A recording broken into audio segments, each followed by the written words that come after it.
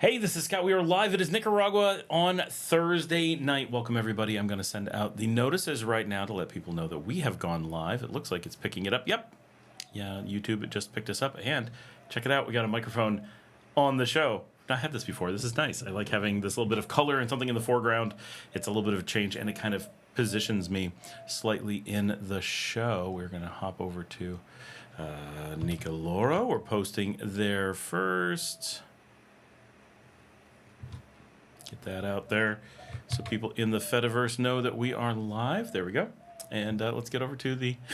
Oh, excuse me. I'm going to go to the Expats group on WhatsApp and announce on there. So all of you are probably seeing it pop up there. And then we're going to hop over to the super secret insider group.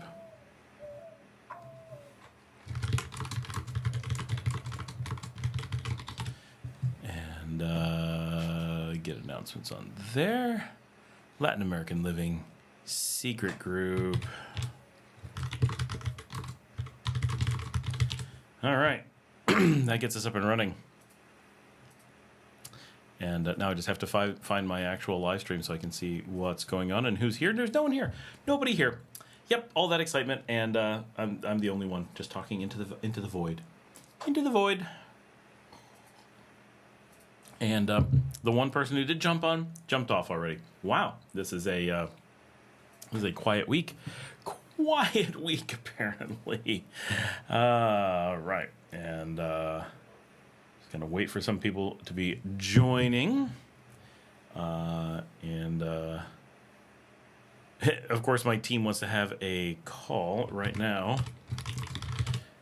Can't do a call. I'm on a live stream. I guess I could do a call. You guys would be like, okay, phone calls on the live stream. I need to figure out how to connect my phone so I can do calling callers. TJ's asked me to do that. It would be cool. I honestly go all week without a single moment to get anything set up and do anything, and it's a scramble to get onto the show. So it's difficult to actually prep and do anything for the live stream because literally, like, I got the show out minutes before going live, and like I have to skip dinner, and we're already late. It's 5:13. I want to go at like 4:30 at the latest, and there's no possible way. And it's just my whole week is like this. And then by next Thursday, it'll be like I didn't have a free moment the whole week.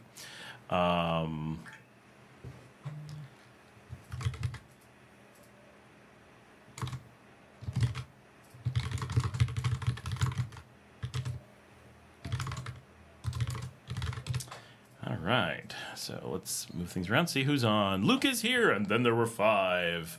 Hopefully there's 5. How do you guys like the microphone in the shot? I feel like an official podcast now. And it probably sounds not noticeably better, but it should actually be better because there's less distance, and the microphone is as directly pointed at my mouth as it reasonably can be. And now it's orange.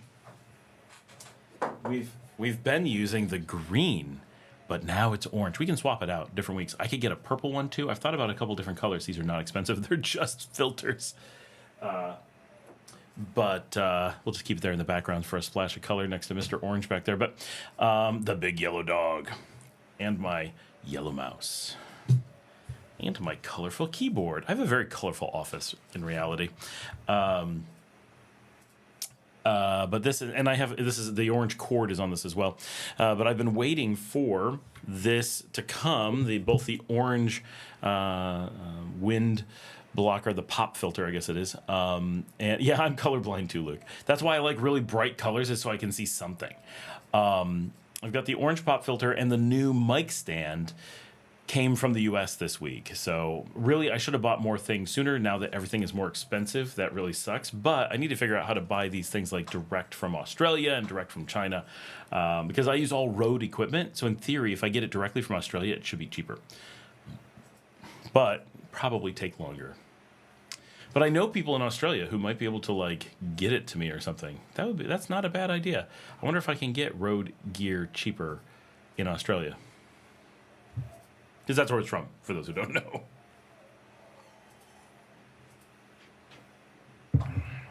All right. Only Luke talking? What has everybody been up to this week? What is going on? And why does this window have no minimize function? That's weird. Oh, we got 12 people on. Look at this. We're busy. That didn't take long. People are hopping on. We're getting rolling. But nobody's talking. They're all marveling at the bright orange of my pop filter. Larry's here. You look like Larry King with the microphone. It's true. We're here at late night Nicaragua. It's not late. It's not late, though. It's like 5. But I can do a lot more like ASMR now. Now I can get more quiet and lean in and be like, okay, let's get down to business. So, yeah. It's I feel like it's been a week. It's been kind of crazy. We did karaoke last night, as we do on Wednesdays. Had a good time. Had a good crowd out at Mike's at Encontiki. That was it was fun. Did some singing. I sang I Was Made for Loving You by Kiss. And I hit those notes. My throat still kind of hurts today. It was a little bit dramatic. I did not pick it. I was told to sing it.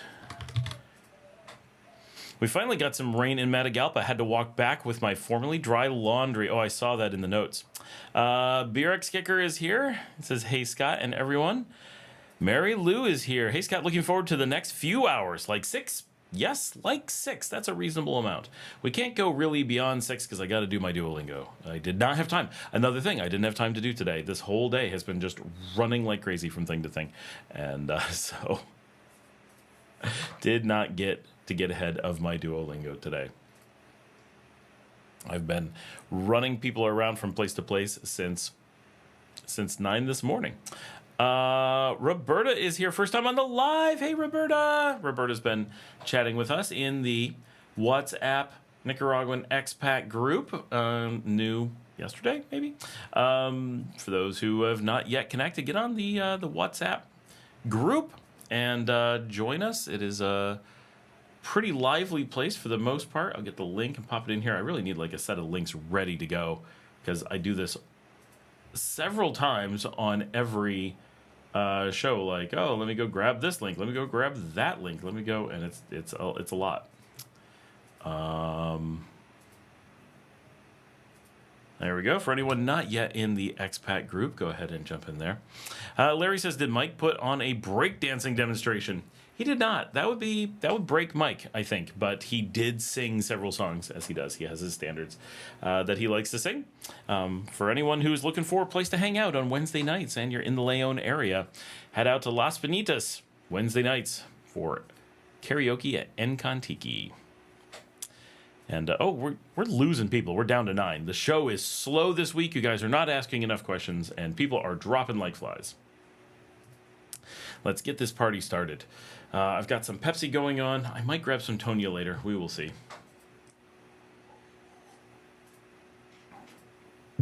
I've been too busy to be having beer, at least at this time of the day. Tomorrow is Haiti Gallo and the Roosters. They are going to be playing at Via Via, which we often go to on Friday nights, but it is possibly my favorite band in the country. A lot of fun to go see, so I will be out there filming tomorrow. I got a look from Marcela because the lead singer is very cute, and she's giving me a mischievous look because it's my favorite band and their lead singer is very cute. But now she's laughing. I like it too. Yeah, see. She says, I like her too. In English. Marcela is going to be joining us on the show later at some point. Right now she is doing some work. We're cracking the whip and keeping her at her desk, slaving away. But yeah, so coming out tomorrow, it'll definitely be at Via Via for the show. I feel like we're on early enough that it's like lighter than it's been outside. I guess it's April, so the sun is staying out more, and it's noticeable since the winter months. I don't know. Roberta says, airport arrival hotel recommendations. Yeah, so most people go to the Best Western, and honestly, I've used to recommend them. Their prices are terrible, and it is a nice place. I'll give them that. It's an interesting facility. It's very large. It's directly across the street from the airport. There's a reason why we always traditionally recommended it. The last time I was there, they treated us like absolute dirt, and I will not go back. So a lot of people recommend it. A lot of people have had good experiences with it. You do pay an arm and a leg They do have an on-site restaurant. They do have their own free shuttle to the airport, although it is directly across the street. You can walk, but I wouldn't like take the free shuttle. Why not? But the Airport Inn and Airport X, which are the same place, just two different buildings across the street from each other. You check in at one, and then they assign you to one or the other based on the type of room you wanted. Is what I recommend. I will dig that out for you and put it on there. I'm not affiliated in any way, but I do want to go there and film because Larry, who's on the show, he has stayed there as well, and they're just a nice place. It's very inexpensive. It's a decent location. A little bit hard to find, but if you're using their taxi, like they're going to take you right there. And it's their taxi is not free. It's $5. But it's $5. Add that to the price of the room, and suddenly you're like, okay, whatever. Because the rooms are like $29 instead of like $85, and no problems instead of sometimes really serious problems. So it's all in how you look at it. But we've been happy there, and I'm gonna see if I can find them. I know they're on Booking. But Booking is really hard sometimes to find things. Like if you know where you want to stay, you can't always reliably get back to it. I'm trying a couple different things. There's the Best Western, the Munich, Runway, Casa. Yeah, then it's showing places really far away for some reason.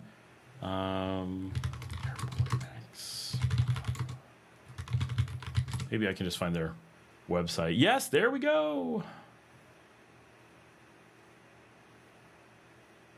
Who would have guessed? Just going to their website was the place to go. The Airport X Managua. Super cheap. Now, they have a range of rooms. If you're at the X proper, you're on the more expensive side of the street, and then they have cheaper rooms on the other side of the street. And I would stay there, right? If I'm at the airport, I'm not looking for something fancy. Right? It's like I'm there because I'm waiting to go to the airport, or I got to the airport and I want to sleep before I go somewhere. So I want basic. I want good air conditioning.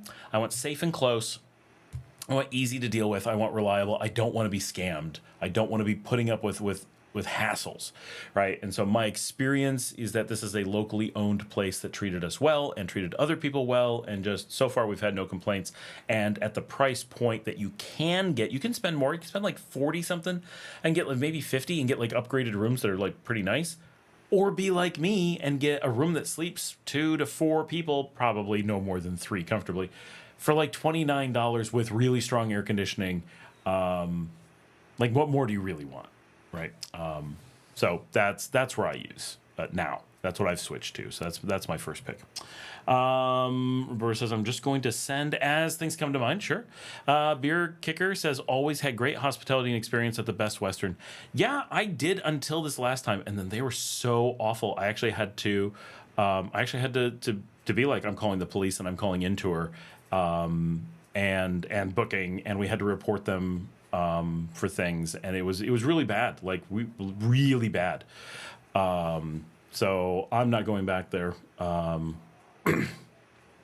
It was not a good scene. Alan Winston, hey Scott, Alan here from New Mexico. Can you speak to? I just finished watching Roswell from 1999 with my kids. I saw it when it was relatively new, when I binged it when it first came out on DVD, and my kids watched it with me, and we finally finished the final episode last night. If you're from New Mexico, I assume you've watched Roswell many times. It's the most iconic show ever from New Mexico. Anyway, can you speak to remote work restrictions if I have a remote job and as an American expat? There are, this is important to know, brace yourselves, no restrictions. Nicaragua just lets you work remotely, period. Go crazy. As long as your job is from outside of Nicaragua and it isn't like committing international fraud, you're good to go, right? You want to be an engineer? You want to make outrageous amounts of money? You want to be a consulting doctor? You want to be a remote hotel manager? You want to be a translator? You want to be doesn't matter. If you're working for a remote job from Nicaragua, you are golden, and you don't need a special visa, right? So that's, people are like, okay, so it's unrestricted, but I need a work visa or a digital nomad visa at least, right? Like Costa Rica. No, the standard visa, the tourist visa for Nicaragua allows for that, because this is the thing that explains it. Nicaragua does not classify work you do remotely as work. They classify it as income, not as work. So are you receiving an income? Yeah. Where? Elsewhere. Not our problem, not our concern. That's Nicaragua's policy.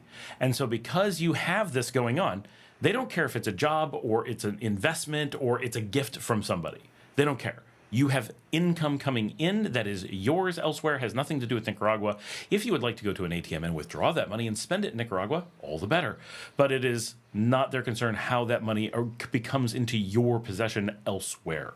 And so as long as you're working a remote job, you are not classified as having a salary. If someone says, what is your salary here in Nicaragua in a context of Nicaragua, the answer would be, I don't have one. Oh, do you work? No, I receive an income from abroad. Oh, okay. The same as, rich people traveling the continent in the 1800s. I'm off to Paris for the next 3 years. Oh, are you going to be taking a job there? No, I have an income from abroad. My wealthy uncle who owns the estate at Canterbury. He gives me a monthly allowance of £500, which allows me to live lavishly, right? That kind of thing is how Nicaragua. See, am I funny today? Like, I'm not even drunk. Is the I did watch Pride and Prejudice, being Jane Austen. It's been a Jane Austen kind of week, and then Enter the Dragon last night. Because they classify it in that way, you have no restrictions on external work. You can simply do as much as you want. So whether you're on a tourist visa and you're just here for a day or a weekend, no problem. You're here for the limit, 180 days, no problem. You do border runs and renew it, no problem. You move to any one of the residency programs, if you like, the retirement one known as the pensionado, or the investor one known as a rentista, or the marriage one known as the spousal. That's not its real name. Anyway, something like that. Or you move to the investor one. It doesn't matter. Any of those will allow you to work abroad. The investor one will allow you to work here as well under certain circumstances. You have to have a certain version of it, I believe. But there is such a way that you could get a job here, but it really only exists for the purpose of making sure that your investments don't somehow create a legal quagmire for you. So if you're investing and fall into that category, they just want to protect you. If you're doing that, there's no one that you would want to work for. It would make no sense. So that never really comes up as a thing.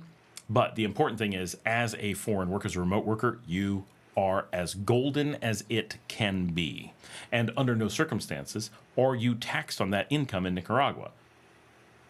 So it doesn't matter. It doesn't matter if you're making, $1,000 a month from abroad. Great. You're making $1 billion a month from abroad. Great. Nicaragua doesn't care. And they're just really happy, especially if you're making the $1 billion, that you're living here and hitting the ATM, presumably every 10 seconds. Roberta says, choice of arrival, 12:30, noonish, or 9 p.m. Honestly, it doesn't matter a ton. If you're coming in at 9 p.m., that's still early enough that you could catch a private car or a shuttle or something and zip out to Granada, Leon, even Matagalpa, and be there in time for a late check-in at a hotel without it being awkward. Leon is pretty far, and you'd be there by the time you got out of customs and everything, you'd be there by midnight. If I was going to Matagalpa, I'd be annoyed. I don't really want to arrive at 1, 2 a.m. If you're going to San Juan del Sur, same thing, it'd be pretty late. So if you're going to farther afield places, I'd want to arrive at noon or just bite the bullet and go straight for the Airport X and take that nap. But if I'm coming in and going to Leon, Granada, Masaya, Managua, Carazo, something in the center, or Leon, which isn't quite the center but is reasonably close, then I would be fine with either and going straight out. So it kind of more depends on where you're going and how tired you will be. Are you like all energized when you fly, and where you're flying in from? Is there a jet lag component that that could play in? But both of those are pretty doable times for most things. So I don't know that it would matter too much. Remember, though, that border control in Nicaragua is a serious thing, and so it is not outrageously fast. You're going to spend a certain amount of time going through border control itself, and then a certain amount of time going through what is known as aduana, which is the customs system. It's not bad. It's just slow. There's a lot of checks, a lot of security. If you're going to have a car waiting for you, then they know about how long it takes, and they'll just wait outside and sit around until you get done. I do recommend, or recommend considering at least, the VIP service at Managua Airport, because you get off the plane and just hand your stuff to your concierge, and they'll go through everything for you with your passport, get everything taken care of, and you only have to get involved should you be stuck in a situation where you have to pay something to Aduana. Even then, sometimes you really have to do very little, so it can be pretty nice. I think it's well worth it. You just get off the plane, go straight into a lounge, get a drink, get a sandwich. It's nothing special, but it's nice. Comfy, air-conditioned lounge, and just nap or check your phone. Let everybody know you've arrived safely, waiting for your bags and stuff. Someone will come up and talk to you and give you updates and stuff. So it's very easy. And it's not very expensive. I can't remember how much it was. I've got an episode that breaks it down. I show all the prices and stuff. But we use it and we like it. Larry says X is $50 with AC and cable, and breakfast is included at 4 a.m. Hopefully later than 4 a.m. too. Yeah, so the X, $50. That makes sense because I stayed for like 29 across the street at the airport inn. That's almost half the price. I'm cheap. Rory says Lord of the Rings. Alan says, awesome. That is good to know about the remote work. How would that work with bank accounts? Would I have to do locally or do online banks? And thanks about the tax follow-up on the taxes. So banks, you cannot use local banks, right? Meaning Nicaragua. If you use local banks and try to pay into them, now you're going to have a problem. This is where you start introducing big issues, because your bank here in Nicaragua cannot receive a payment from the United States. If they do, you're not being paid in the United States. You're being paid in Nicaragua, and that is a big problem. I just have to grab something off of my desk for my wife. And so that you can't do. Can you move money from your American bank into a Nicaraguan bank should you want to? Yes. Should you want to? Probably not. That is way less useful than you imagine it is. But there's cases where it makes sense, certainly. But people like me, I've lived here for years and worked remotely, and I don't even have a bank account here. Most people do not. A lot do, but probably 30 to 40%, probably more than a quarter, but I think less than half. It's the exception, not the rule, but a pretty common exception. But I think most people who have them could live without them. It's just that they felt they should have it and got one ahead of time or whatever. But the point is, an American company cannot make a deposit into a Nicaraguan account. That brings problems.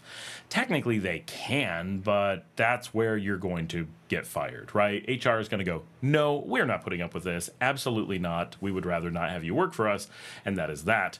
And as an international employer, I can tell you, no, absolutely, that's insane. We're not going to do that, right? In the countries that we work in, we don't care where our employees go, but we do care where they get paid because that's what impacts us. So we need to treat them as an employee in a certain country. In your case, presumably in America. So if you have an American job, it needs to pay you in America. Now, that could be that it's going to give you a check that goes into an a mailbox in America, and you're going to take out that paper check and deal with it yourself, fine, that's on you. If you want to get direct deposit, it's going to have to be an American bank. They're not going to allow anything else. Direct deposit doesn't go into international accounts. So that's how that's going to play out. So the simplest thing is whatever bank you have today, keep it. If you have a bank that for some reason doesn't let you travel extensively, seriously change banks. And I don't mean consider changing banks. I mean flee from that mayhem. That is absolute garbage, and you should never trust a penny of your money in an institution that would seek out to determine where they feel you're vacationing too much and cut off access to your funds.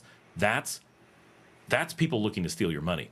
Get away from those institutions. Get to quality banks that don't care what you're doing and expect their customers to be functional adults who may travel and do things and work abroad or whatever. It's none of their business. It's your money, and you're not doing anything weird. You're just taking a salary and putting it in the bank.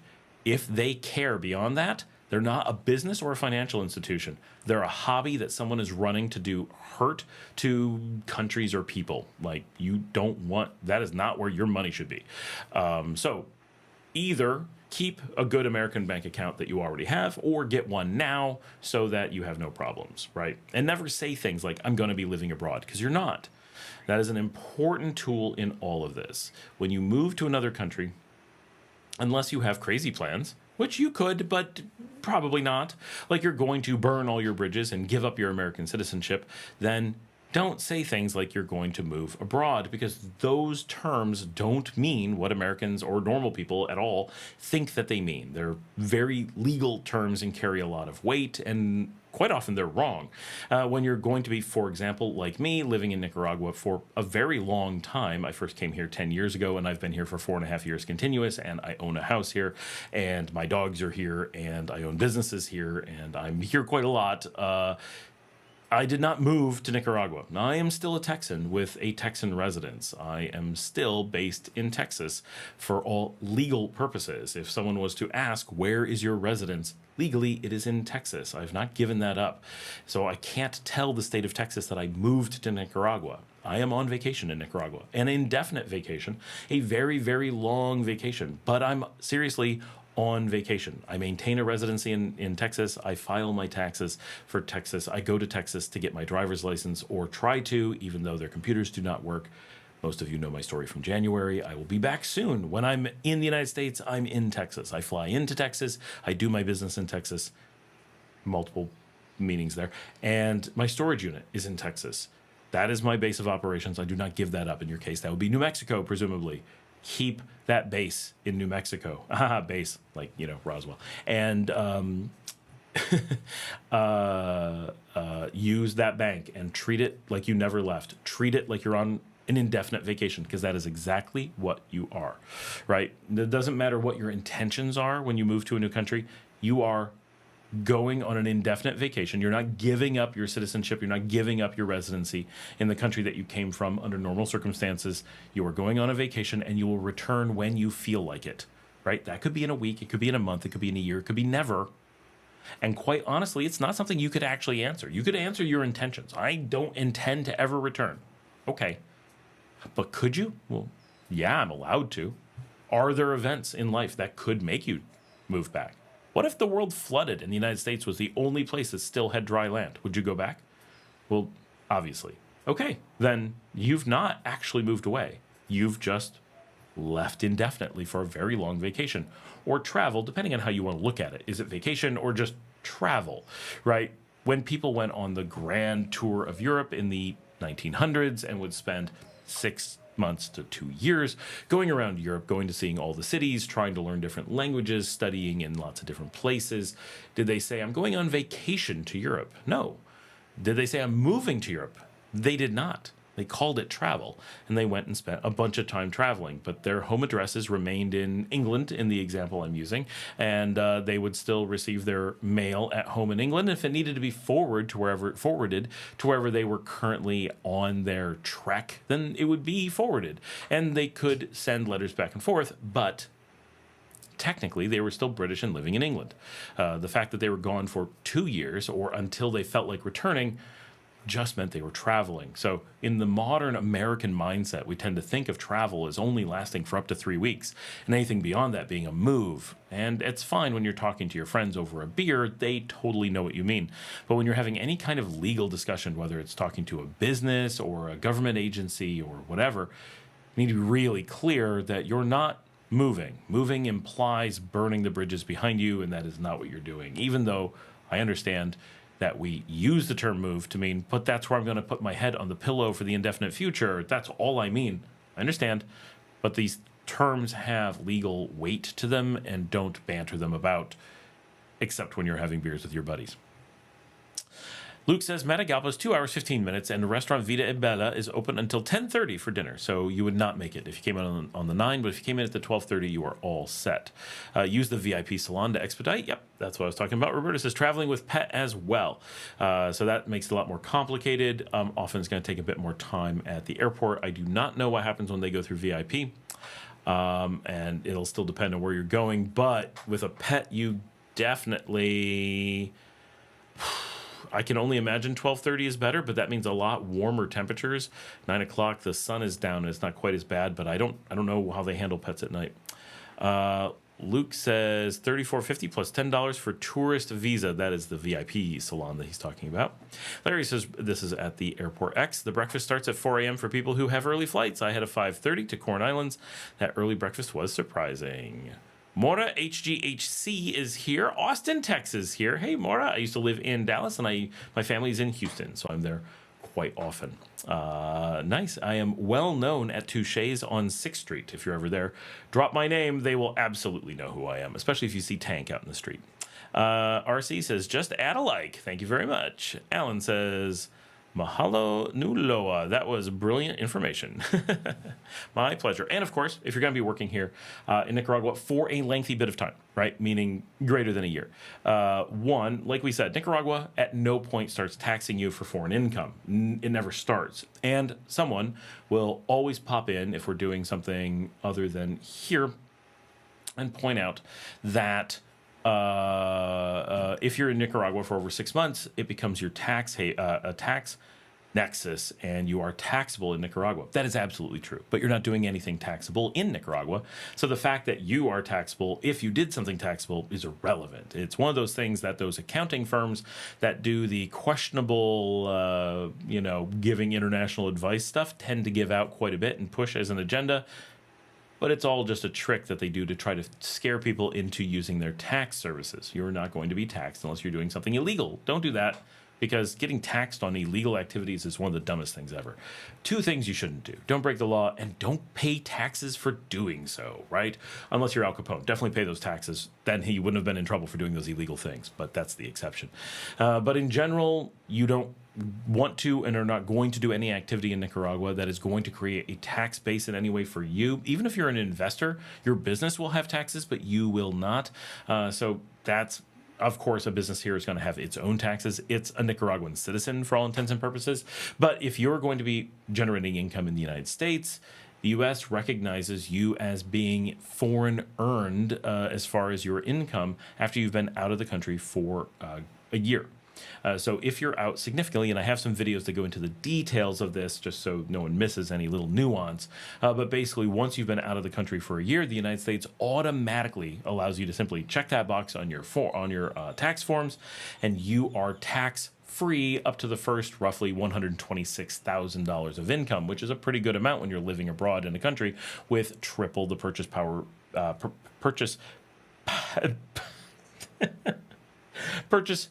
power parity PPP of the United States. It's going to feel like you're making nearly $400,000 a year in your spending power, and that's before the tax difference. So it's going to feel a lot closer to making about $750,000 a year as far as your lifestyle. Compared to most of the U.S. at that same rate, assuming you're making $126,000, maybe a little bit less. Maybe you'll feel more like $600,000. It's going to feel good, though.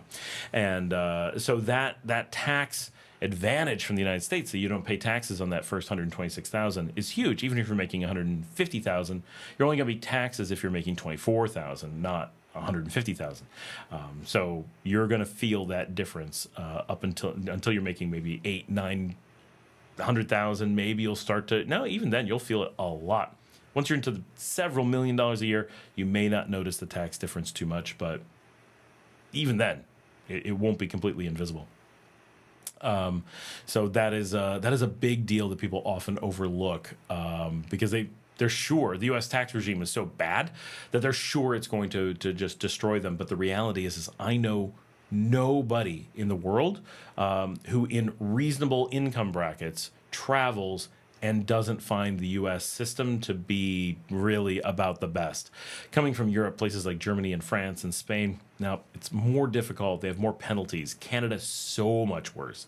The U.S., it's, there's negatives to every system, but the U.S. honestly has one of the best. Until you're ultra rich, if you're making $500,000 a year, yeah, maybe Canada's better, but the requirements that Canada has to be able to get their better tax benefits are so extreme that even then, I don't know if I would choose it over the U.S. system. The U.S. system is so effective. That's $126,000 per person. So if you're a family of 4, your kids are old enough to work, in theory, there's some way, depending on how your money is being earned, that they could be getting paid. You could have a family of 4 bringing in $500,000 a year and be completely tax-free. Of course, your kids would be getting that money, not you, and you can only do it if you have control of how salaries are split. But when that exists, and this is one of the reasons that we had the video today, someone said, oh, I don't think you're thinking about, crazy changes to Social Security and all these things that could happen. And I'm like, I don't think people are understanding that oligarchs tend to push agendas that allow them to manipulate money, and expats tend to fall into a similar category and act like oligarchs, because they're able to manipulate money in ways that rich people like to be able to do. So rich people are not going to take those advantages away from themselves just to punish some expats. They don't do that. They're going to allow some expats to continue to have those advantages because, one, there's only so many expats. Two, most expats never get to a point where they can leverage these things. Three, those expats who do get to that point often don't believe it and don't bother. And four, even if lots of us did that, it really doesn't negatively impact the super rich who are also leveraging those loopholes. So they're going to leave those loopholes in because they benefit ultimately. One of the things about being super rich, you don't tend to cut off your nose to spite your face. You just revel in the fact that you're rich. All right. Luke says, monthly Marcela deposit made. Oh, Luke, thank you. And she's sitting right here with a big smile. Más dinero para ti. For those who don't know, I'll jump in right now and say it is in our show notes. You can look in there and see it. But what Luke is talking about is we do have a GoFundMe for my producer, Marcela, who is sitting here. She will be on the show a little bit later, but she is working just behind the camera, not on the show right now. She works for Nicaragua as well. And I had a new look. Oh, and she has a new look, which she's going to be sporting today. And she has been, last donation 6 minutes ago. Thank you so much. So we have a GoFundMe for her. She has a stage 4 Hodgkin Lymphoma, which is a lymphatic cancer, which we first discovered that she was ill in July. So we're looking at a good 10 months, I think, at this point, or over 9, of her being sick. We originally found the problem because of her inability to breathe. She was having lung issues last year, really severe. And she's coming around to pop on the show, I think. And she has, it took, see, it is. And so it took several months before they were able to diagnose that she has cancer. And she's been in chemo since around, and just recently, so her hair has been thinning, as is often happens on chemo. And hace 2 semanas? Sí. Más o menos 2 semanas, about 2 weeks ago. I can't switch back to English.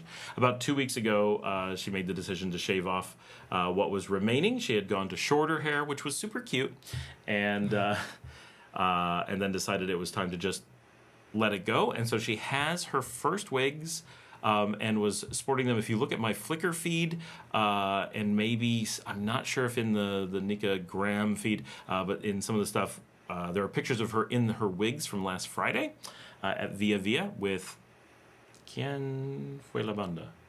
Cadejo. Oh, Cadejo. Cadejo was playing. I don't have videos of that night, but we do have a lot of photos of that night. We have a lot of pictures of her with the new wig. And so that's a new thing. And she's really enjoying the wigs in reality because it gives her different looks and lets her have different styles, which most people can't do because you have hair in the way and it's a big deal. So she's going to get a couple new wigs and try out a few different looks. But she wanted to show off the new bald look. And I have to point out, because this is hilarious, that for years she's always complained that my dogs, because I'm bald, obviously, my dogs love to lick my head all the time, and both of my dogs do it, and they're so aggressive with it, and it's like their comfort thing. And everyone's like, "Oh my gosh, the dog's licking your head!" And as soon as she shaved her head, my dog tackled her and just started licking her head, and she's like, "Oh no!" And now the dog's always trying to get to her because of it. So it's a bit. Now she knows how I suffer. But so she is now on 5 treatments of chemo. She has a series of 12, is at least what they're doing now. So the 6th one will be this Monday, so it's almost time. 3 más días para tratamiento 6. After the 6th treatment, I don't know how quickly after, but between the 6th and the 7th, which is every 2 weeks, they're finally going to do the CT scan, MRI, one or the other, to determine the progress. Now she's feeling much better, so it feels like real success with the chemo, because she was so sick going into the first one, obviously not knowing what was wrong, and that kind of stuff was really impactful. So there was a lot of fear, and then once we figured out what it was, once the doctors figured out what it was, because it's very hard to diagnose Hodgkin's lymphoma. And then that was super scary. So that was even worse. But then once it was like, okay, here's the treatment plan, here's what we think, we're really confident, like, and she's been being treated at Manolo, the oncology center in Managua, and they've really been good. And she has I don't think private clinic, but a clinic instead of a hospital for her chemo treatments, and that's a beautiful facility. She's been sending pictures, and it's really nice. Nice. It's good. I'm not saying you should go check it out, but. And really noticeably, after I'd say the second treatment, segunda tratamiento, fuiste un poco mejor y un poco mejor, and a little bit better with each treatment. Even though the treatments are obviously kicking her ass, and she's exhausted all the time, obviously, and losing her hair and nails, and has issues with her blood veins. Let's see if you can. So a lot of the treatment actually burns the inside of the veins, and she had a really bad allergic reaction. Y realmente este brazo ya no puedo usarlo para quimio. And she can only use her left arm, so they can't switch back and forth. And she had an allergic reaction, a really bad one a few weeks ago, but maybe 3 weeks ago too. A painkiller that they were using, and that was really, really bad, and she had to be hospitalized for that. So they're figuring some of these things out. So some of these things are really kicking her butt, but the chemo seems to be working, and the overall health actually seems to be improving even at this point. So we're waiting for the scans to really give us official feedback, and for them to give a measurement and all that. But that's coming up very soon. So we're going to do, our plan is a full video when we have those results, so she can talk about how she's feeling and give an update, because there's so many people who have been donating to the GoFundMe, and thank you so much to everyone who has been. It really means a lot. It makes a big difference for her, because she is a single mom. She is living here in Nicaragua, and while there is, as we talk about all the time, the healthcare is completely paid for here, there's a lot of expenses that come along with that, right? She's a single mom. She has 2 kids. Her kids are not with her a lot of the time. They have to be taken care of by someone else. They have to go to school in another city. She had just moved to Leon, here where I am, when she got sick. So she didn't even fully move into her house before she had to be hospitalized in Managua. And so her kids had just moved here and then just moved back because her treatment's in Managua. And there's just a lot of things have to be done that way. So, and there's a brand new, beautiful oncology center about to come online here in Leon, but it is not online quite yet, and so she doesn't get to take advantage of that. Gracias. And so that is where she is at this point, and what's going on. And I put the GoFundMe up for anyone who's looking for that. But thank you so much. There's been so much great support for that.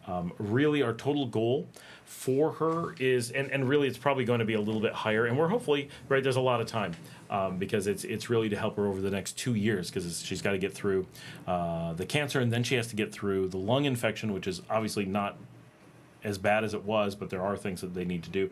They have to get her healthy enough to fight some of that stuff, and then there's time for recovery, of course. And there's a lot of these things like the wigs and taking care of her kids and getting her kids to school and transportation and going back and forth between cities, because her home's here and her treatment's in Managua. There's just a lot, and people have to be with her all the time. Like when she's at her treatment, she can't do that alone, and so forth. I think the camera's turned up too bright. I just realized. So our total goal when we started was $5,000, and we're actually now at a total of $3,665. So we're at about $1,330 left to go to really hit our initial goal that we were looking for. So it's really been amazing and making a huge difference. So thanks to everyone. That is the thing, and she's happy to be here. No, gracias. Gracias a todos. All right, let's see. Se va leyendo los mensajes, son bonitos. Mora says, I'll be residing in Nicaragua in a year after a stint in Honduras. Very cool. Where in Honduras are you going to be? RC says, what's your opinion on buying a property in Granada to Airbnb most of the time compared to other cities? Do you want me to compare to other cities in Nicaragua for Granada. I mean, Granada's more expensive, but it gets a lot more traffic. So something like Airbnb is probably going to do pretty well there compared to other cities, but there's more competition and higher prices. I'm going to really quickly. And Alan dijo, hola Marcela, abrazos. Sí, leí todos los mensajes, son súper lindos. She saw the message, Alan, and she sends hugs as well. Hold on, I'm just going to change this brightness because I realize it's ridiculously bright. Part of the problem is I cannot see the settings while I am changing them because I have cables in front of the monitor. I think that's a lot better. Ooh, the orange really pops now. Ooh. Yeah, I think that looks better. Let me know. Let me know if this is too dark, but I think this is better.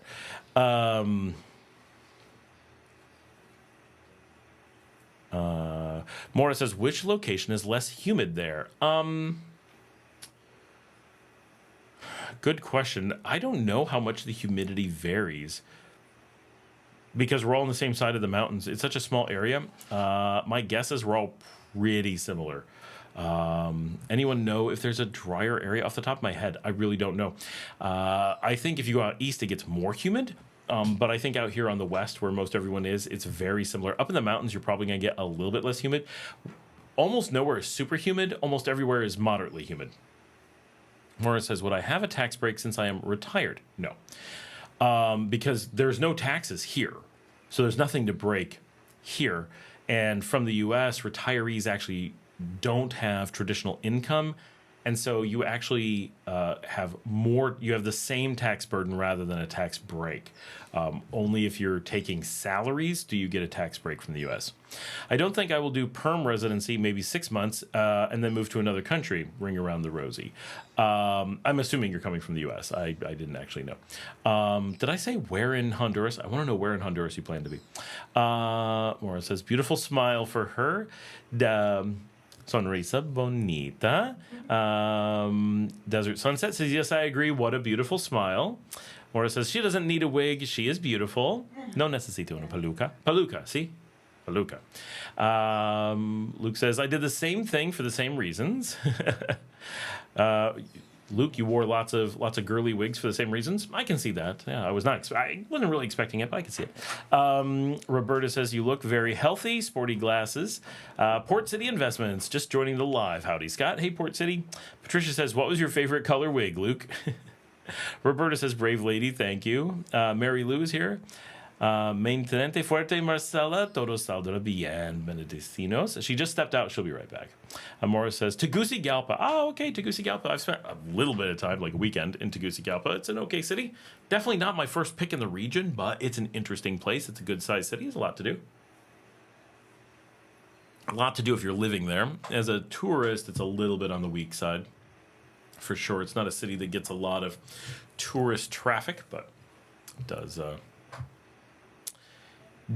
okay.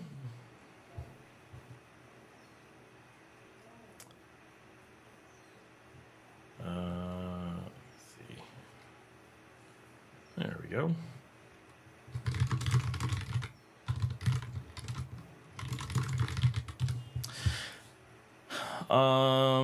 In the safe high rent area. Yeah, there's that.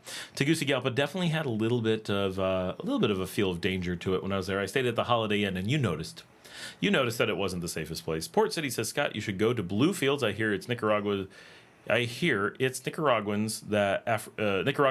Afro-Caribbean would be great, showing Nicaraguans diversity on your channel. I definitely want to go out there. I cannot get out there.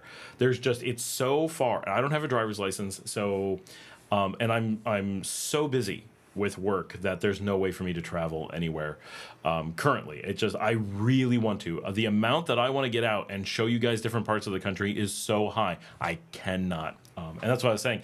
I'm going from live show to live show without any break. Like, I'm working so much these weeks, which is fine. Work is good, right? Like life is okay. I'm busy with work, but I'm so busy with work that there's never a time that I can thinking that I have a moment to potentially step out and do a trip anywhere anytime soon. I do have a trip coming up to Costa Rica, but we don't know when. We're waiting for someone to get their visas and to get flights, and I'm helping someone get to the airport who's never flown before, never traveled before, so I'm helping her get safely off and out, and so hoping to spend a little bit of time in Costa Rica without the kids, doing a little bit of just traveling around, probably San Jose, Chepe Town, maybe some other stuff, but doing some fun things, getting a little bit of time away.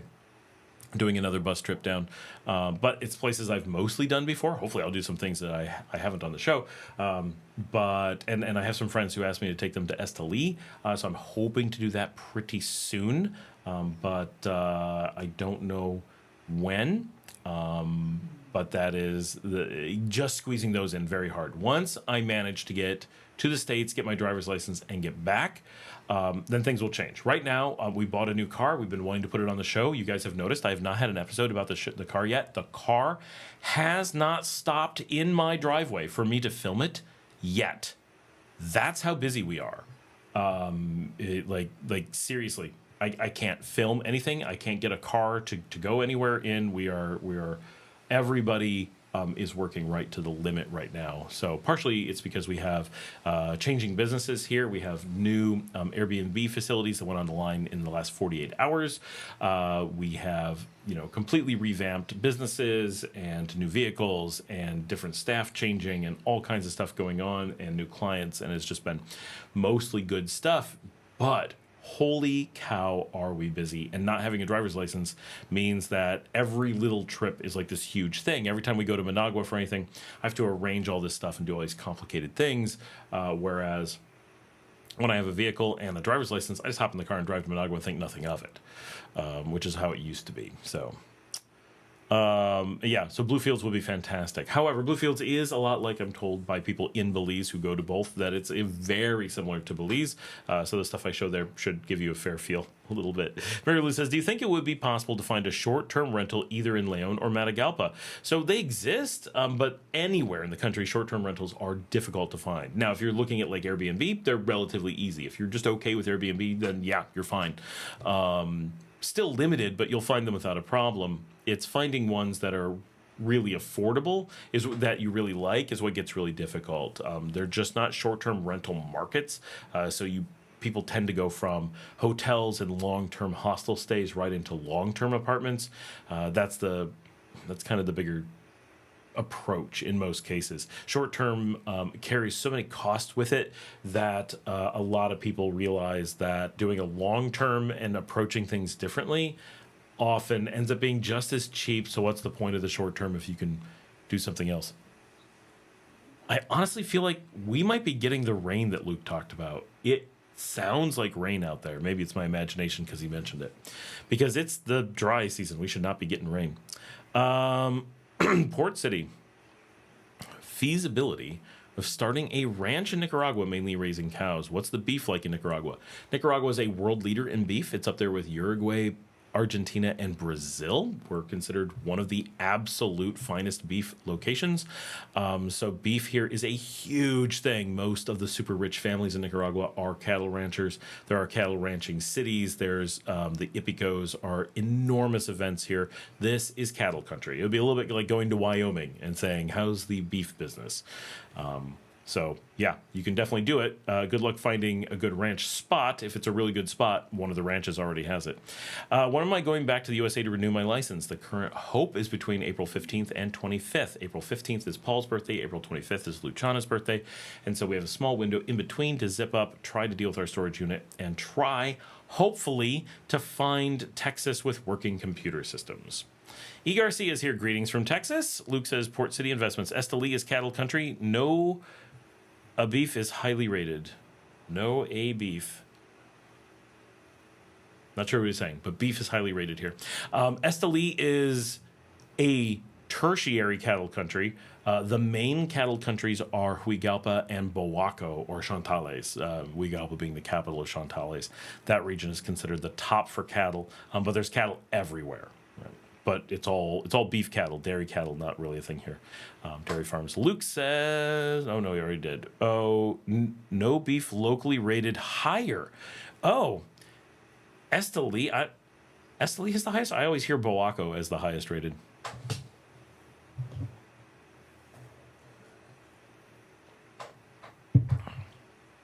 That's why there's steak restaurants all over the country.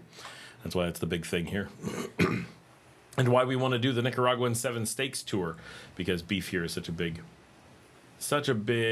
iconic identity of the country.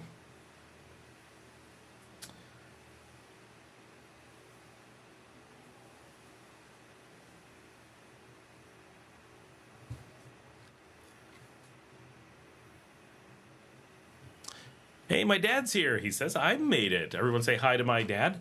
Dad, you missed Marcela. She was just on with her head shaved, giving her first show of being bald on the show.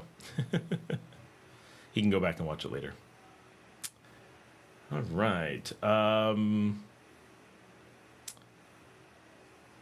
We have no other questions. We've caught up. You guys are all mesmerized by the orange microphone. It's too much. Too much for everybody.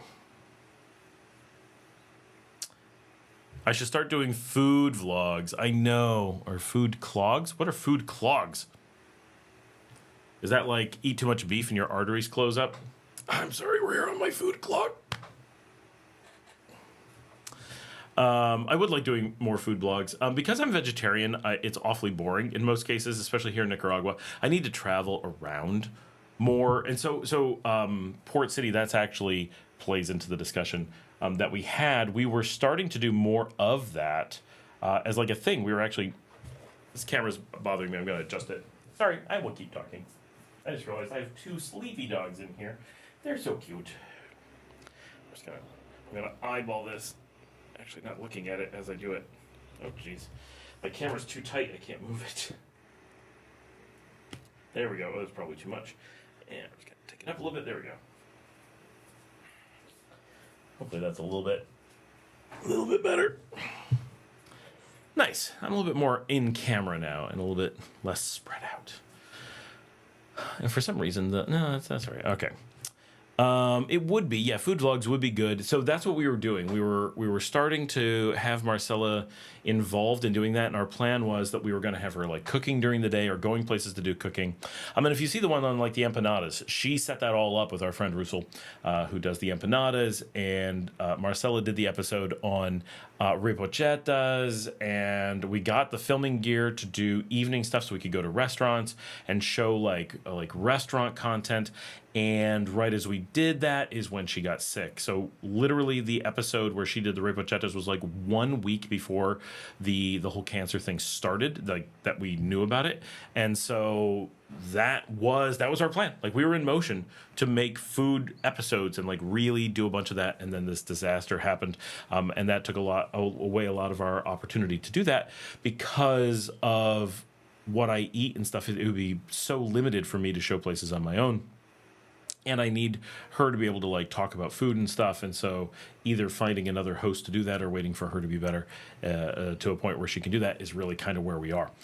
So unfortunately, yeah, I would love to do it. Maura says, I have another. Is it better to do border hops than residency? So in general, yes. But it's a complicated question because there's a million things to wonder about. That was the dog hitting the camera, in case anybody wonders. I was like, why is it shaking? Oh, and then I noticed the dog rolling around on the floor. So overall, it is generally in your favor to be doing border runs because they're just so easy under normal circumstances. Not every circumstance, not 100% of the time, but normally. You're generally going to be like, oh my gosh, I did a border run. That was so much work. It was like, I had to get a coffee and take a ride to the border and stand in line and I'm done. Residency is I got to file all this paperwork and do all these things. You kind of don't want to, like, it sucks. And then once you get it, then you're like, I don't have to do border runs. You got to reprint this thing. Did I really save that much time? A little bit, I guess. It depends on where you live. It depends on what you're going to do. It depends if you're ever going to travel. It depends on a lot. If you're going to live in the middle of nowhere up in the mountains and Managua is super far away, the border is crazy far away, you're probably going to find that residency is what you want. If you're going to live anywhere south of Managua, you're probably going to be like, oh my gosh, the border is so easy. I'm just going to do that. If you live in Managua proper, you're probably like, no, the residency is easier, right? Like there's just a lot of things. And if you're like me and lived here for years and would regularly visit Costa Rica, go to Panama, work in Bolivia, go see friends in Mexico, visit family in New York and Texas, then I'm getting border runs naturally without doing anything. Just normal life kept resetting my visa. So I lived here for 3.5 years, only ever did one border run because I was hopping the border for work or pleasure or family or holidays just naturally. Now, it did create some annoyances like, oh, we're going to miss by a week. We should travel a week earlier so we don't have to do a border run. Yeah, little things like that would come up, and of course that makes residency nicer. But if you're going to do residency, you have other requirements like, oh, I can only be out of the country so much. Oh, I have to be here on a certain date. Like, do I want to do that? So the border runs actually are more flexible in most cases, but it really is going to come down to your lifestyle. But I would say probably about 80% of people would want to do border runs as long as they can. At some point, they'll make you not do border runs anymore, but it depends on your pattern. It could be after a year, year and a half. It could be after 10. It all depends on what you're doing and how you're doing it. Mary Lou says, my daughter wants to know if it's true that a non-resident can secure work at a call center if the company is not Nicaraguan. That is not true at all. You cannot work in Nicaragua, period. There is no ifs, sort ofs, whats, maybe to that. There is actually, right? If you're an extreme special case, which is never a job you will look for, it's like, oh, I'm a nuclear physicist and I can build a power plant that no one else can. Okay, someone might be able to get you a special thing. Basically, if the government isn't specifically sending ambassadors to approve you, you can't get a job here. It doesn't matter like what type of work it is not a factor. What the employer is not a factor. Like, I own non-Nicaraguan call centers in Nicaragua, and a non-Nicaraguan cannot work at them. Now, that's if the call center's here. If the call center's somewhere else, if you're working at a call center not in Nicaragua, then obviously that's fine. But if it's a call center in Nicaragua, who the owner is not relevant. So the mentality is like, and I have an entire playlist on working in Nicaragua or why you'd want to, why you wouldn't want to, how you can, what it means. The important thing is where you work, right? And people often think, and most importantly, Mary Lou, is there is no possibility, literally none, that your daughter, unless she's Nicaraguan, in which case she's allowed to work in Nicaragua, obviously. So if she has to ask this question, can a non-resident work in Nicaragua? The answer immediately, before you continue that, is wait. If you're a non-resident in Nicaragua, if you're a non-citizen in Nicaragua, you don't want to work in Nicaragua. And you'll say, but nope, you don't want to work. There's something wrong. You're confused. She's confused about something. There is no condition under which, reasonably, like no chance, that she would actually want a Nicaraguan job. Not possible, right? Assuming she's from any country with real work, right? US, Canada, anywhere in Europe, China, Russia, South Africa, most countries anywhere will pay so much higher than Nicaragua that if you have the ability to work in one of those countries, you would always take that over working in Nicaragua, right? Doing a remote cashier for McDonald's in the United States will pay double or triple going into a call center in Nicaragua, even if you're the manager, right? Like the gap in pay scales is so large. And if you work in Nicaragua more than a few months, you would have to pay taxes. You can't do it, so it doesn't apply. But if you did, you would have to be taxed here. So you'd have all the overhead of making a very low salary and paying relatively high taxes. But if you work remotely from Nicaragua, then you don't get taxed. So not only do you get a salary somewhere between 2 and 20 times, more likely 4 to 8 times, but as little as double and as much as like 20 times for the same job, money, it's also tax-free, which is huge, right? So, and it's better for the country. So even if you were doing it for ethical reasons, like, well, I really want to help Nicaragua as much as possible, then the thing you can do best is working remotely and living in Nicaragua, because then you earn money from somewhere else and you spend it in Nicaragua. That's how you make this unbelievable contribution on a regular basis for normal people. Yes, if you're a neurosurgeon and you've invented the cure to cancer and you can run around and end childhood cancer, on the ground, of course, that makes more of a difference. But reasonably for normal human beings like us, it's the ability to work remotely and spend that money in Nicaragua is what really changes the fortunes of the country and makes that really big difference. So even from that perspective of I want to do the best thing for Nicaragua, that's what you do. And if it's a residency thing, I want to be the most solid resident. Same thing. If you're working here, which you can't, but should you find a loophole and find a way to do it, you're not valuable to the country because you're working here. A Nicaraguan wants your job. So why not let you leave and let a Nicaraguan take the job? That's probably better for the country, which is why they won't let you have one in the first place. But if you have a remote job and you're spending that money here, then you've made yourself really valuable, like we just said. So your residency is much more protected because when someone audits your residency, they go, what do they do? Oh gosh, don't mess with them, right? This is exactly who we want. You're making the biggest difference, right? So in every possible aspect, she doesn't want to take that job, even though she couldn't. But if she can find an American call center that she can work remotely for and then come to Nicaragua, maybe not tell them, then she's golden, right? Port City says, was wondering what exactly Nicaraguans eat. Like, what's the national food dish? And some people jumped in pretty quickly with gallo pinto. And gallo pinto is definitely the national food dish, which is rice and beans flavored a certain way. It is delicious. And people eat it all day long. Grilled chicken and rice and beans really are the staples to an absurd degree. People will eat it every day. And there's a lot of people who will only eat a few different things. The desire for variety is not a normal cultural trait here. And so people really do have extremely similar day-to-day diets. And some things like gallo pinto, they tend to eat possibly at every meal. Sometimes they'll have gallo pinto for breakfast and lunch, and then at dinner have like white rice with a little bit of cilantro and tiny little pieces of carrots. Like there's like a style they do here, which is good. It's not gallo pinto. It's not like a meal. It's just like a starchy side, but like that.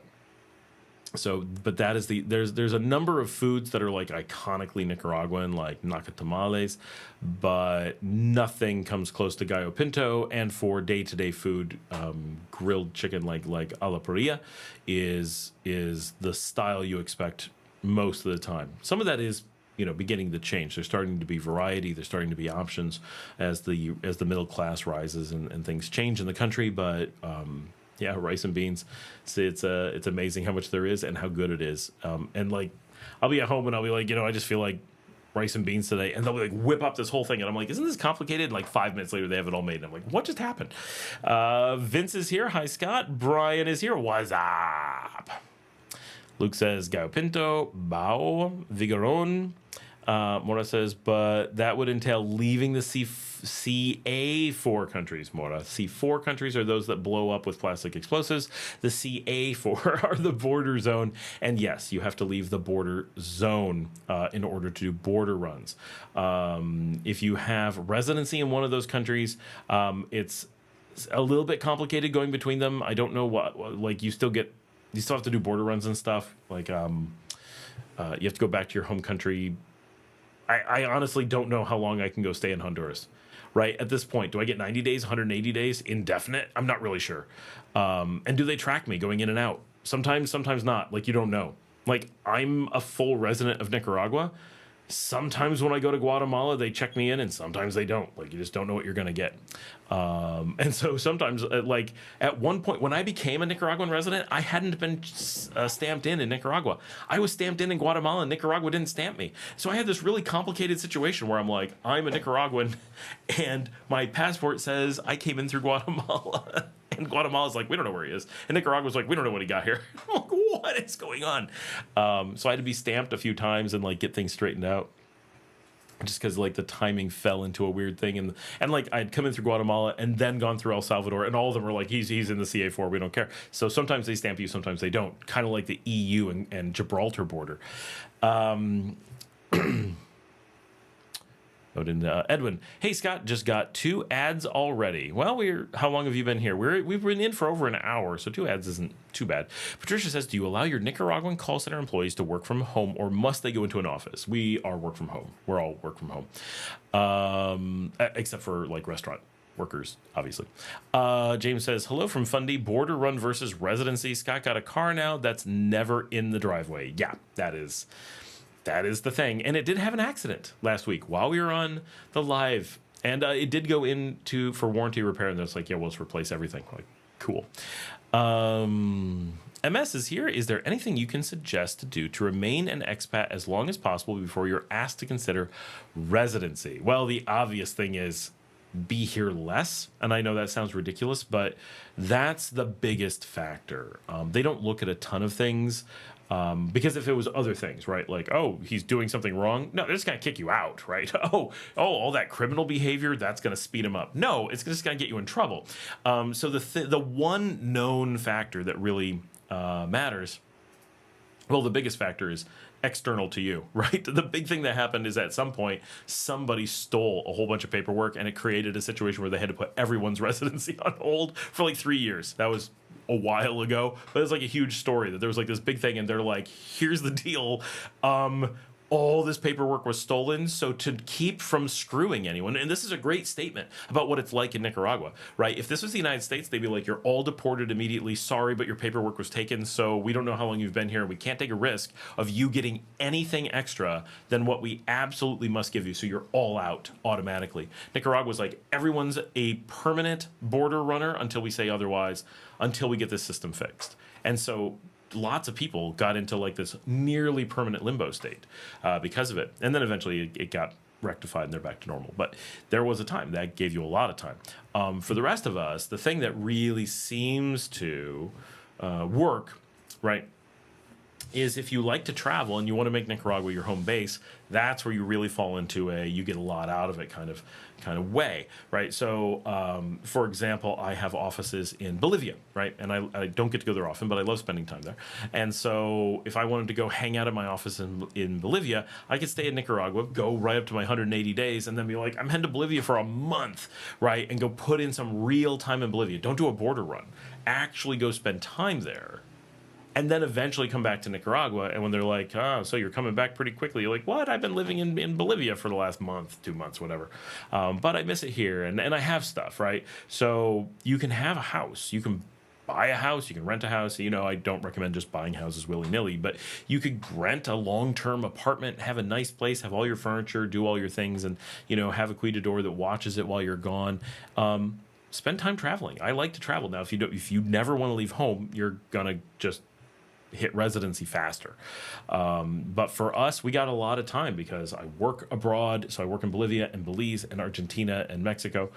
We would travel for family events. We would travel for holidays. And when we would go, we would spend bits of time places, right? We're not just going out and back in. Like a lot of people go to Costa Rica for 2 days and they come back, and that's fine. Nothing wrong with that. But you're getting all those stamps. You're just filling your book with Nicaragua stamps. The more stamps and the more time in Nicaragua as a ratio, the faster you're going to flag for residency. Now, are you going to be able to push it by a dramatic amount? Maybe, maybe not. And it's going to depend. A lot of that is constantly changing policies, and it's kind of a soft thing. There isn't a hard rule. So who knows whether it's just a person and they're basing things off of how many people there are or pressure from somewhere else, or is there a hard rule that we just don't know about? We don't know. But there is a general pattern that the people who stay full-time in Nicaragua and just do the minimum border run, step into Costa Rica and step back, they get hit very quickly for residency, and people who are doing more time abroad, especially large single time, 3 months somewhere for really does a lot. At some point, you can do it enough that they'll never flag you for residency. But that's getting up to 5-6 months a year. If you hit 6 months in a day, you definitely never hit residency. That's a guarantee. Somewhere less than that, it's going to take forever to hit residency. It might be 10 years, 12 years, because you're never here long enough to hit it. So that's kind of it's not very helpful. Either that's a pattern that's going to work for you or it's not. You're probably going to do it anyway. Edwin says, have you visited Ciudad El Doral near Matarare? Just 9 kilometers away from Ciudad Sandino. There's a huge residential, but enough room to be its own city there, built since 2010 when I used historic images featured. Yeah, I've driven past it, obviously, a million times. My wife's been in there, but I haven't. But Mark, from whom I bought one of my restaurants, actually has a small restaurant in El Doral and wants me to go out there. So one of these days, because I've been wanting to see it, I've been wanting to pop in and actually get a look at it, and that'll give me an excuse to go in. So once I have a car, lots of places we want to go. El Doral looks really cool. Mary Lou says, thank you very much for the info. You are invaluable. Thank you.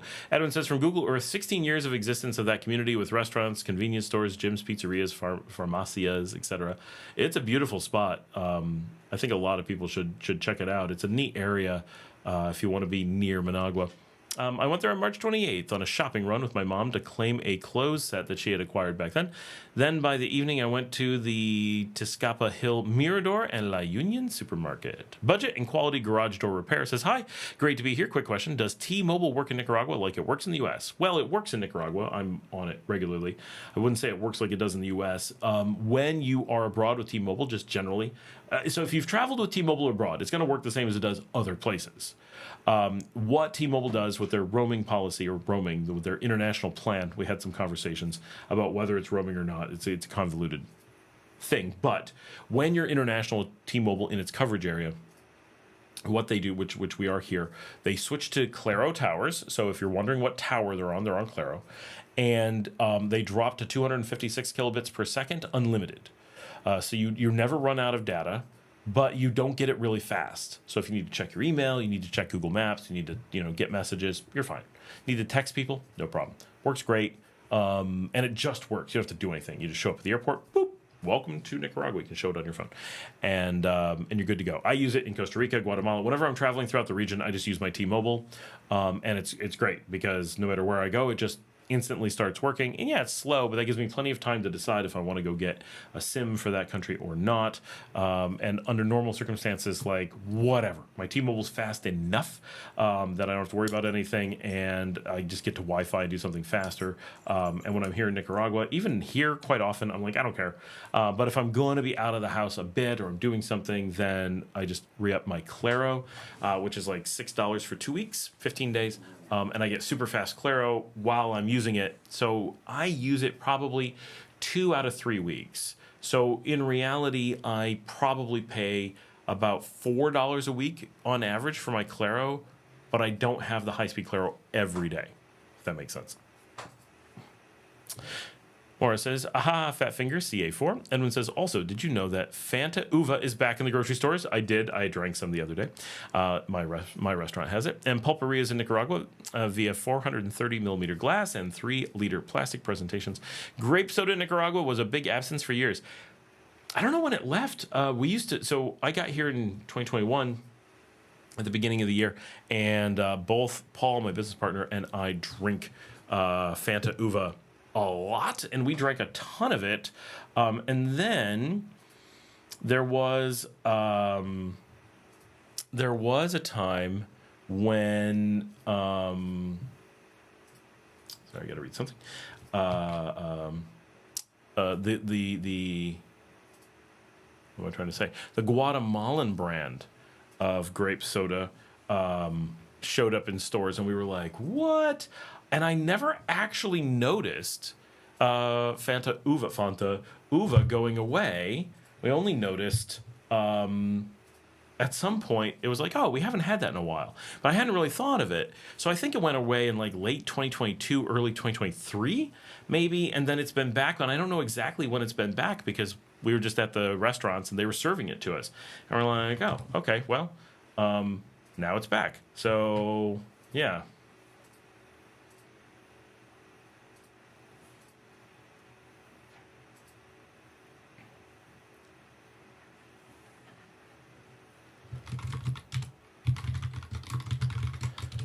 All right. Oh, I've got too many windows open.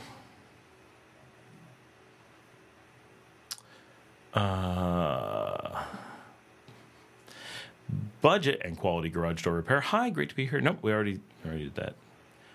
Brent is here. Hola, hola.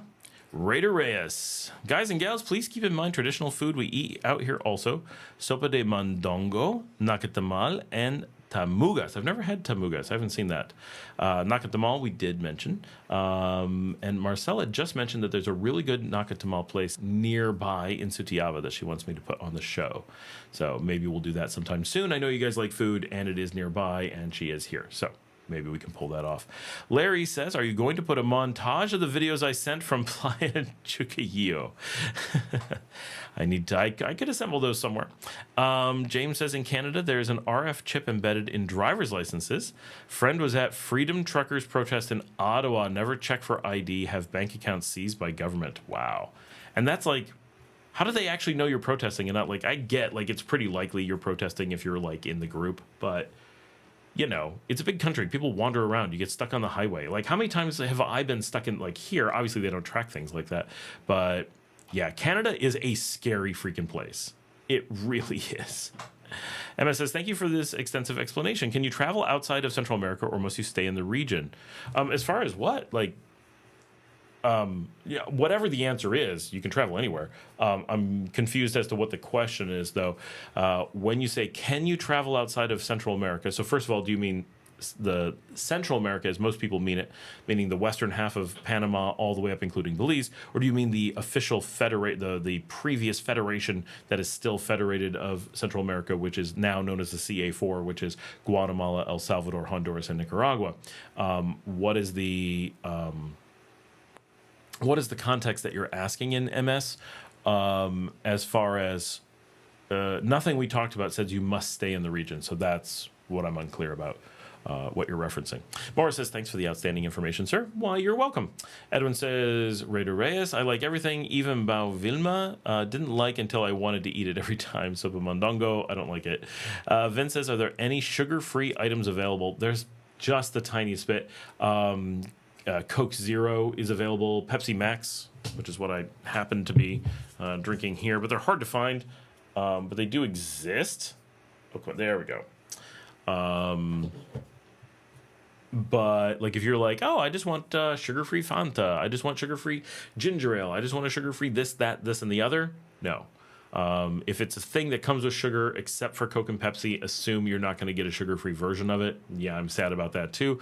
The real answer is stop drinking so much soda. However, if you go get the things on the street, they have sugar too. Much less sugar, less refined chemicals and all that. It's better, but there's still sugar.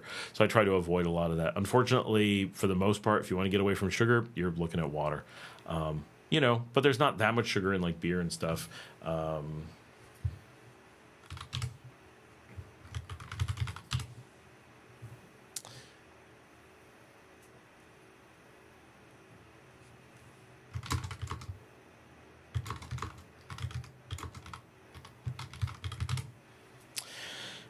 I'm sorry, I mean, if you want to stay in expat as long as possible, do you have to stay within the region for traveling purposes? Oh, no, it's the opposite.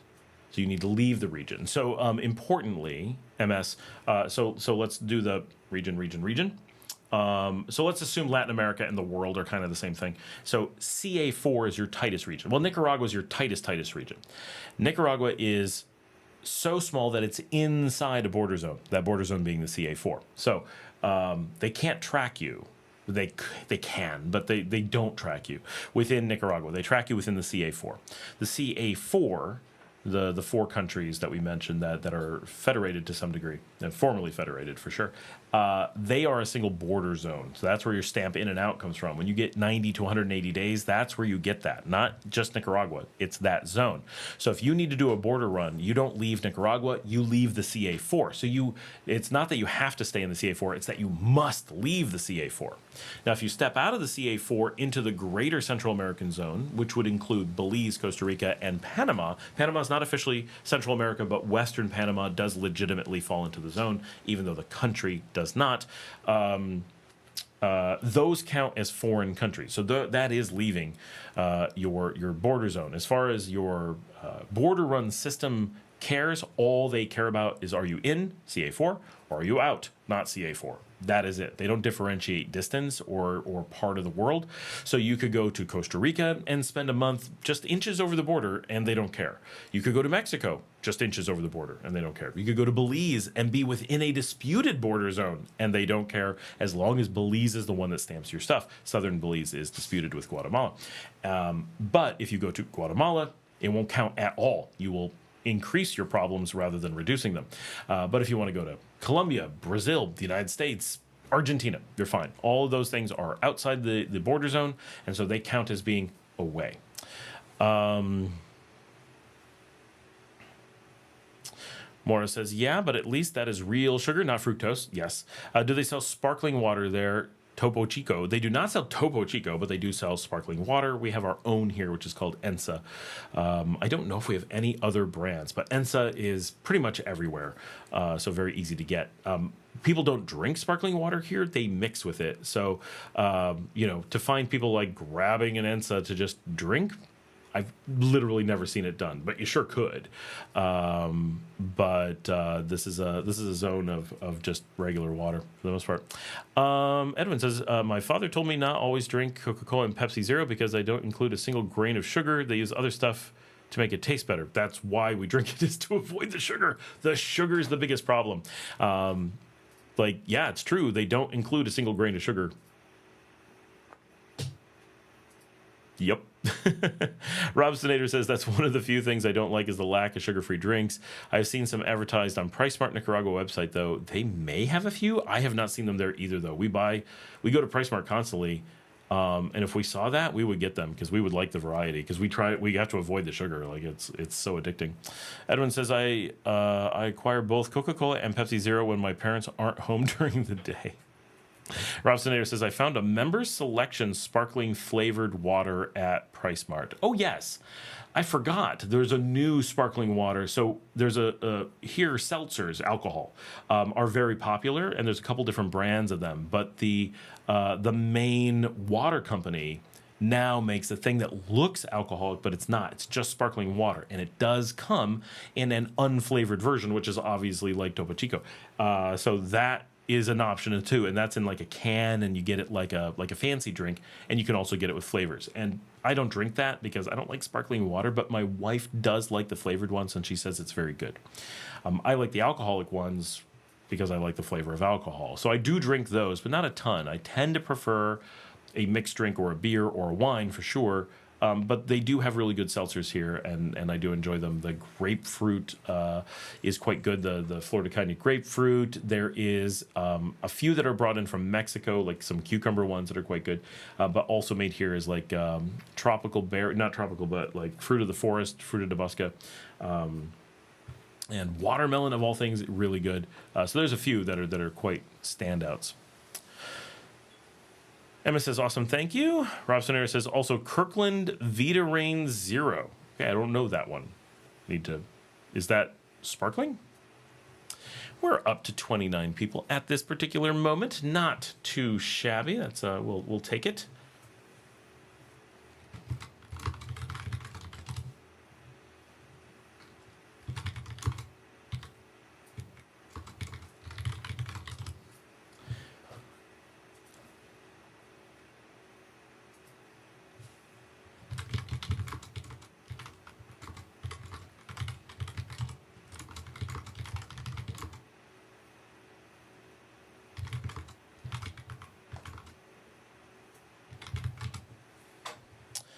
And it says, agreed, not a fan of Momdogo. Oh, Momdogo. that was just my brain couldn't figure out the typo. But love nakatamales, and I live in Masatepe, so tamugas are famous out here. Okay, can anyone tell me what tamugas are? Tamugas? Okay, so Marcela is from Managua. She grew up in Managua, and she doesn't know what those are. Pero es de Masatepe. Vince says, is stevia available? So you can get stevia. It's not widely available, and drinks aren't normally made with it. Patricia says, I just lost a heart on my Duolingo because my phone autocorrected Toma to Tom. That sucks.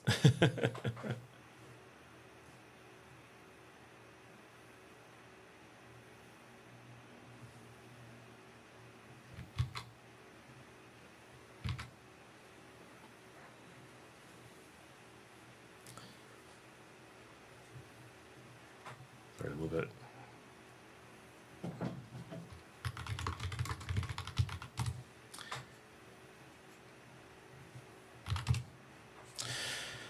All right. So what do you guys got going on this weekend for you lamos who aren't in Leon going to Via Via with me tomorrow?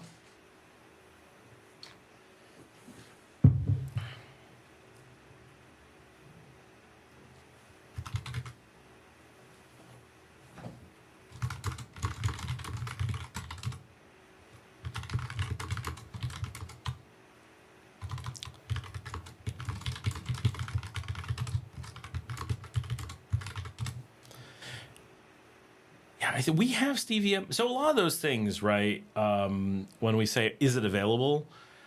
This gets difficult because one of the reasons that a lot of things aren't generally available in stores, I need to do a video on this week, is because they're so easy to order. And so if things are not super popular, stevia, just as an example, which you can get, it's just not easy to find. Stevia is something that for us, we don't go to the store looking for stevia because we can go on Amazon. Now I get 10% hike in the US for everything. So there's a bunch of things we're no longer going to be getting on Amazon because it's not practical. But up until now, anything that's available affordably in the United States is just easier to ship in via Amazon or whatever. And it's that easy. And so, yeah, it takes a little bit of time to get here, but stevia, it's in plastic. Like, it's going to last forever. Like this, yeah, it took me a month to get this. That was extreme. Normally it takes about 2 to 3 weeks. But I just go on Amazon, order it, and in 2 to 3 weeks, it shows up at my door. And I spend basically the same amount of money I would in the US, plus or minus a few dollars. So by the end of the day, if we're ordering a bunch of things, just have the stevia in there, ship it by boat, and it's super cheap and it's here. And I don't even have to bother going looking for it in Managua. And at some point, that's worth it. And we had stuff like that we ordered. Like, we do that regularly. So that's... When we say things are or are not available, it's sometimes difficult to really categorize what that means. Like, if you went out in the U.S. and said, okay, I live in this small town of 5,000 people, I go to the corner store, there's no stevia, and you say, well, just order on Amazon, does that qualify as being available? Of course it does. Well, if I go to the corner store here and they don't have stevia, and you say, well, just order it on Amazon, in both cases it just shows up at my house. I understand there's some behind-the-scenes stuff that makes you say, well, one's shipping it internationally and one's not. And when you're coming from the U.S., that kind of feels like a big deal. But if you were in Europe and you were in, like, France and you said, I got to order stevia, and you're like, oh, you got to order it from Germany. And you're like, you mean right over there? Like, yeah. Oh, it's got to cross that river, though, so it's not here. The question is, or should be, is it easy to have it if you want to get it? And the answer is yes. Morna says, wunderbar, sparkling water, plain soda without the sugar, and you can squeeze fresh fruit into it if you want flavor. Wunderbar, soda without, yeah, oh yeah, absolutely. Raider Reyes says, agreed, not a fan of, oh, we already read that. I skipped Mora, and that's why I was confused. Guys, if you miss snacks from the States, including sugar-free drinks, I suggest going to Ports in Managua. That's not what he meant to say. It's Super Porta in Managua. They have root beer, Coke Zero, Dr. Pepper, all the good stuff. Arizona iced tea. That's a funny one for them to have. Vin says, I saw the dancing video short. Very nice. Ah, yes, that was Marcela from my birthday a month ago. And Raider Reyes says, as far as tamugas, they are just like nakatamales, but instead of a corn-based masa, the outer part is rice-based masa, and the filling has beef instead of pork. Interesting. I don't eat either because I don't eat meat, but that's very interesting. If you guys ever come to Masatepe, send me a message. I'll treat you guys. Oh, that would be awesome.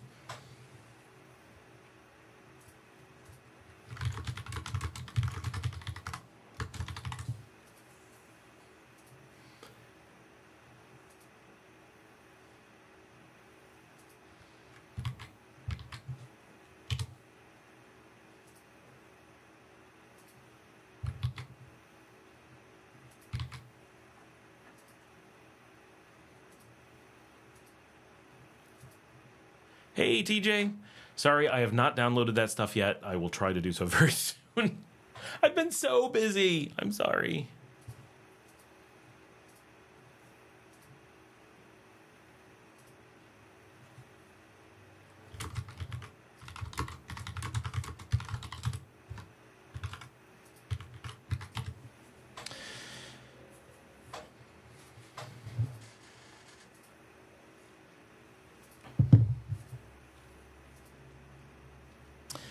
All right. My dog is very smelly tonight. Really, yesterday. Sometimes she has these glands, and she's one of the stinkiest dogs from time to time. And she's just the sweetest dog, but oh my gosh, does she get smelly sometimes. And it's rough. Oh, no, you deleted it. I thought you'd already downloaded it. No, sorry, TJ. No, it's okay. Don't worry about it, because I do have the entire series, and I did a whole bunch of finding the best episodes, so there's a really good chance we have the same ones, and I would just be double-checking it to make sure. And when my stuff comes from storage, I plan on grabbing everything from my pristine sources and possibly processing them to make them even better. So there's clearly a lack somehow of that out in the world. Sorry, everyone who is confused as to this private conversation that I don't want to give too many details away. It's a TV show. Don't worry about it. I have the sources for that show that apparently don't exist anywhere anymore, and I'm going to try to rectify the situation of everyone having to do this reconstruction project. So Larry says, should I be expecting a big birthday gift for my birthday, April 28th, as a VIP lifetime member? So Larry's birthday, I have to say this out loud so I remember it, is 3 days after Luciana's, my daughter, who does my thumbnails for this show. Maura says, can you drink the water from the faucet there? Yes, and I have episodes where I do drink the water, right? I have episodes where I show me putting a glass, pour water on it, and drink it down. Should you? Well, yeah, most of the time it's fine. The water here is not a problem. Most Nicaraguans do not drink faucet water, and honestly, I don't think that's a true statement. I heard that said today, and I'm pretty sure that the average Nicaraguan, the median Nicaraguan, does actually drink faucet water. However, bottled water is very popular here. There are a number of places where the groundwater is less than ideal. So it depends where you are, how good the water is, but in general, there's extremely few places that you would not want to drink the water. Mostly it's the shallow waters at the beaches and things. Anytime you have a municipal water supply, like millions of people have to drink faucet water in any country, right? The only country in the world that I know of where the faucet water is a serious problem is Mexico, and the whole population has to take special medication because of it. Here, you can drink the faucet water all day long. The thing that tends to be a problem is old cities, like here in Leon, have some old pipes, and that can cause some problems. Or if you're in the shallow lake beaches, that's always a problem pretty much anywhere in the world. So those are places where bottled water can be more important. If you're on vacation or something, just drink it. If you're going to be living here for a long time, like a lifetime, especially if you're young or you have little kids, either get a filter or test the water or go with the bottled water, one way or another. Do one of those things just to be sure, but it can be as easy as testing the water just to be sure, because we have heard that there and sorry, I've been drinking Pepsi, so I have hiccups. You just want to make sure that the rumors that there's places with water issues aren't true. We don't actually know if anyone who's tested the water and run into problems, but we know there's old pipes. We know that they're disturbing old pipes because they're trying to put in new pipes. There's all kinds of things. Things are changing. So even if there were problems in the past, there may not be now. Here in Leon, the water system has been completely upgraded over the last year, so all kinds of things are fixed. Larry says, what are the viewers doing for Easter weekend? And Brent says, good Social Security revisit vid. Thank you. I felt like that was a good comment. Like, all of his points were valid, but I thought he missed something, so I thought doubling down on my predictions was the way to go. I think we're all caught up. Larry, what are viewers doing for Easter week? When even is Easter week? Is it next week? I really should know. Ooh, we're up to 34 people. Look at that.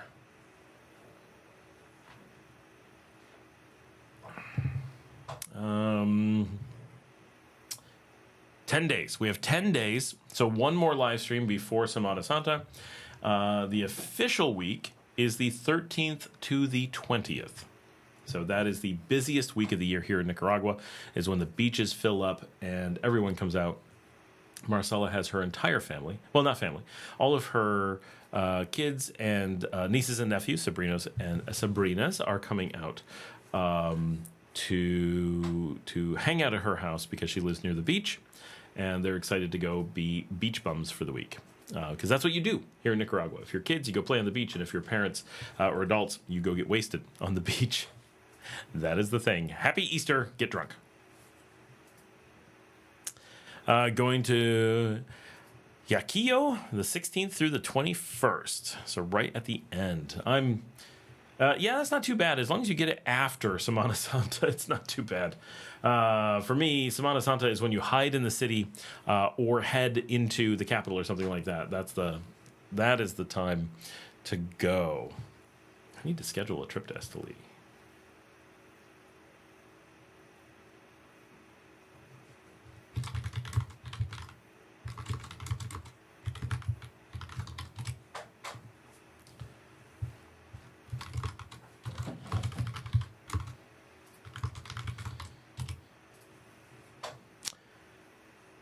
I know Michael was hopping on. Michael, did you make it yet?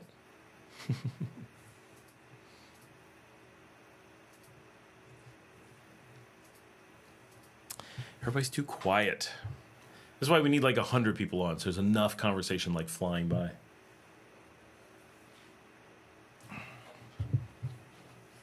What I really need is someone like printing out, not really, but like printing out every comment, and I like answer one and then I throw it away and then hand me the next one. Like, so I have to do it in order and I don't have to watch it stream and worry about managing that. Mary W says, this is the good Mary, not the Mary that we had to ban.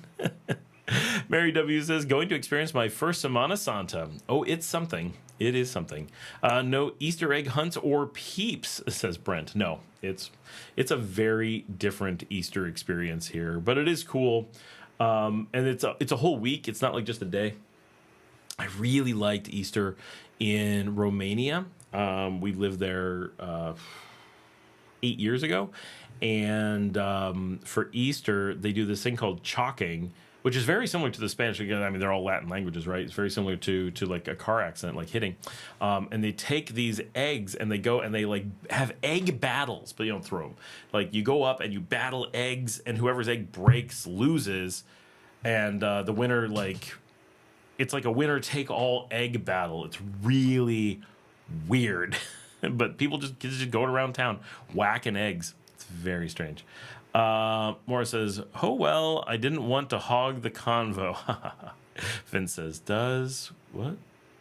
Okay. James says, small undersink reverse osmosis water common in the expat community. I honestly don't know any expats that do that. I've met people like just met them that did. So people do for sure. But of the people that I hang out with, I don't know of anyone who worries about it. It's so cheap and easy to get bottled water delivered. That's all we ever do. I have a huge truck that pulls in once a week. Unfortunately, they don't schedule real well, but I know the guys really well at this point. They just come in, they bring like 12 bottles of water into the house. We pay them a little bit and they go. We pay somewhere between 600 and 800 cord for like 12 bottles of water. So these are big, like 5 gallons. So they must be like less than $2. They're probably around about $2 for a refill of 5 gallons, which is not free, but it's pretty cheap. And then we put it in a thing that has hot and cold and a tiempo water. So I'll just go up and get ice water all throughout the day, or nearly ice water. And the kids, like if they're making ramen, they'll just go up and use that. They really like it. There's a lot that just makes life really easy, so they do that quite a bit. Larry says, I will be in Playa Yuquillo Wednesday through Easter Sunday. Frank says, not sure if you've already answered this already. What have you planned for Semana Santa? Heading to Las Pinitas. I usually leave San Juan del Sur, but this year I'm going to stay put and catch up on some shows. For me, I avoid San Juan del Sur. I do. I know. My wife is going to San Juan del Sur in the morning. I am going to be in the city. I will be in León for Semana Santa. I avoid the beach for 2 reasons. I,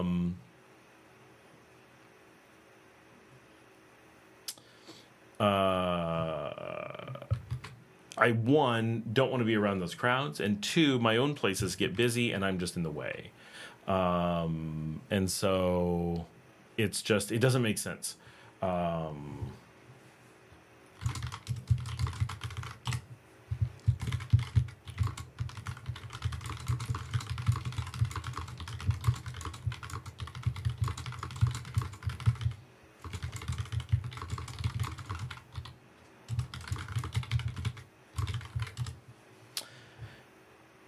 Mine cost a little more, though.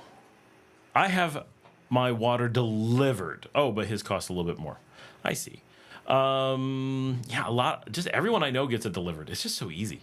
And just works. I think Luke mentioned rain in the Highland region, none in León, I guess. I don't think so. Hay un poco lluvia afuera. Fue en Matagalpa hace 2 horas. No? Okay.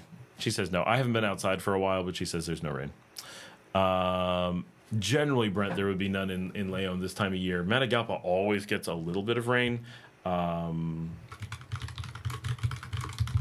going to see if I can find a Nicaragua weather map, like satellite.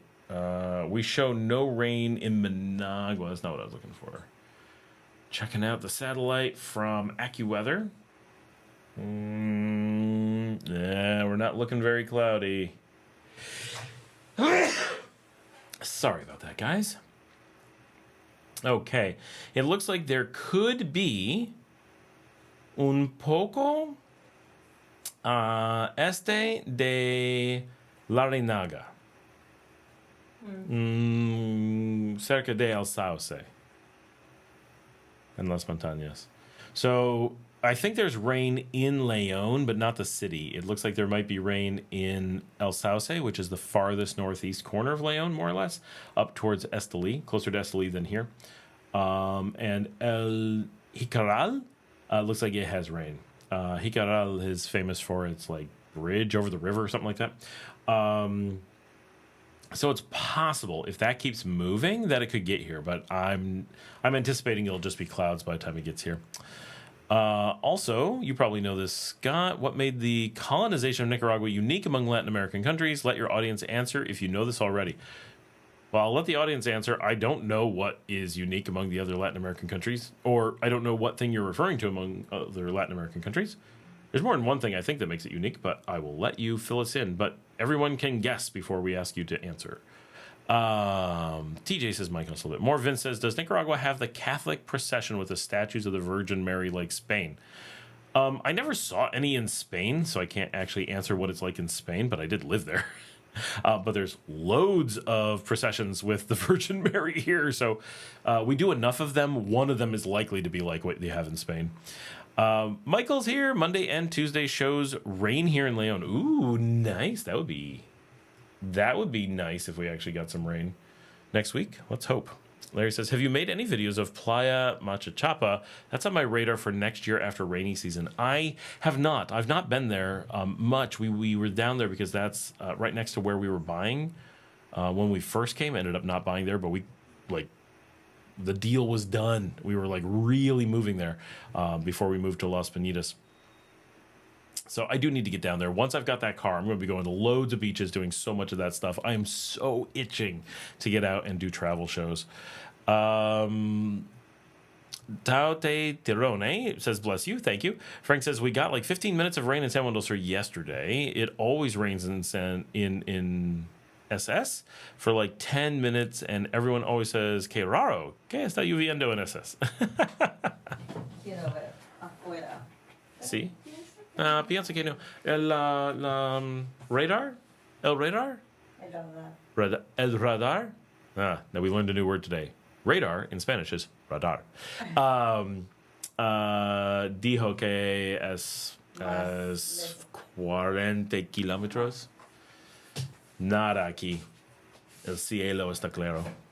Solo fuego, fuego, fuego. Fuego, fuego, sí. Yeah, so hopefully we get some rain today, but I don't think that's likely.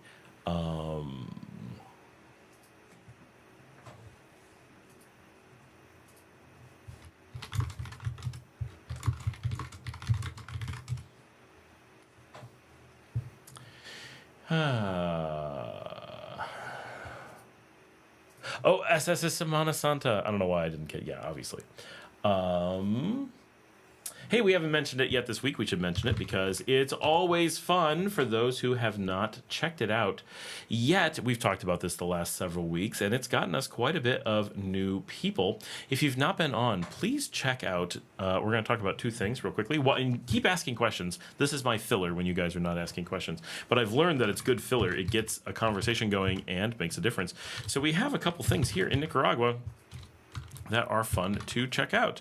One is Nicaragua, which is Nicaragua's kind of answer to Twitter. And I will send a link in a second for my own Nicaragua account, so you can see mine. Nicaragua, being like Twitter, it is a Mastodon server for those who are familiar.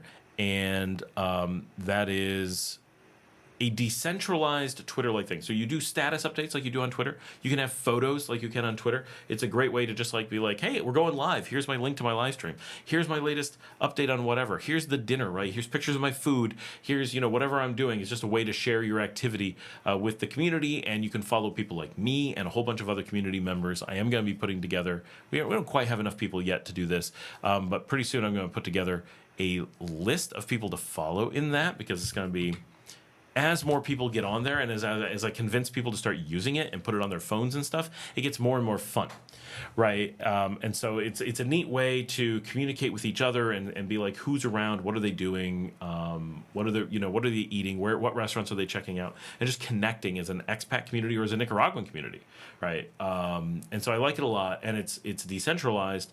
So because of that, people who are on other Mastodon instances, such as the one for Costa Rica, the one for Spain, the one for the United States, Mastodon.social, they are able to, if you're a member in one of those, you can follow people in Nicaragua. If you're in Nicaragua, you can follow people other places. So if you already have a Mastodon somewhere, hey, just follow me here in Nicaragua, at Scott Allen Miller, at Nicoloro.com. And if you are if you don't have a Mastodon account, get one here at Nicoloro, and you can use that if you then have a friend from the United States who has Mastodon.social. You can just go follow them, and you'll get their stuff. Unlike Twitter, you don't get things from random people. You get things from people you follow. So it's much more intentional. It's much more discreet. It's also harder to discover people legitimately. But it's cool that we have a Nicaragua-based community for that, and it is a lot of, I find it a lot of fun. And unlike Twitter, where I'm getting like all this crap from a million different people, I only get from the people that I follow. And I use the Mastodon app on my phone, and I find it really easy to use and just fun. So I'm always checking it, before I go to bed or when I have an extra minute. And I like when I'm like out at a restaurant that I'll just go out and be like, and you can see I just posted before we started. That's where I announced the live stream right on there. So if you follow me, you'll get like that. If you follow Nicaragua, you can get a list of, as new events come up in the country, they pop up there as they get added to the website. And you can follow a whole bunch of community members on there. It's really cool. And it's curated. So if you're joining, not just anyone can join. You have to go on and get approved, which helps cut out the bots that may be joining. So you're really not getting spam on there unless you follow spam accounts on other servers. So it's cool. I find it a neat project here in the country. And we're kind of on the busy side of Mastodon servers. Not super busy, but we've got some traffic. And for those who are geeking out over it, it is a Mastodon server hosted on a cloud data center, and it uses cloud storage for photos and stuff. So it's really scalable and well designed and maintained, I think. So it's fun. And we've had it for about 2 years. It's not a new thing, but it never got a lot of traction. There wasn't the push. People would just use Twitter or whatever. One of the things we're hoping will exist soon on it is things like earthquake and weather feeds, so that there's things you can follow and get like daily weather updates through that. Of course, a weather app is probably better, but if there's an emergency, like, suddenly there's a huge rainstorm, there's a place for that to go. If there's an earthquake detected, it would be nice if that happened automatically. A few things like that would go a long way to making making it more useful as kind of a news platform, but for a way to just be like, hey, here's a thing happening, here's a picture, or here's me at dinner, boom, here's an event I'm at, boom, and share those pictures. What a wonderful way for people to connect in real time. And I try to put up an update or two from me every day if I'm going out and doing stuff. If you're interested in like restaurants specifically, clubs specifically, if I'm out at Via, I'm trying to get pictures and put them up there. If I'm out at an El Vivero and getting dinner, I try to show what I'm eating and stuff, because it's cool. Brent just joined. Hey, Brent, good to have you on there. I thought you were already on there. He is at Brent. For anyone who is on, I'm going to go follow you right now while we're on live stream. There you are.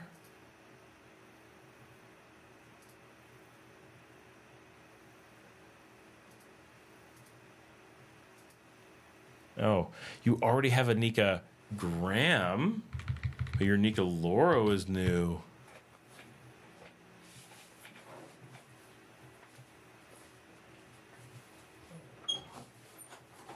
Did it? Oh, there we go. There we go.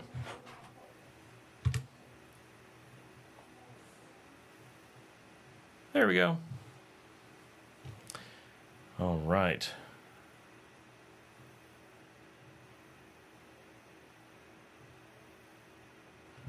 That's one new person already. All right. This is the hottest. This is the hottest month of the year. I did want to go to the Corn Islands for the month. It didn't happen. Is it cooler out in the Corn Islands? Is it like avoid the super hot? Frank says Nicaragua is the only country in Latin America to be colonized simultaneously by both Spain and Britain. The more you know. Nicaragua today. Like, what is today Nicaragua is a combination of an old British colony and an old Spanish colony at the same time. Interesting. James says, got car? You're going to get another one since new car is never home. Actually, James, I did. But still, it's a problem. I'll put both cars on the show.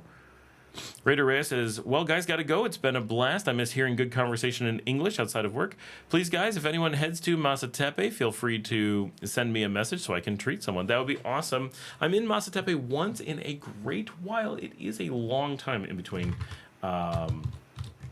getting out there. I think my wife was there last week. You just missed her. When was she there? It must have been last week.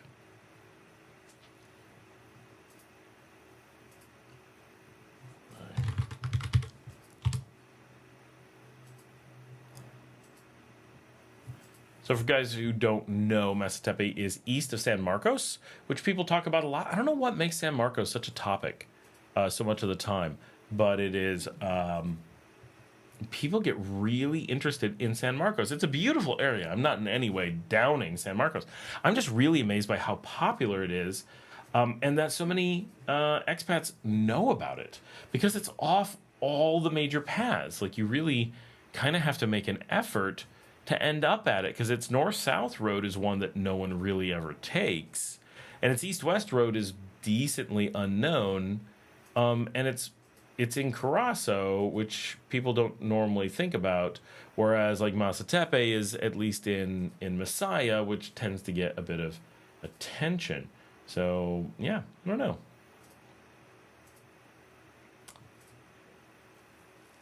Masatepe is famous as the furniture capital of Nicaragua. If you're looking for furniture, that is the place you go, and that is why my wife goes there, why she's there sometimes. I really do need to do a drive of Route 20 and show the stuff around Route 20. And actually, I have a question for those who know the area. San Marcos is really not that big. I feel like La Concepcion is actually bigger, at least on maps. It looks like a bigger town than San Marcos, but San Marcos looks denser, so it's hard to say. All right. It's a beautiful area. I really need to do Route 20 as a show would be really cool. That's San Marcos as the southern end, or we could cheat and take 20B and start in Jinotepe and do that little bit, drive up to San Marcos, and then drive north. It takes a really interesting route from Carazo into Masaya, go through Concepcion, San Juan de la Concepcion, Los Cajones, up to Cocos Helados, El Chele. That's not really a city. That's it just shows up on the map because there's nothing out there. It's a store.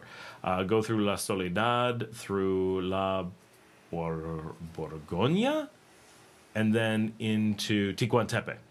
And then, of course, the road just winds through Ticuantepe until it joins the Messiah Road out at the famous Ticuantepe Rotunda. That, I think, would be a really interesting day trip to just do that road. There's lots of little things like this that'd be great for an episode and like show this little bit of the country. San Marcos has an American university. Yep, Kaiser. Before that, it was Ave Maria, and before it was a mobile. A lot of people wanting to study in English and wanting a U.S. degree go there, me included. Oh, very cool. Larry says, cooler weather in San Marcos next to Jinotepe. Is San Marcos cooler than Jinotepe? I thought Jinotepe was cooler. I thought San Marcos was actually warmer because it's like off the ridge a little bit. It's like down from Jinotepe and Diriamba. Diriamba is the coolest of those, I think.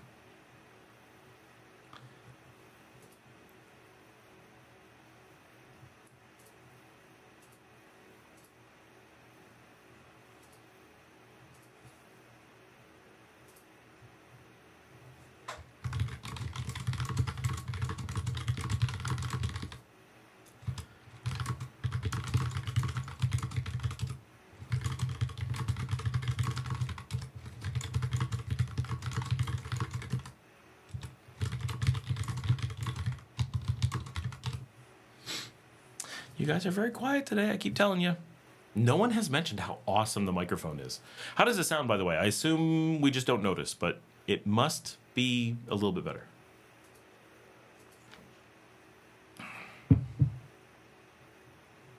Anyone else signing up for Nicoloro? No? Nobody? Brent says Nicoloro, Nicogram, all the Nicos. Yep. It's really Nika Loro. It's all the Nikas, but yeah. Oh, he just deleted it because it had the spelling errors. Yes, Nika Loro and Nika Graham. So for those who have not yet checked out Nika Loro and you're a little bit hesitant about making posts that are messages, maybe you want something more like Instagram is to your liking and you want to make some posts that are visual. You just want a place to share your photos of your trip to Nicaragua, or you want to just explore Nicaragua in pictures. Nika Graham is your site of choice. Same thing when you join up there. It is curated, so you get permission to join up. And if you want to sign up, it's a great way. So if you're photo-centric, Nika Graham is definitely better. If you want to be able to just put text or see announcements, then Nika Loro is better. If you're like many of us, we have both. I have two apps on my phone. One is Mastodon that I use for Nika Loro, and one is PixelFed that I use for Nika Graham. I can probably put links. If anybody needs a link to an app, let me know. It's just a really nice platform, but in general, they're very pleasant to use. You can, if you're on Nika Loro, this is cool, right? If you're like, I only want Nika Loro, but then you find out one of us is on Nicagram and you want to see the stuff that we're doing, you can follow Nicagram from Nika Loro. If you're on Nicagram and you're like, okay, I like Nicagram, but I want to see some of the photos from Nika Loro, you can follow Nika Loro from Nicagram. However, if you're on Nicagram, anything you follow must have a photo with it, a picture, or you won't be able to see it. If someone on Nika Loro posts only texts, you won't see it on Nicagram. Nicagram filters things to be a photo-centric experience, just like Instagram. But Nika Loro can be a text-based, so that's a more generic thing for anything. Graduate gemologist says, hola, how's it going? Larry says, I'm sure you know Eddie Pinero was from Diriamba, field goal kicker for Bears in 2018, first Nicaraguan in the NFL. He still plays in the NFL, maybe for Carolina.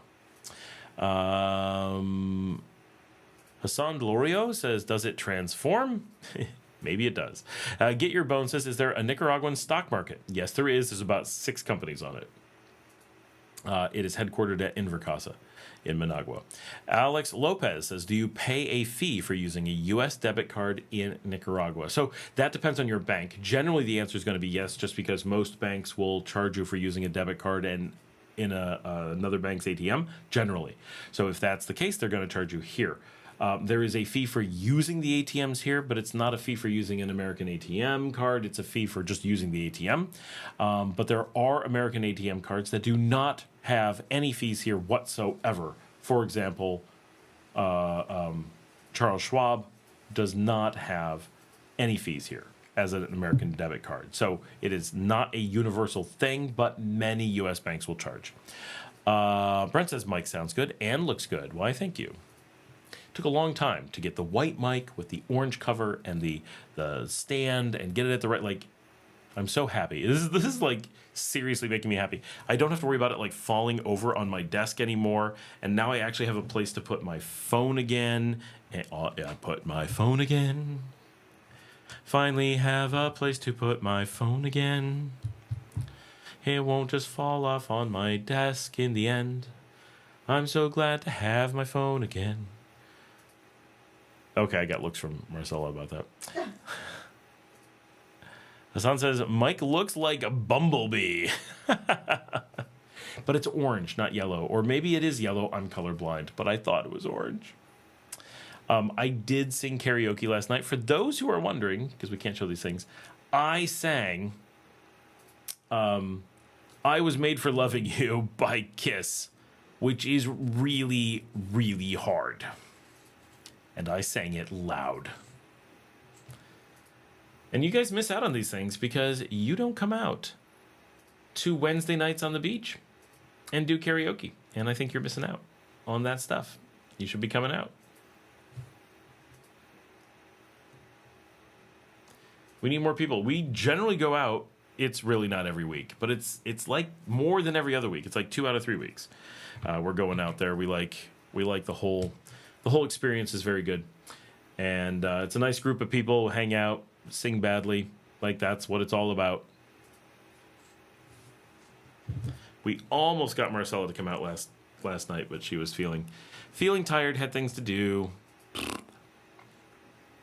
Anoche en la playa. Yeah. Sí.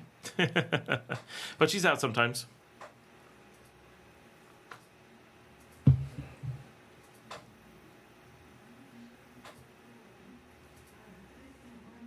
Karaoke in English or in Spanish? So if you're out at the beach, it's mostly in English. You can do Spanish.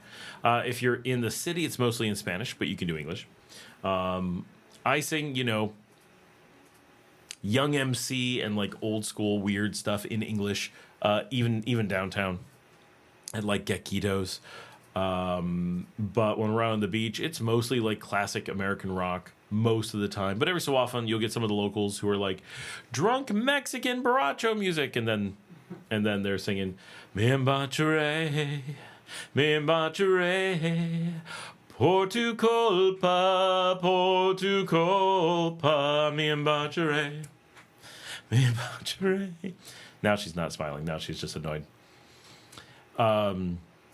But yeah, that kind of music will come out, which is basically Mexican country. Because if you think about American country music, it's like drunk people being sad in English. Imagine the same thing with like a Latin beat and like just across the border singing the same kind of music in Spanish. That's what people sing.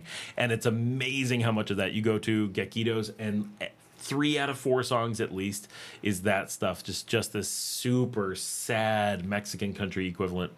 Hassan says, love your show. Thank you. Been watching it for a year, maybe. Very nice. Awesome. Oh, thank you. It's and never before have you had me singing borracho music. So I like to spice things up a little bit. I was born in Nicaragua, raised in the US. Ah, very nice. What part of the US and what part of Nicaragua?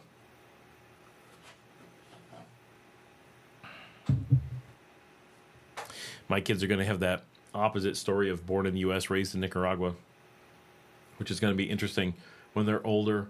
My eldest was born in New York. My youngest was born in Dallas. But we first came to Nicaragua when they were 5 and 2. Can that be? No, that can't be right. Take their ages now. So they were 6 and 3. Born in Managua, grew up in Miami. All right. Traveled like 3 or 4 times a year. That's not too bad. you managed to get a mix, stay connected to home and all that. That's nice.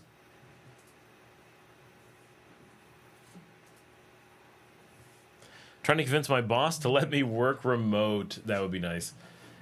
In Miami, I think you get a lot of people who are a bit more like, okay, you can work remote, like they're used to it. They understand how easy it is and that it doesn't cause problems.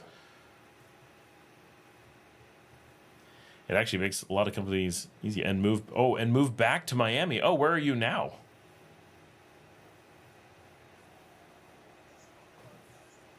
Oh, sorry, Managua. Move back to Managua. Okay, totally makes sense.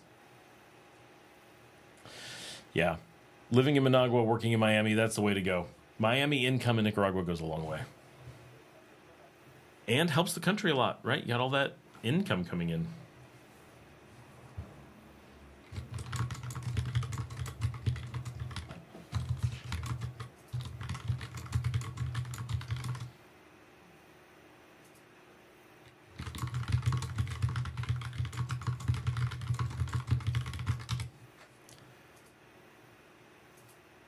Down to 24 people, still respectable. Most deaf. What part of Managua? I'm there relatively often. I am going to take a real quick break just because I need to refresh my Pepsi. Not doing anything serious. Not going to be long. I'm just going to step away. Maybe Marcela will come and say hello to everyone while I'm gone. Maybe she won't because she is a little bit busy at the moment. She has a lot going on. Oh, you were here in Las Mañitas in December. I'm just getting another drink. I'll be right back. Puedes hablar rápido sinmigo. That's my word. Oh, qué pena. I'm going to be right back, everybody. Ask questions, talk amongst yourselves. Oh, where are you going, buddy? Hola.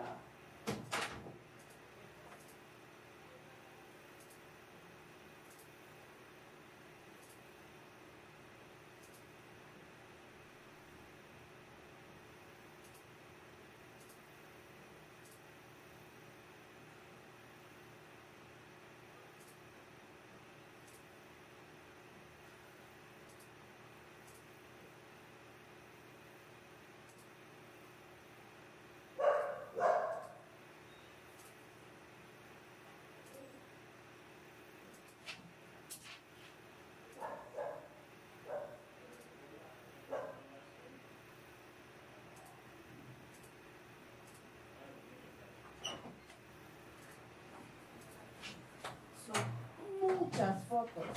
Sí, muchas fotos. Oh. Y mañana muchas más.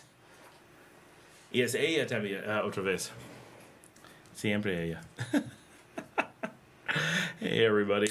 No, see, I said ask questions while I was gone, and did you? No. Fail. Fail. Ooh, ASMR. These all fell out of the thing and exploded in the driveway.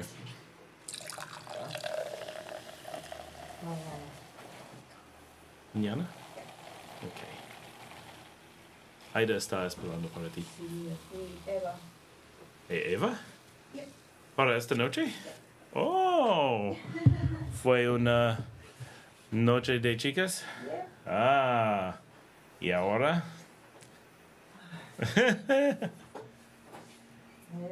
No era mi plan. Yo sé. Okay, see you tomorrow. Ok. Buenas noches. Hasta mañana. Okay. ¿Vas a trabajar con Ozzy mañana? Porque hoy fue súper... Sí, mañana. Ok. El plan era hoy, pero nadie tuvo tiempo. Sí. Y yo todo el día. Yo sé. Ah, sí. Adiós. Bye. Buena suerte.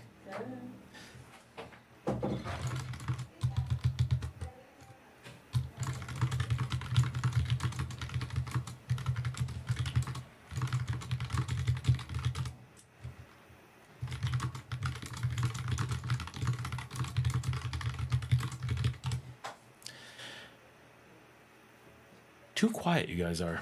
See, I have to chat with everyone and see what's going on. I'm getting all the chisme.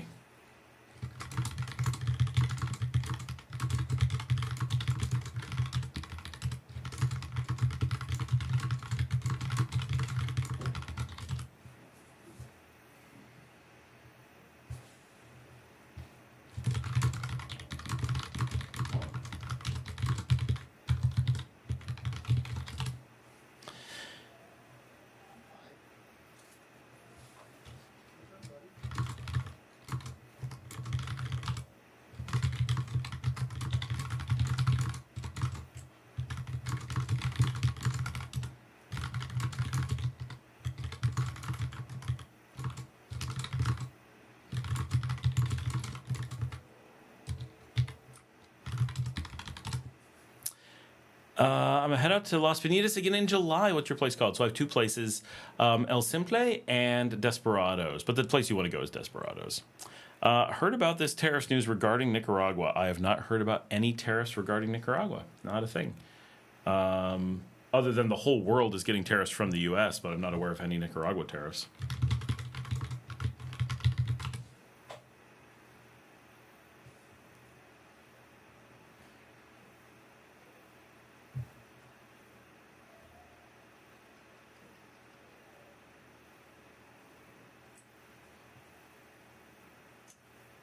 Or do you mean the U.S. is doing 18% on Nicaragua?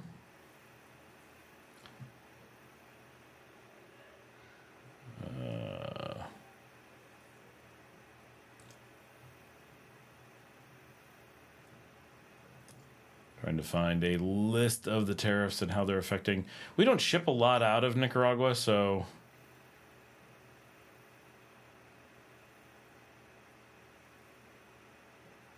Switzerland is being hit at 31%. European Union at 20%.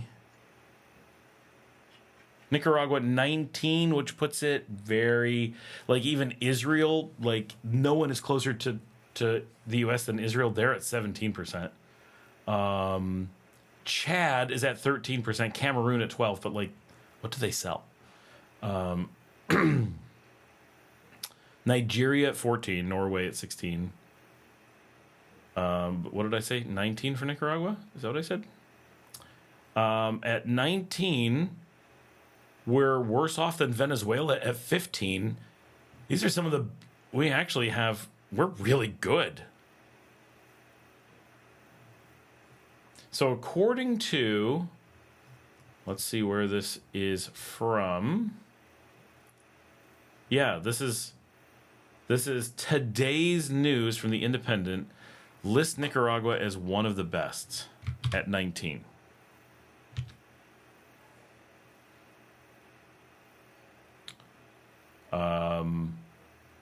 Countries hardest hit, Cambodia, 49. Vietnam, 46. Sri Lanka, 44. Bangladesh, 37. Thailand, 36. China, 34 with a total effective at 54. Taiwan, 32. Switzerland, 31. India, 26. South Korea, 25. Japan, 24. The European Union at 20. So Nicaragua is better than the EU, according to this. Better than Jordan. Better than a lot of really close. Where's England? That would be the United Kingdom, obviously. Not on the list unless they're listed as something else.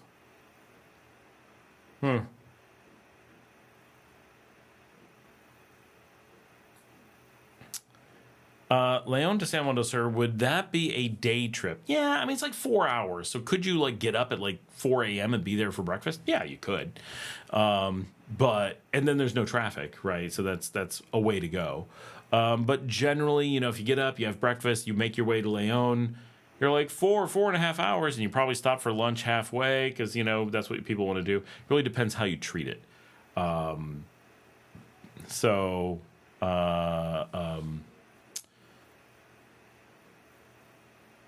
If you were, think about a central place to stay and do a motorcycle trip. Yeah, James, if you're going to do a motorcycle trip,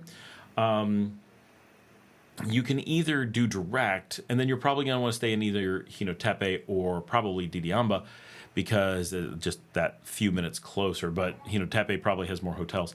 Or you want to go into Managua and or Granada or Masaya or something in the middle and do stuff there and then not worry about it. That'll make the trip a little bit longer, but by 30 minutes, then you get Managua. So if I felt like keeping it short, probably Tepe. Well, definitely Tepe, because I want to have breakfast at Cafe Alicia and I want to have dinner at I'd want to get to Tepe so I could have Malaysian food for dinner, definitely. Gorge myself, eat on the early side because they close early. eat until I want to puke because the food's so good, then take the night off, then go out to, I can't remember the name, but there's a couple new places, go out for cocktails in Hinotepe, because Hinotepe is like your night out place, Loma if nothing else, and then sleep in, get up in the morning, go to Cafe Alicia, get your coffee, and the day started there, then get on the road once you're done with coffee there, and you'll be in Leon in time for lunch. And so that's nice and easy. My dad says, I find it interesting with all the orange in your office. Your mother insisted that the nursery be orange, and boy, was it orange. Do you think there's a connection? There probably is. I definitely grew up with my mother's orange style being like a thing, and like Spanish, like it's not Spanish colonial. There was like a Spanish style that my mother liked to have. She had matador statues and paintings in the house, and like gold, orangish into red glass lamps, and filigree metal lampstands and stuff, and furniture that matched the color scheme. And then I ended up moving to Spain when I first moved abroad, and immediately it hits me like, this is home. Like, it's so comfort. Cupcake says, today was the worst day for Wall Street since COVID started. I would like to tell everyone that my business partner is like, get your money out, like a couple weeks ago, and we got it out hours before the market went down. So we're good. we're not riding this out. We are too young. We have too much to do. So thanks to this live stream, actually, one of our plans is some of our money is pulled out of the market, our retirement money. And we're actually seriously looking at, I'm going to take a trip, and this will be an amazing bit of show when I get to do this. I'm going to Venezuela, and I'm planning on buying property to invest in Venezuela. So really excited to get to do that, and I've already talked to my Venezuelan business contact, and she's excited to go do it, and so we're just working that out. She's been on the show before, and that'll be amazing, like her and I doing the show in Venezuela, and giving you guys like, here's life in Venezuela. She grew up in Caracas, so she's got like, good insight as to what it's like there and everything. And we have more people on Nicoloro. Let me go take care of that. Raider Reyes has joined us on Nicoloro. We're gonna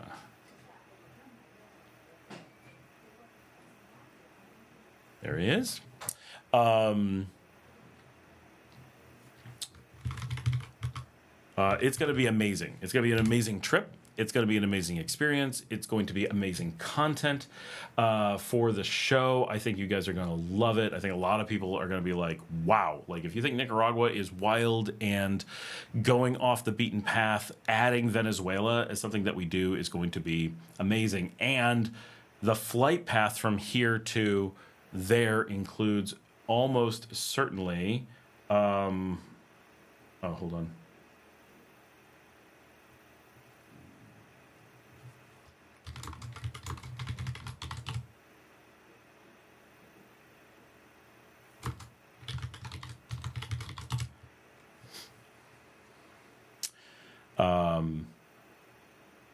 Is almost certainly going to get to film in Havana because that's where the layover is. You'd use Conviasa to fly from here to Havana, and then on. But we might take Avianca through Bogota. We would prefer to take Copa through Panama City, even though a little bit more boring, but it'd be very, very handy. But Panama and Venezuela have cut diplomatic ties, and because Copa is a flag carrier, they cut their flight path along with diplomatic ties, so that sucks.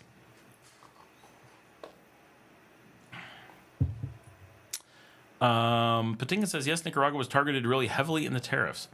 Has anyone seen what tariff is targeted really heavily? Because the list I saw showed it as one of the lightest. James says, local Nicaragua songs, are they romantic or country? Marcela question. Unfortunately, Marcela has left, although I hear her outside. She's actually outside searching for a bottle of rum. She's sending me messages. Where's my rum? I don't know.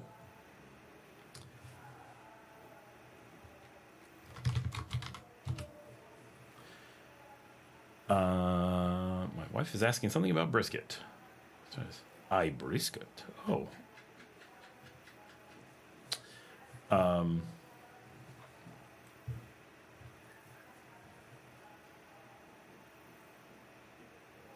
Local Nicaragua songs tend to be more like country. Really famous ones like Leon Jodido. I actually don't know the real name of that song. I'll see if I can find it. And Pobre La Maria. If you listen to Pobre La Maria, you may, if you don't speak Spanish, you probably are going to get a romantic vibe from the sound of the song. But when you actually listen to the words, it's an incredibly depressing country style song. So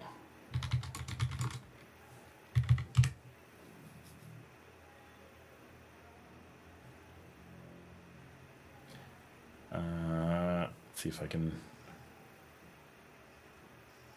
I don't know if I can.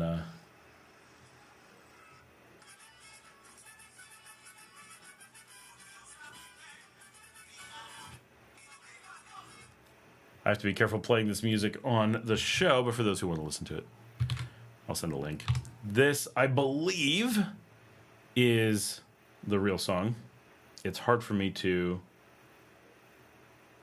I believe the real song is Por todo el oro del mundo. And they play it at a lot of things.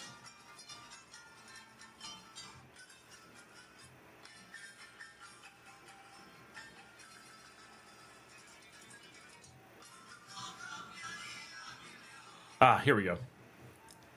The second link. It is Godoy, yes. And I live right by Godoy Airport.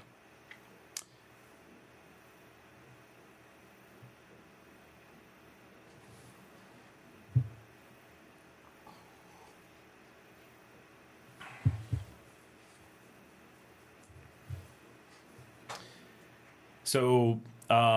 Viva Leon Jodido, or Por todo el oro del mundo, is played at every event here. Like if you're at a political event, of course. If you're at a sporting event, of course. And if you scream it on the street, people must respond. So it's a call and response where the singer sings Viva Leon and the crowd screams Jodido. And can you sing them both right now a cappella? Yes, I might be able to, and I'm not going to. But a lot of rock bands will play them, and it is customary for visiting bands that are from outside of Leon to play it as a sign of respect when in Leon. Leon is the first city of revolution. There's a lot of national pride about Leon because it is the city that threw off the shackles of colonization. First, and led the charge in freeing the country. It has earned a special place in the folklore, I guess, or the Nicaraguan heritage, and so there is a certain level of respect that is paid to the city of Leon when people are there. And so it's this really cool thing when you're at a concert on a Friday night and everyone's just they're playing Metallica and all this stuff, and then they go into some heavy, like, no, I didn't mean to say heavy metal, but a serious rock version of Por todo el oro del mundo, which is this old, very traditional, mid 20th century Nicaraguan song. And suddenly the whole crowd is screaming, and it's really cool. So it's a neat thing living in that city that has this tradition. And Pobre La Maria is a song about a poor woman trying to save her children on the streets of Managua, and a little bit more recent. But these are ones you do hear quite often, even if you're out at like regular concerts. People will break into some of these songs. And there's some others that we hear. See if I can find...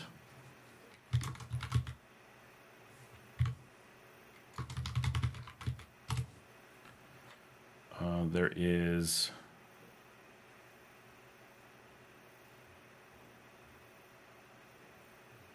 I used to have fast links to some of these. This is Channel 6, had a interview with El Guadalupano, who... Oh, that's not a... Hold on. It's not a good link that I just generated.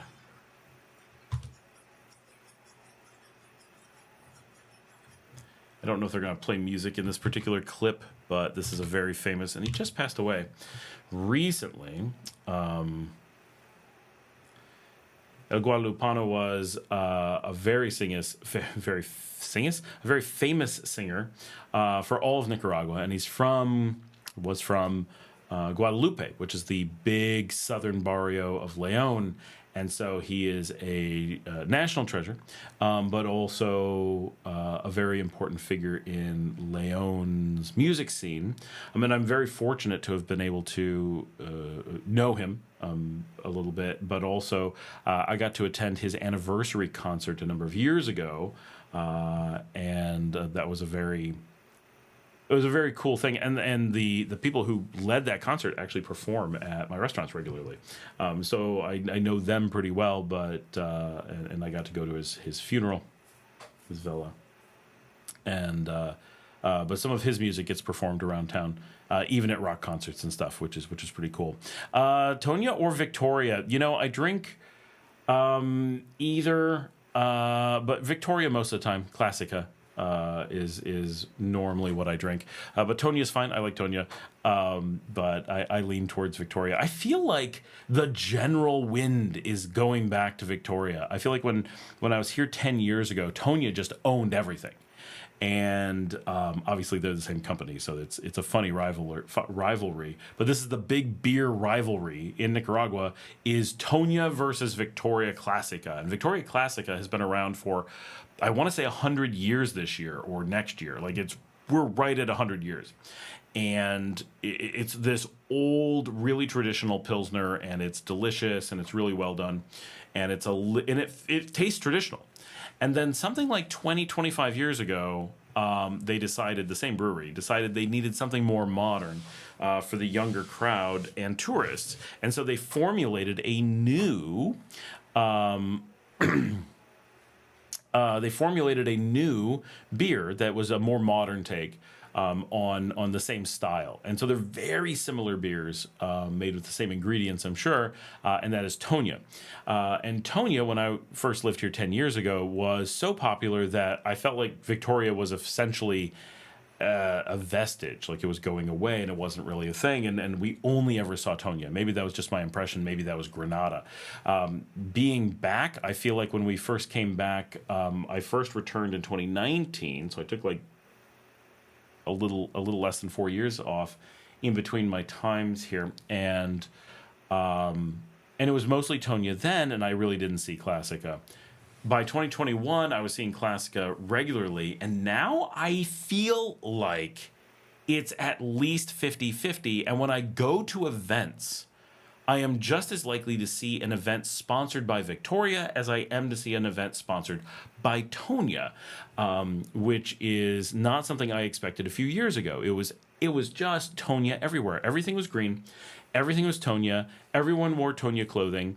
And now I go to so many events, and it's the red Victoria stuff everywhere, and it's almost treated like a revival. Like now it's cool to drink Victoria rather than Tonya. And like my friend Ava that I hang out with regularly, she won't drink Tonya. She'll send it back if she'll be like, no, take it back. I ordered a Classica. It happened last night. Someone brought her a Tonya by accident. She's like, no. Like, what? They're so similar, but I do prefer Classica. It is funny that there's a single brewery with two beers that are competing so heavily. It would be kind of like Budweiser and Michelob going at it. Like, they're the same brewery, just two very slight variations on the same beer. Yeah, but people get really passionate about it. And especially if I'm going to have a Michelada, which I'm not big on, but if I am going to have one, definitely a Classica in that. La Cumbia Chinandegana is a fun song. I'm sure I would recognize it if I hear it, but I don't know that one without hearing the music. And Nicaraguita is like the country Star Spangled Banner. Paul Baker sings that one sometimes.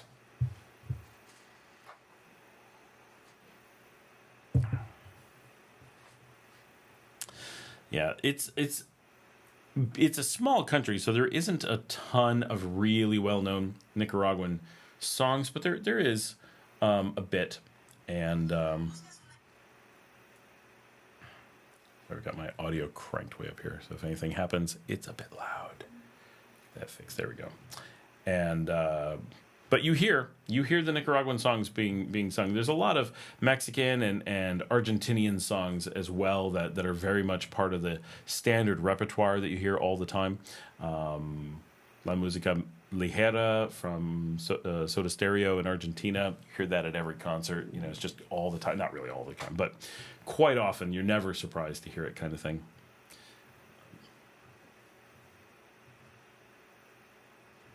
But live music, just always, all the time, everywhere.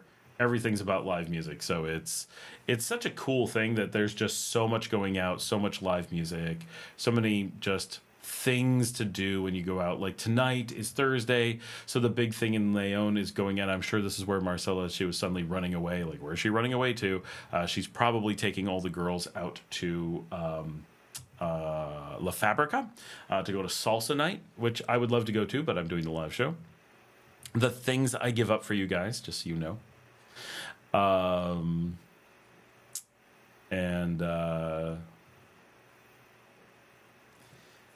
You know, so dancing tonight to salsa. Tomorrow will be the live show at Via Via with a big band. Saturday is a smaller band out at Desperados on the beach, for example.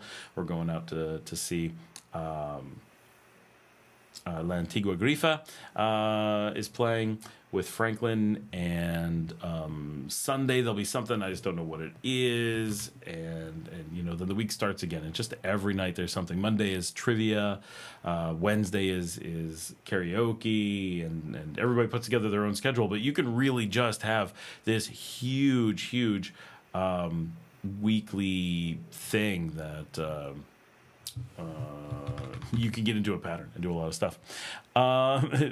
Valley J says, will tariffs affect? So we're trying to figure this out because someone said that Nicaragua is getting hit with big tariffs, but when we looked it up in the list, we're actually one of the least tariffed countries in the world, right down there with Israel, unless the numbers are wrong. So what we heard is 19%, which is like nothing compared to the big ones. It's lower than the European Union. It's less than half that of China.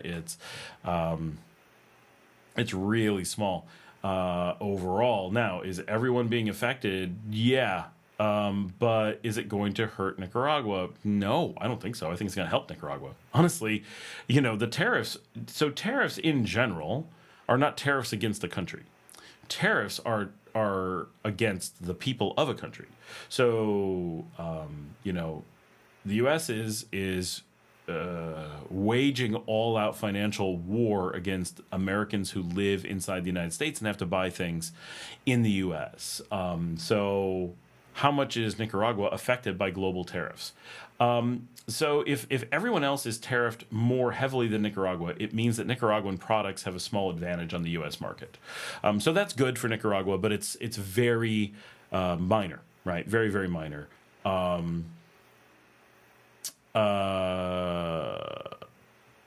Valley J says, how would they hurt us bringing in stuff from home?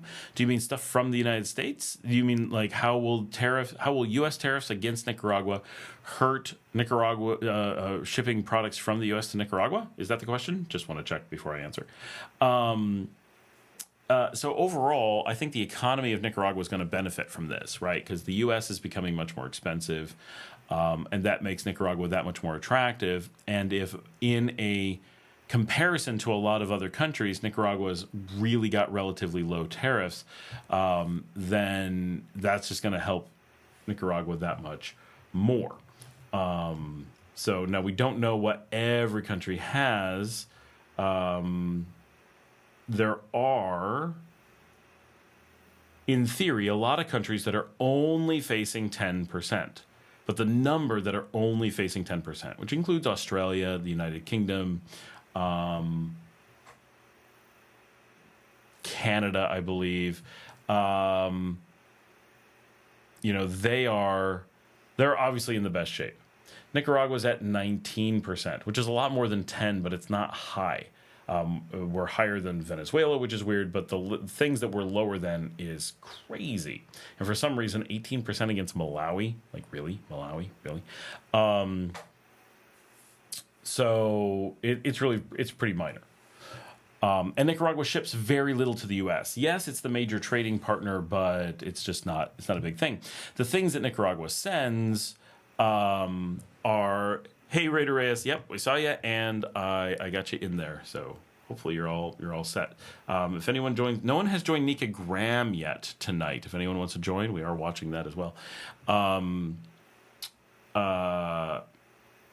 I feel as though the impact to Nicaragua will be incredibly minor. That is my general feeling. One, because the tariffs are universal. Everyone's being hit, so what difference does it make? It's just a way to tax the American citizens. When you put on a universal tariff, you're just taxing Americans. Like, that's just all there is to it. So how will it affect us? Well, what it'll do is one of two things. It's either going to raise the cost of basically anything coming from the U.S., because anything that has to be imported into the U.S. is going to be automatically 10% higher or more. Anything that is not imported into the U.S., they're just going to raise the prices on because they can, because your only other option is to pay higher tariffs. So it's a way to help American companies gouge the American public automatically. Like, it's a guaranteed gouge, because anyone who doesn't gouge is completely foolish. Maybe not 10%, but 9%. Why not? You're 1% cheaper and you're made local? Great. So people will buy it. And you can say people would boycott companies that do that. You can say that, but they never do. The public just isn't that organized. And if they were to get that organized, they would simply pass a law saying you're not allowed to ever organize around doing such a thing. And you can never punish companies. And if you think that they wouldn't do that, they do that. That is an existing process. So you don't have the right to not purchase gouging products in the U.S. So you're stuck. So they will be higher prices. So that means Nicaraguans ordering things in from the United States are going to pay those higher prices just like Americans do under normal circumstances. However, unlike Americans, Nicaraguans have workarounds. So, for example, this beautiful microphone that I have right here that cost prior to the tariffs $100 in the U.S. and now is $110 because there's a 10% tariff on it. However, it comes from Australia. I can order directly from Australia and pay $100 still, and the company in Australia will make more money. I will pay the same, but Americans have to pay more. So on a relative basis, I've become richer, even though nothing's changed. And on an absolute basis, nothing has changed. The thing that I expect to change is that more and more people everywhere in the world are going to start shopping not from the U.S. Things like Amazon make no sense, because if I'm buying from the U.S., I have to pay a tariff on something I don't want it to have passed through the U.S. I didn't want it to pass through the U.S. before. Now it's a financial problem. So now I'm incentivized to find ways around it. I'm already buying half the things I order direct from China. I just pass them through the U.S. to make it convenient. But I don't need to do that. I'm going to order them direct from China and have them shipped directly here now and save massive amounts. I've been paying $150 for, do I have one of them sitting here? This is a bad example because this is not from China, but I buy lenses all the time. I spend maybe $150, nothing crazy.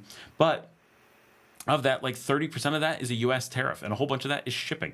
I can skip all that. I'm going to have it sent directly from China. Now it's going to be a $90 lens. Same lens, I'll spend less. I'll wait longer. It'll be more annoying to figure out the shipping, but once I figure that out, I'm getting stuff for way cheaper. That's worth it. And so I think what you're going to find is the U.S. is, and I think this is the plan, right? I think the U.S. is intentionally creating, for whatever bizarre reason, is driving the world into China's arms. That is clearly the goal, and it's going to work. I don't know why that's the goal, but there's no question as to whether it's the goal. Obviously, it's the goal. So the big winner in this is China, but I think most of the world, Nicaragua especially, being one of those countries that is partnered with China very tightly and has direct shipping from China. We have a port that takes direct shipments from China. That makes us a big winner. The more we're severed from the United States, the more we're just forced from convenience to profit. So my guess is that we're actually looking at this being a good thing for Nicaragua. It's going to hurt in the short term, but I think pretty short term. And I think in the long term, it's going to wean Nicaraguans off of an American dependency that happened just organically over time. Mauricio says, hey, mate, I'm a Latino living in Australia. That's awesome. Ava from my channel is a Latina who is moving to Australia as fast as her paperwork and flight tickets are available. I was in Nicaragua, including Leon, between 2016 and 2018. Is nightlife still buzzing in Leon? I remember places like Oxygen and Oya Kamada. So those places are gone, but nightlife is buzzing here. We have Mijunas and 23 Bar and a number of places. We did have a fire, so part of that area that you remember is gone, and one of those places was shut down under dubious circumstances. But a number of clubs are still there. Leon is a hot spot at night. Not quite Managua, but on a per capita basis, Leon is the place to be, and that is... and we did actually have someone from my channel was mugged on the street downtown in the club district Monday. So it does happen. She's okay. They did get her phone and wallet and ID, which is super annoying. But she only got bruised arm and threatened, but beyond that, only shaken up, and she is okay. But it can happen, even though we are the safest city in the region. We're the safest city in the country, safest city in Latin America, we're told. If you are drunk, and important things, right? These are some things you may want to know, is if you are young girls alone at a club, you are going to be an extra target, especially in the club district, right? So be a little bit aware. Have an escort, take a taxi, call someone. Right? There's generally people who are going to walk you somewhere safely. 2, if you go to a club and get drunk, people will know you are drunk. It makes you more of a target. 3, if you live in an area where people can watch you, be aware that people will learn where you live. 4, if you constantly follow a path when you're drunk and alone between a club and your house, people will scout out your path and know when and where you're going to be somewhere. So be aware of that, right? And so what we think happened is these girls were in a club. They got picked as a target, most likely in the club. They knew they were alone. I had talked to them earlier that night. They're like, nah, we're good. You don't have to come out. It's girls' night out. I'm like, okay, cool. Have a good night. And next thing I know, they're walking home alone on a path that they do all the time. Probably someone called ahead from the club to someone on the street and said, okay, they're alone, they don't have an escort, they'll be drunk and at this place in 3 minutes, and someone just walked up and mugged them. They didn't have to wait, they didn't have to wonder if they're going to find them, they didn't have to wonder if they had an escort, they checked all that ahead of time, we assume. That is very dangerous. Like, things like this are patterns where it's very easy to protect yourself. Don't repeat those things, have an escort, whatever. It's only $1, right, to take a taxi. It's a very short distance in this particular case. They were walking. So I've been taking them out every night this week to make sure they have a place to go and are always with someone because they're kind of shaken up. But that is good warnings. And it's easy when you're in a place as safe as this to get lulled into a sense of, there's, what could ever go wrong? Nothing really ever goes wrong in years and years of walking on the streets. But I never walk in a predictable pattern except for down the main street, right? And even though I am alone, they weren't alone, but it was 2 of them, I'm a much bigger guy, and I'm generally not drunk, and if I am drunk, that may be more dangerous, right? I'm much more likely to be aggressive. It's a different equation than having my house scouted out and knowing my path and knowing my time frame and all that. It's a repeatable thing that you often don't think about, that people can say, they're going here, we know what's going on, and can be dangerous. Valley says, so if I move and bring my shop tools, will it hurt me? It depends. Are you putting them in a backpack and trying to carry them? It'll definitely give you a herniated disc. Trying to be funny. Not sure what you mean. So if you bring your shop tools, you're going to have to import them.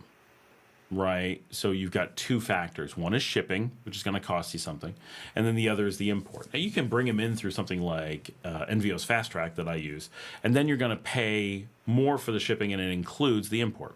Okay, or you're going to do a more contracted shipping, in which case you have to handle the import yourself, which will often catch you. And so it depends how you want to do it. Is it 5 tools, or are you talking about a shipping container of tools, right? It's going to vary the answer quite a bit. But if you are just looking for basic shipping, it's just going to be X amount per pound. Of course, tools are heavy, so that's what's really going to get you, not the fact that it's tools are being brought into the country.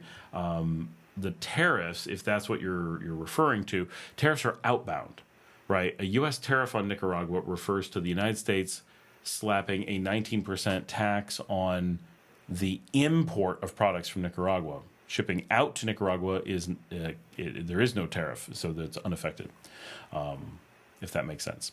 Scarpierre says, do you offer private consultation, interested in renting a farm or buying one? I do. If you want to email me, I'm really bad about responding because I'm crazy busy, which I touched on earlier, but I'll get you into contact with someone from my team that manages me, and you can talk to them about booking time or whatever. I am available, but I am super busy, so it's don't be surprised if it's hard to get a quick response. I drive some people crazy because they're like, we want you to come out and do this thing, like right now, we're in a hurry, and I'm like, I don't have a car, I don't have a free day, I don't have a driver, like. And they're like, take a taxi. I'm like, you're not paying me. And I understand that you're talking about paying me. But people will be like, can you come film this thing? And I'm like, I'm not getting paid for this. I have work I have to do. I can't take a day off of work to go film something as a favor for someone I've never met. and provide a car and like, wow. Like, come on, guys. Understand that I'm busy. But so I don't get back on email super fast, but I do love doing consultations, especially if I get paid. It's great. So thanks, Dad. Have a good night. Totally do private consultations, and I can hook you up with Paul or Marcela or someone who will orchestrate that and talk to you about what that could be, whether it's just some time on the phone or you want me to come down and drive around with you. I only do services that are very custom and personal because I don't want to get into the relocation services game. I feel like it's just it's a slippery slope before I start being like, you should come to Nicaragua because I offer these services. I don't want to be that guy. I do want you to come to Nicaragua. I would love if I got to spend all of my time helping people move to Nicaragua. Like, what a cool job that would be. But the problem is that I would have to become a salesman for that, and I can't do that.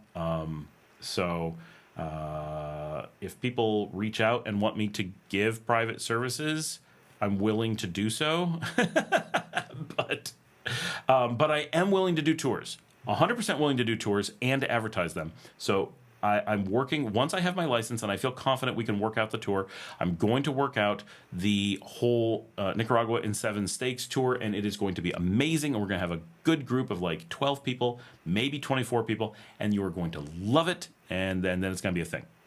But that is...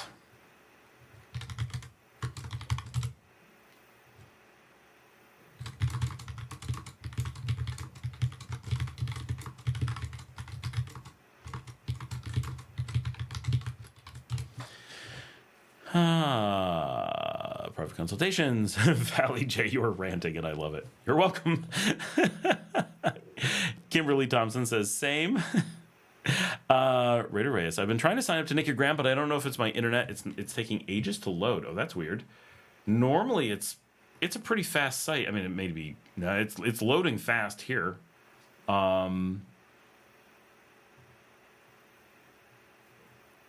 Did I maybe send a wrong link or something? I'll send the link again just in case. Being from Texas, do I barbecue? Well, I do own a steak restaurant, so kind of. I myself don't barbecue because you're apparently new here. I'm a vegetarian. But I'm a vegetarian who owns a steakhouse. So is the brisket good? Yeah, it's fantastic. I'll see if someone can send a picture maybe later. I definitely have some pictures somewhere. I just don't know where they are. But yeah, I have a steakhouse. We have an Argentinian grill. We have an entire smoker. We do brisket. We do tomahawks. We do a lot of stuff. And salmon as well, which I do eat. I'm a ovo-lacto-pescatarian, which is what vegetarian meant when I was a kid. Now, of course, the words have changed, and they have to say new things for everything. Get off my lawn, kids! Kimberly says, I left Nicaragua yesterday. I was in Leon last Thursday. I look for you, Scott. you know, it helps if you tell me where you're going to be, then you're more likely to run into me. Or watch Nicoloro and see where I post and run out to wherever I am, which people have done, and it worked. That's awesome. Oh, maybe it's my telecable. It gets slow too often. Oh, that's too bad. It should load. Seems fine here. Let me go check it from the US somewhere. Make sure it's acting okay. I do have computers in the US that I can check from. Gram.com.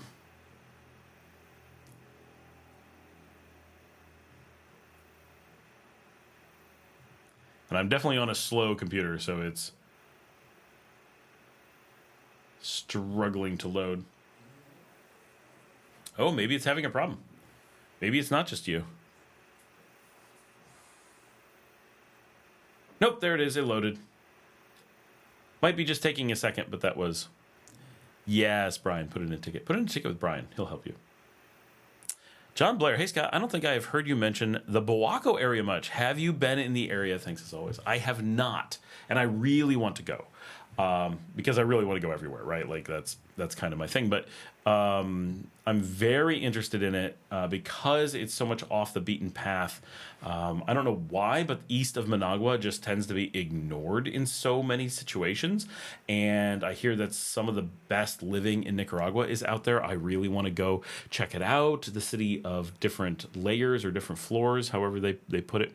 Land of cheese and rivers of milk. I wish there was more cheese. But yeah, Boaco seems really nice. It doesn't have many hotels. Like, it's really hard to stay out there.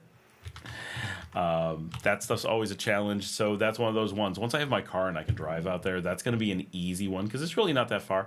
I do spend time in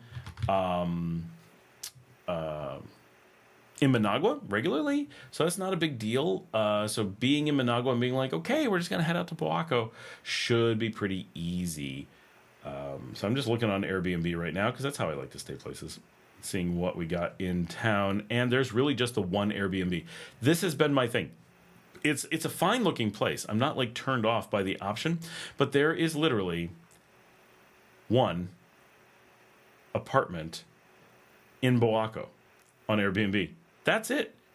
Just one. And so if that's where you want to stay, good. If not, tough. And I don't know any other option. And it's like always available, but it's not super exciting. I look at it and I'm like, okay, I'll stay there. But it's way too expensive. And it's like $57 a night. And yeah, I guess it's a 2-bedroom. But it's really kind of basic. There's nothing too exciting about it. That's a lot of money for staying in Boaco. All right. A whole lot from sunny Florida. Tiffany Manifest is here. How's it going, Tiffany? Scarpier. Okay, I'll definitely email you. I'm looking to start a cattle farm. What are your thoughts? Just off the top of your head, how much do you think it would be to rent 200 to 500 acres? I honestly don't have any clue what renting a cattle ranch would be like. So here's the thing, is anyone who owns that kind of space where cattle could be, why don't they have cattle, right? If you own that kind of space, you would have cattle. Some bank is going to give you money. Somebody's going to give you money to have cattle. So it feels difficult to have that kind of space available. Now, they might sell it, but then it's going to be expensive. But I've never heard of ranches being available for rent. Of course, they're available for sale, so I guess anyone who's selling one would rent one. But then you're in this difficult position. What if they decide to sell it and you're renting it and you have cattle on it? What are you going to do with all those cattle? It doesn't seem like the kind of thing you'd want to rent normally. So it's a bit of a challenging prospect, and I don't see people offering that really. So I'm not quite sure what that could possibly be, but I assume it would be relatively expensive.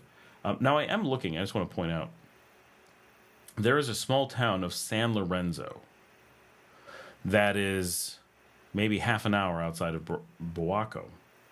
And I know nothing of this town. but it has 3 times as much Airbnb as Bawako. And they look nice. Like, what is going on? There's some funny Airbnb options out there in some of these places. Like, I love Central America. You never know what you're going to find, right? Like, oh, I feel like I'm going to be in some crazy little small town in the middle of nowhere. There's going to be nothing. And what is this beautiful place, right? And then other times you're like, I'm in this beautiful town. I'm going to find this amazing thing. Nope. Hole in the wall is all you can get. There's no nothing. So this place looks like they're treating it like a hotel, but it's like a house. I don't know what's going on, but interesting. Yeah, I don't know. But I've rented some amazing places in Guatemala that just blow your mind, and you're like, what? Why is this a rental? These are some beautiful mountains. Are they going to show the place you rent? Nope. No, they're really not. Rent this whole thing. No pictures, but it's really expensive. What? All right. Tom says, hey, Scott, why do you say that Guatemala City is your favorite in Central America? Because I'm telling the truth, Tom. Why else would I say it? Weird. So Guatemala City.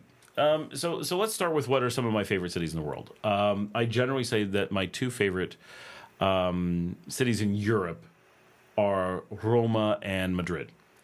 I really like the vibe. I like what it's like on the street. I like being able to walk everywhere. They connect with me. I speak the languages. That's a big deal. I feel very comfortable in them, very safe, and feel I can just get around.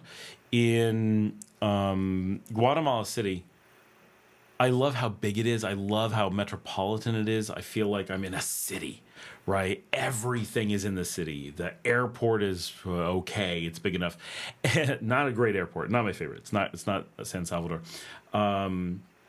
It's got loads of restaurants. I can go out and have that experience of being at a fancy restaurant. Like, I want to go out for something amazing. I can, right? Anything I want, I can.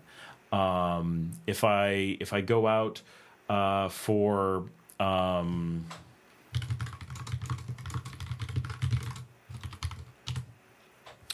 I want to go out for a little barrio, I can get out of the city center and get into neat little neighborhoods that have everything you could possibly want in a little neighborhood. You can get to places where people never go into the center. You can get into places where people are doing like all these city things. You've got buses that take you around.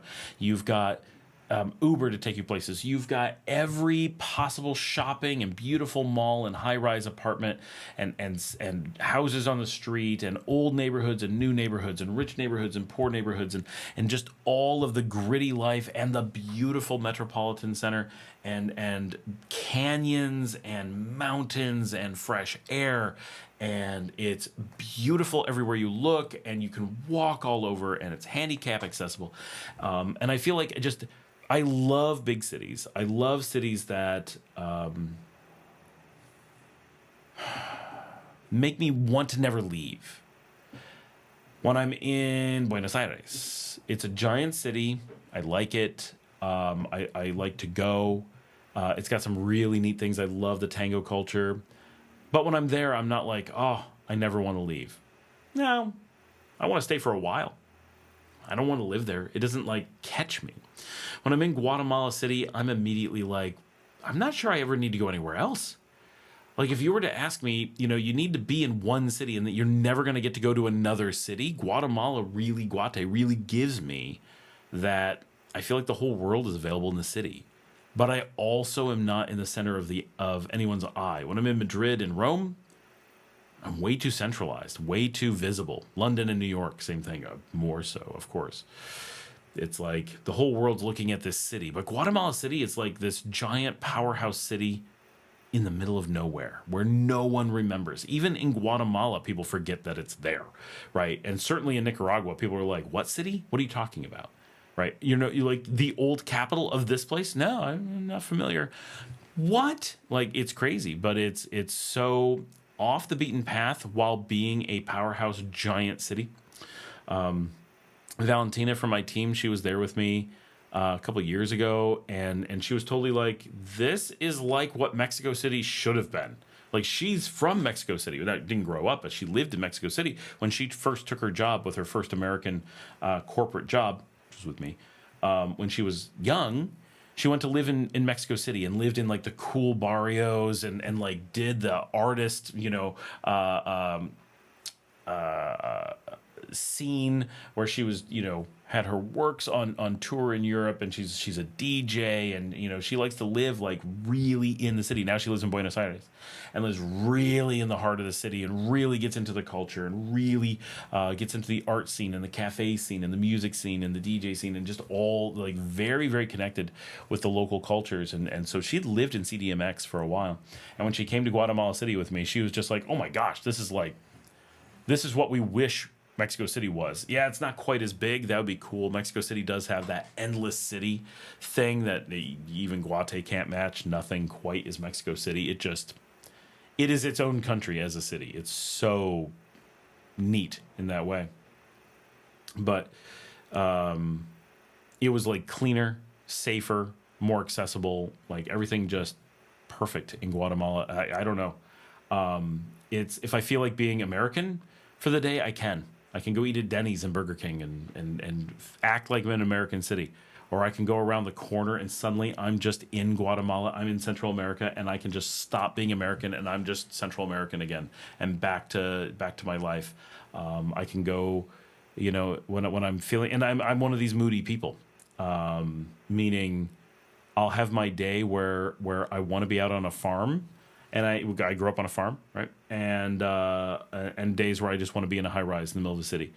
And in Guatemala City, I feel like I can be myself with, like, I want to be downtown, and I want to be in a high rise, and I want to be in a 2-bedroom apartment with views of the twinkling lights on the hillsides around, and I want to see the city laid out below me, and I want a taxi to come pick me up at 8 o'clock at night and take me to an outrageously fancy restaurant where I have to dress up and I have to eat in courses and have little tiny bites, and someone has to come by at every course and explain what I'm eating and be very pretentious and make me have a cocktail every 30 minutes that is tuned to the plate that I'm eating.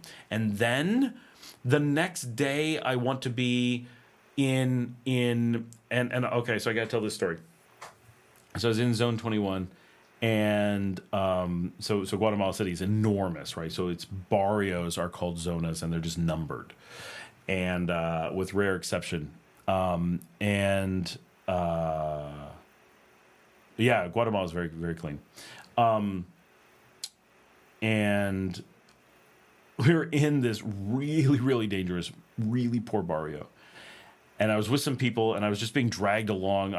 It's my first time ever in Guatemala. It's definitely my first time in Guatemala City. And it was like a friend of a friend had to go somewhere because, it's just like the U.S. Everyone's got to go get weed somewhere. So I'm riding with someone who's off to get weed. And we ended up at a dealer's house in Zona 21. And we were supposed to be waiting in the car outside. And I'm like, oh, my gosh, this is okay. So this is a thing. And this girl goes in and she's talking to her dealer, and the dealer's like, no, it's my grandmother's birthday. Wait, you have an American with you? You have a Nicaraguan with you? Oh, you have a Mexican with you? And it was like, oh, no. Oh, no. So this was like a big deal. This Guatemalan girl, I think she was Guatemalan, had a Nicaraguan, a Mexican, and an American in the car. And he's like, it's my grandmother's birthday. You have to come in. And I was like, oh, no, we're like the international entourage. So we got dragged into this dealer's grandmother's birthday party in their house. And we go in. And of course, the girls I'm with are all in their 20s, and they're, Latin American. And so they're all like, oh, it's so great to have you here. But I'm pushing 50 and I'm an American. And so all the aunties are like, ooh, we want to hang out with the American guy. Because, like, I'm certainly a novelty in Zona 21, right? And so, like, all of these older women between 40 and 60 just kind of swarmed me and took me through the house. And I'm like, you have to come here. You have to come here. You have to see this. And sit here. We're going to make you dinner. I'm like, no. I'm good. I ate. I don't need anything. And everyone's getting, like, plates of meat. The girls I'm with are getting, like, all this, like, delicious meat for the birthday. I'm like, I am fine. You do not have to give me anything. Seriously, like, I'm good. And they're like, no, you can't be in my house and not have food. And I'm like, no. I'm vegetarian. Like, I totally... Absolutely, there's no expectation here. And they're like, no, we're going to find you something. And so they got me some bread, and they got me the scoops of onions. So like, you eat onions? I'm like, yes, I totally eat onions. That's cool. And they get me a plate of onions and some bread. It was remind you of hot dog rolls, but way nicer, but kind of hot dog rollish kind of things. And maybe a sub roll. And I'm like, okay, so I'm taking these onions and I'm putting them into the bread. I'm like, okay, I can have an onion sandwich. I can do this. And the girls are looking at me like, and I look at them and they're like, it's habanero. They're like, the whole thing is habanero. And I'm like, I'm the guest here. I have to eat it. They're like, you can't eat it. Like, I have to eat it. And so I ate an entire plate of habanero-soaked onions on bread. And it was so painful because of the habanero, and so painful because of how many onions. Like, my whole body is like, I'm full of sulfur now. I'm like, oh my gosh, sweating and dying. And it was just crazy. And we were there for the longest time because we couldn't leave. We were like these special guests for like, I don't know. It probably wasn't this long, but it felt like 2 hours. It was probably an hour, but it felt like 2 hours for sure. And we had to, they'd move us from room to room, and we'd, get introduced to someone. We'd see little kids, and then, the grandmother, and we have to pay our respects. And then all the aunts and a few of the uncles would come by and say hi. And the girls, mostly, we just got some food, and we're just kind of there. And I was like constantly in the attention. It was crazy. The whole thing was definitely a wild experience, but it was also super cool, right? Where it was a very nice family. It was just funny circumstances that we ended up at their house, and in this very poor barrio, having this very traditional Guatemalan 80th birthday, I think it was, and it was so nice that they invited us in, and we're so courteous and such great hosts. But the whole thing was so wild, and me eating all this habanero, and just it was crazy.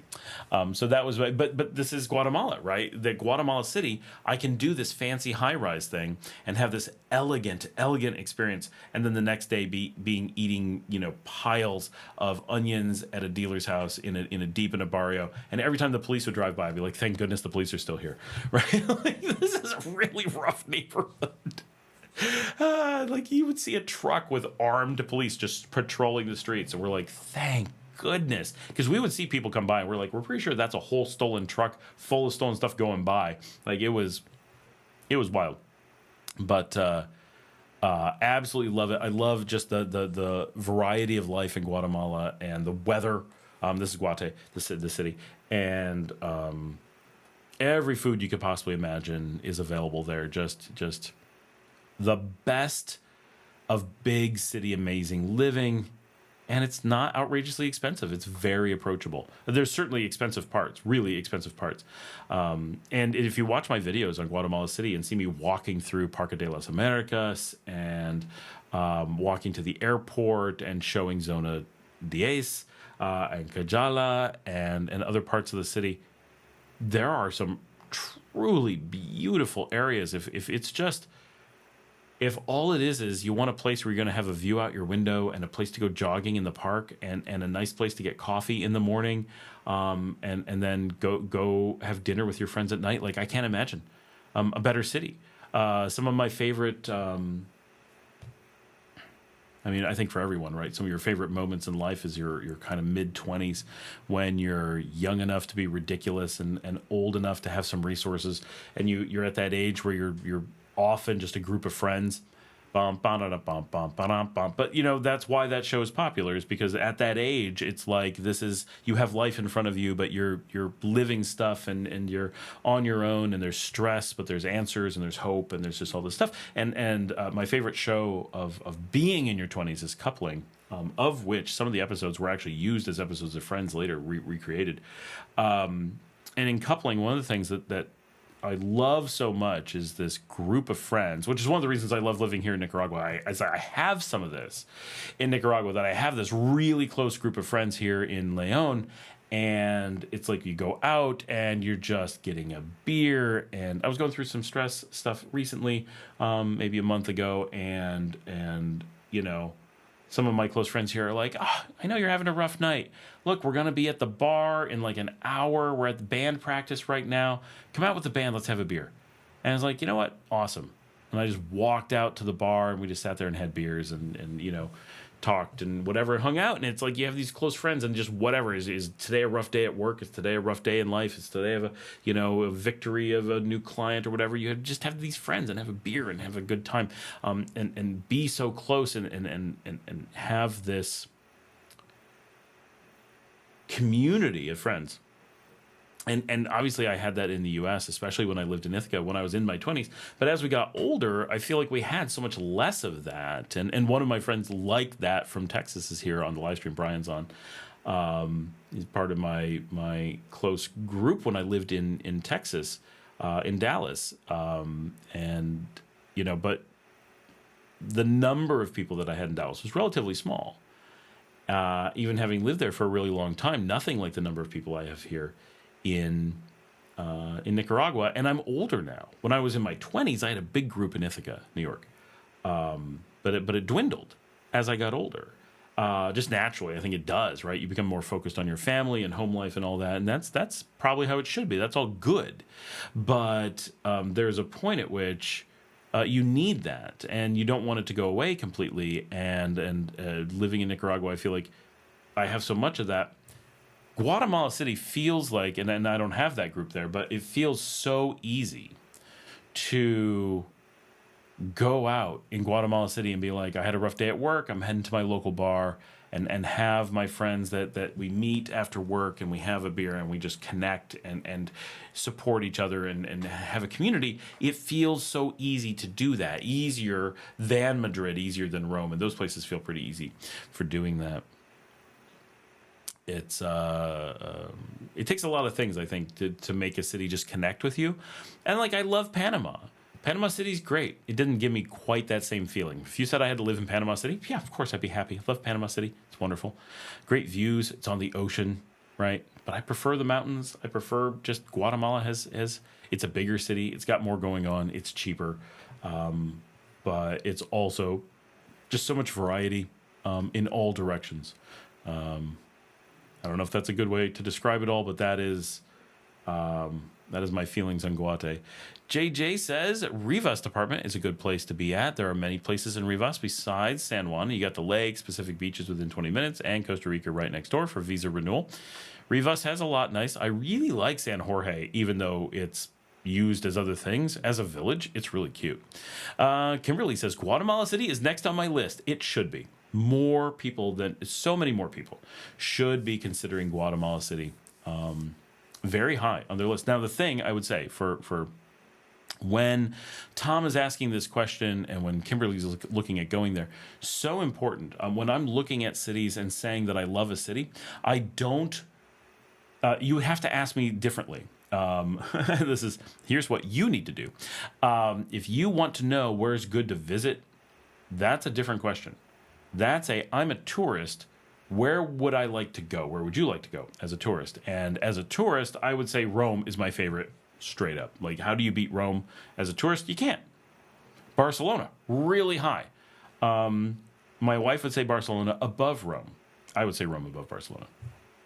But they're amazing as tourists. Madrid as a tourist, way down the list. It's great, but it's not like, oh, I have to go to Madrid, right? As a tourist, it might be below Paris. But to live, oh my gosh, Madrid's way above Paris. I still like Paris. Don't get me wrong. A lot of people are down on Paris. I'm not. I like Paris. There's lots of arrondissements that I would live at in Paris and be totally happy. And French, good enough. Like, I don't speak French, but I can get by.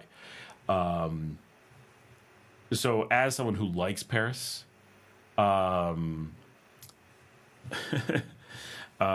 it's still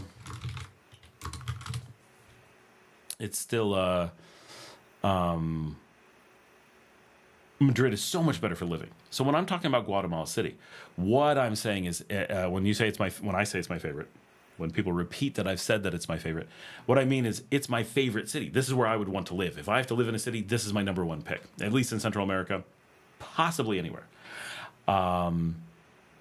If you're going to go as a tourist, Antigua nearby is probably way better. I'm not a huge fan because I live in León, which is like the older Antigua, the more Antigua. But if you're going for tourist stuff, Antigua is just loaded with things to do. Every inch is a museum, every inch is a hotel. Everything is designed around tourism infrastructure. If you're going for 5 days and you need to have things to do, Antigua is just going to hold your hand and make life easy.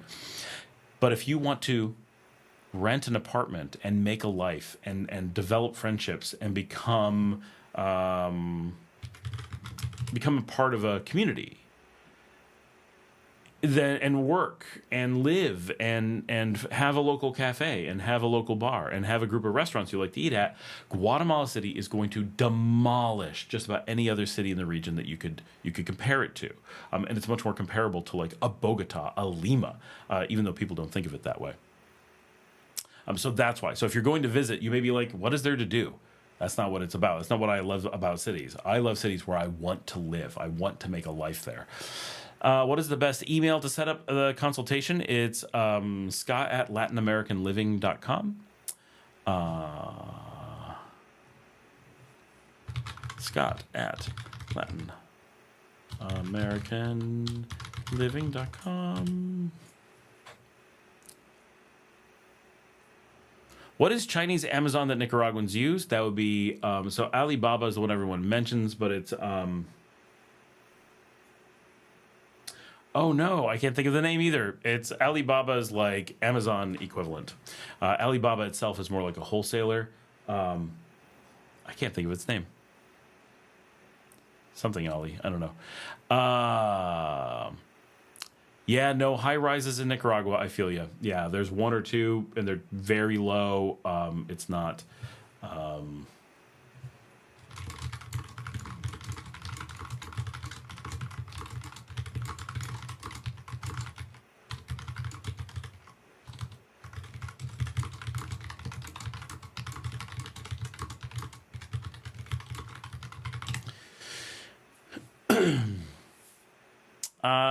Leo is here. Hola, amigo. One of your lectures discourages driving a car to Nicaragua, and it makes complete sense.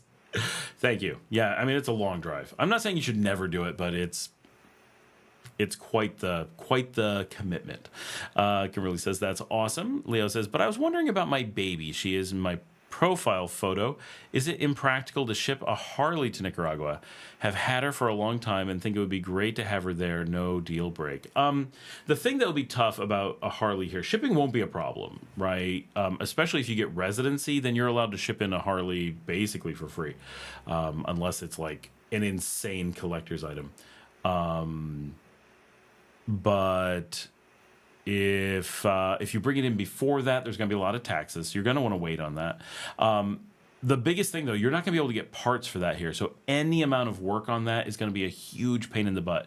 So just understand that anytime you need to do anything, it's going to be horrible. It's not like in the U.S. where you have Harley dealers and you can just get parts. But I understand it's not going to be your main vehicle. I'm sure you're going to have other vehicles, and it's for the weekends and special things, and it's your baby. I totally get that.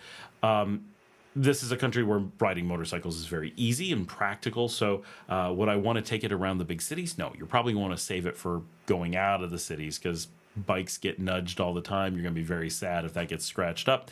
So you're going to want to make sure you're going to be in places where you have plenty of space with it. But I don't think it's a big deal to bring it down. I would find it annoying to have a vehicle that so often needed parts shipped in specially from the U.S. so that anytime something happened, I could be waiting a month or two in order to get the replacement parts. But I don't know how often that needs to be done.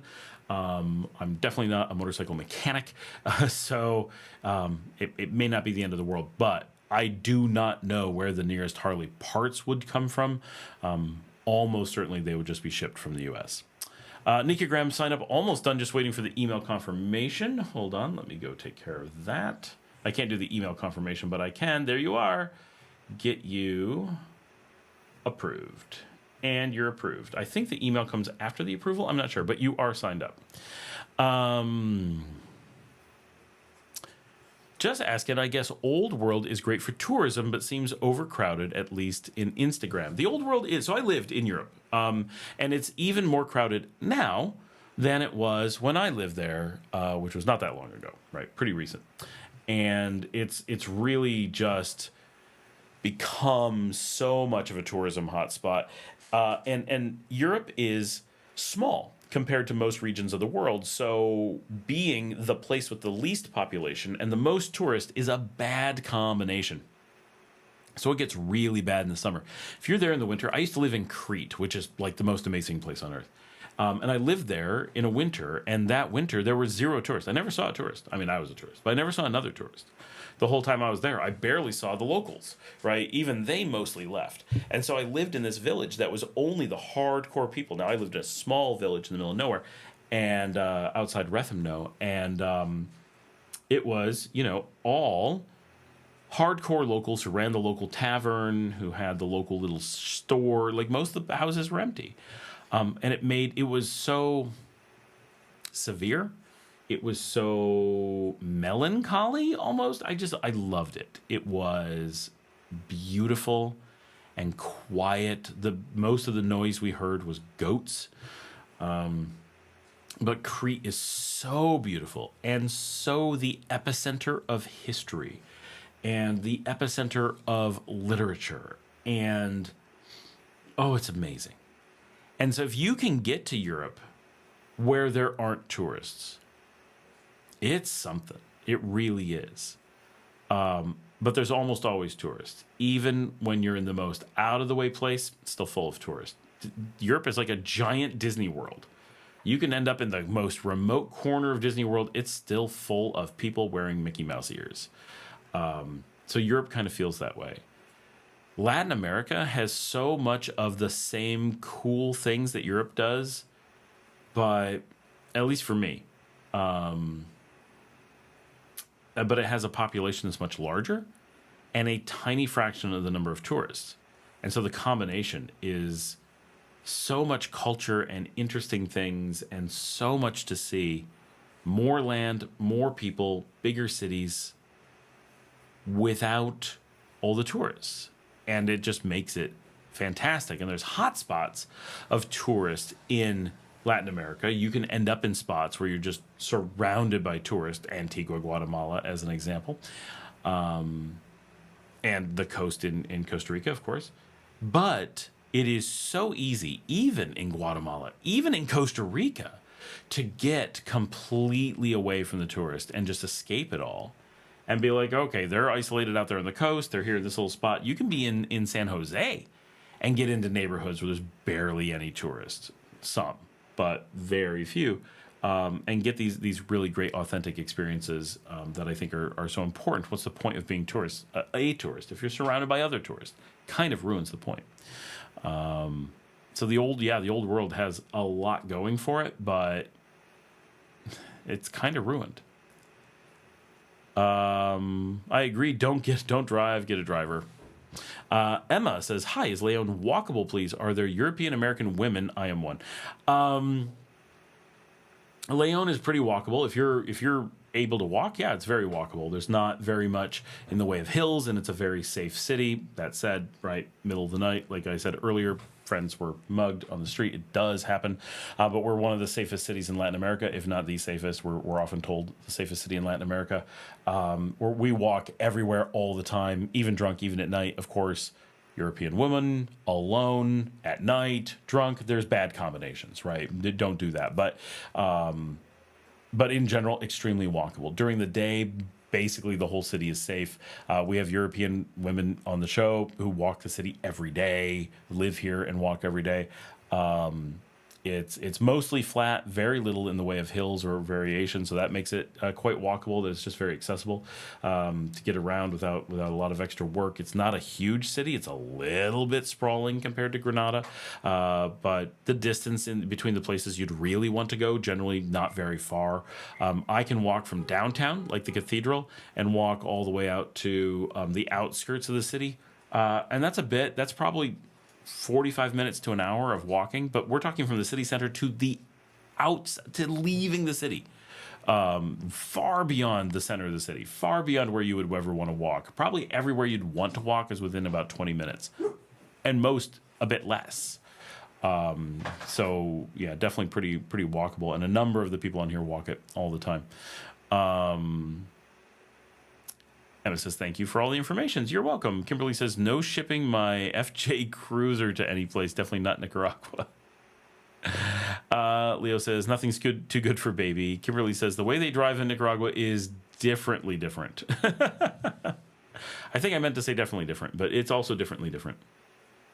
Brent says, is there a helmet law for riding bicycles? No, I'm very confident there is not. I guess not, since I don't remember seeing any. Maybe I wasn't paying attention. Have I asked this question before? I sometimes do that in my old age. Brent says, a rental search question. Do you have a guess of how many residencias there are in Leon? No. Honestly, we're not a residencia heavy city. I bet there's only like 8 or 9. Not a ton.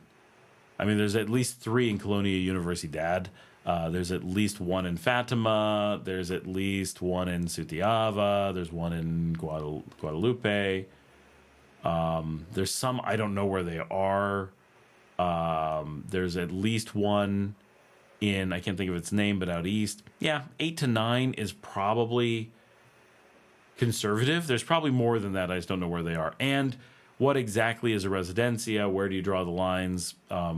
Makes it difficult because, for example, there is a tiny residencia going up nearby. I live in a residencia that you wouldn't consider a residencia. There's things like where I live. There's probably another 20 of these that no one knows about because they're private. So it's all over the place. So if you, of what I think you mean, I think between 9 and 12 is probably true. Raider Reyes says, I'm not sure if they sell parts, but there is a shop in Diriamba almost in front of the Pollo Tip Top that work on Harleys and those types of bikes. Owners are old school bikers from the States. Oh, cool. Edwin is back. Brent says, walkable, but need to pay attention to the sidewalk surfaces. Yeah, definitely. Edwin says, did you see on the news that the most important tobacco factory in Esteli was burnt to the ground? Very tragic for those working there. It happened on last Monday morning. Oh my gosh, how did I not hear that? No. Which factory? And Luke needs to know because he's the cigar guy. Hold on, I just gotta let my dog out because my wife just got home and my dog wants to go see her. Are you gonna go say hi? Because you're a crazy dog. You go say hi. Okay, go get her.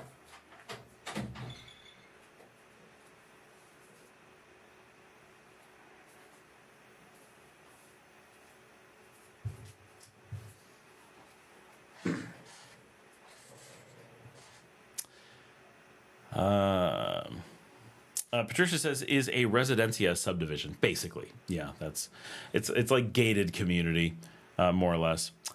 Nika driving is slow. I usually drive fast, and my friends over in Nicaragua hang on tight. Dude, Nicaragua cigars are gonna get expensive now. That is wow. That is a big surprise. I had no idea. I don't know how we didn't hear about that.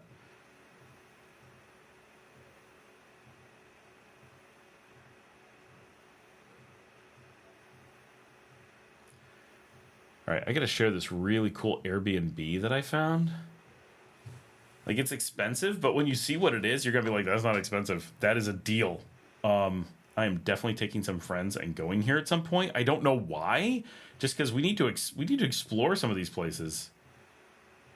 This is cool. Let's see. There's the listing.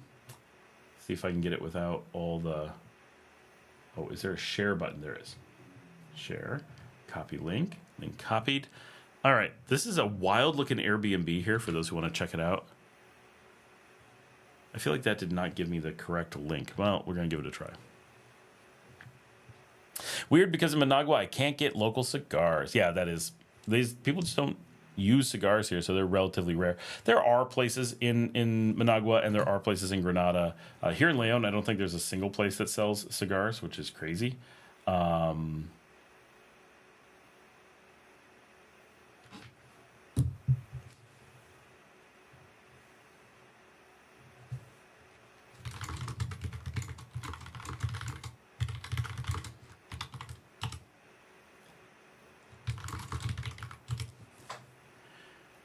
Looks nice, 100% cheap. I mean, it's a really good deal for what it is, that's for sure.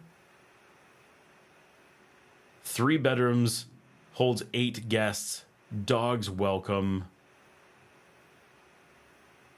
San Lorenzo's highest peak in Boaco.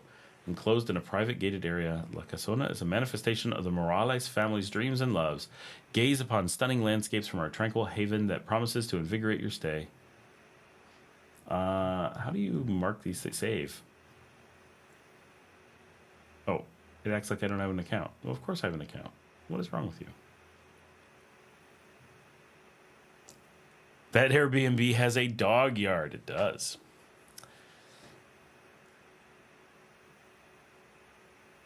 I'm signing in so I can save this as like cool places to check out.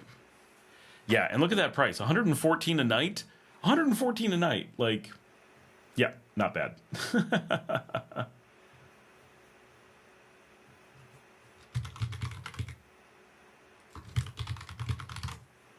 I don't know what I would do there. Just chill. Now, where do you go out to eat there? I don't know. That's where you have problems, right? Like, what's the game plan for food? I don't know. Right? Are there restaurants nearby? I stayed at the most beautiful Airbnb in Guatemala. Was there any way to get food? Nope. No way to get food. We got there by taxi. Once we were dropped off, we were screwed. We were in the most beautiful place. Was there a grocery store? Nope. Was there a restaurant? Nope. Was there a village within walking distance? Nope. Nothing. Okay. Were there local taxis? No. There was nothing. So we're like, so we have water and that's it? There's no snack. We had no way to get beer. We had no way to get anything. We're like, okay, this is a serious problem.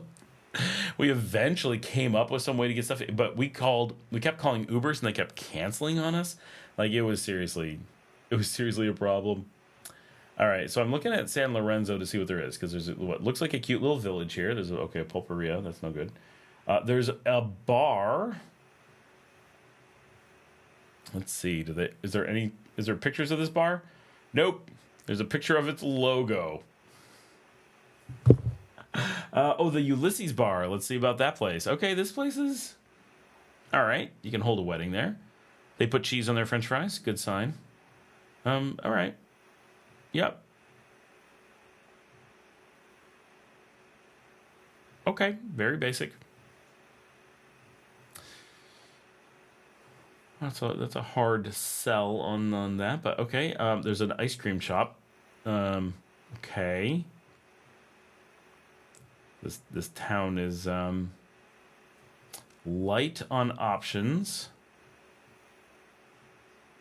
There are 2 bars and an ice cream shop in the whole town. No listed grocery store, no listed restaurant.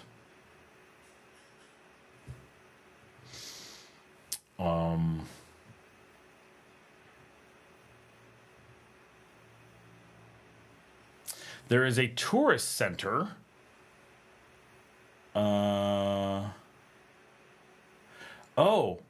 And on the edge of the village is this house that's the Airbnb. It's right in the village. But there's nothing in the village. Okay. I feel like if you wanted to go there, you would have to go with a car, see the place, and then figure out how to go get food and stuff. Like, you'd probably have to drive to Boaco, which is only like 30 minutes, it seems. But it might be a bit of a rough drive from San Lorenzo. There's no, like, obvious road going there. No, you got to drive you got to drive way out and around. And then get up to Boaco. I think maybe you want to bring a bunch of food from Managua as you head out there, because pretty much when you leave Managua, you're just heading into the countryside, and there you go. That Airbnb has a private cook and concierge service available? Well, now that makes sense. I missed that. The space, guest access, other things to note. Personal cook or an attentive concierge who will unveil the joyous adventures that await in San Lorenzo. From thrilling horseback riding escapades to immersive cooking lessons that bring Boaco's rich culinary heritage to life, every day at La Casona promises to be a memorable one. What? That's wild. All right, Cupcake, what do you want to know? It's so funny that it's Cupcake. It makes it sound like I'm calling you something. That's your name. Cupcake, what do you want to know about the China malls? Do you pay extra for the private chef? Like, I would pay extra for that. Is that really... Do you just stay for... Let's see, they got Mountain View, Wi-Fi, pets allowed, air conditioning, private backyard. I feel like I'm going to take some friends out there and stay for a couple days and just be like, this is us, baller in the mountains, and just like film some episodes up there and be like, yeah, this is us chilling in San Lorenzo. And you're all going to be like, we hate you.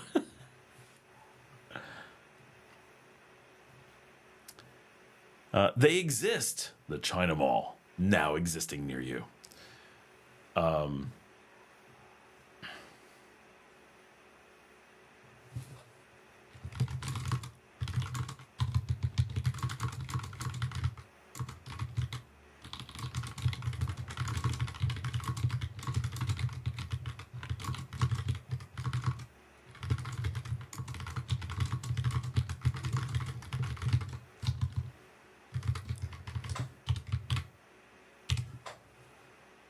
Baller, all worth it.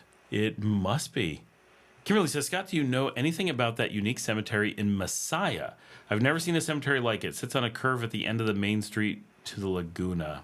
No, I don't know that particular cemetery in Messiah. Let's see if I can look at what's unique about it. I've been to an awful lot of cemeteries over the years. Sits on a curve at the end of the main street to the Laguna.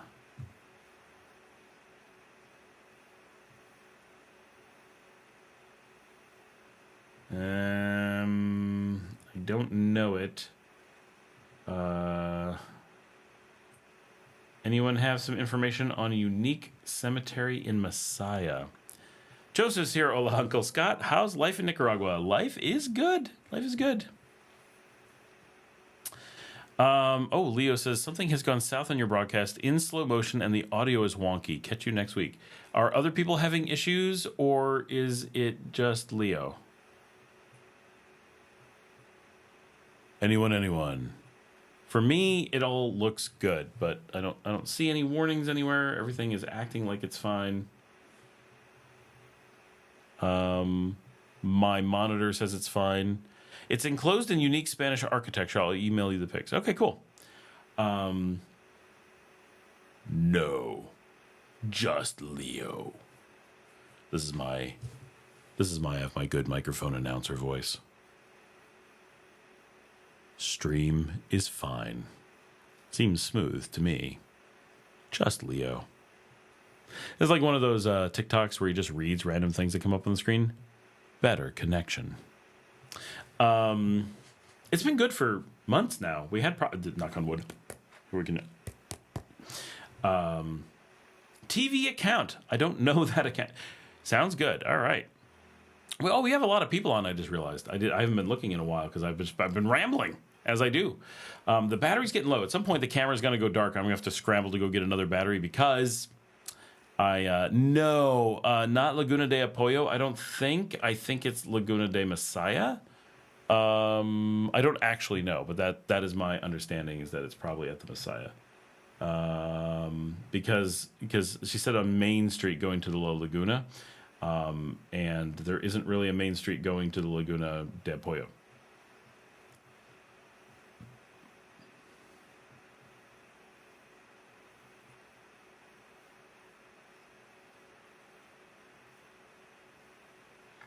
We need to go do some filming in Messiah, too. It's been too long. I just need that car. Need it. There's a Don Ceviche now in Messiah? My gosh, they're everywhere. They're taking over the country. We don't have one in Leon, though. Kimberly says... Oh, yes. Laguna de Messiah.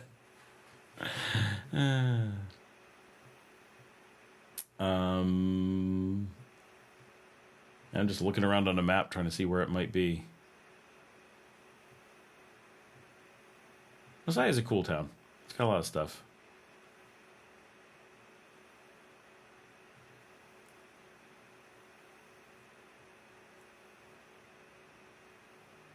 Michael says, Scott, what are some of the upcoming events around Leon or surrounding cities that are fun and must see for experiencing the culture here?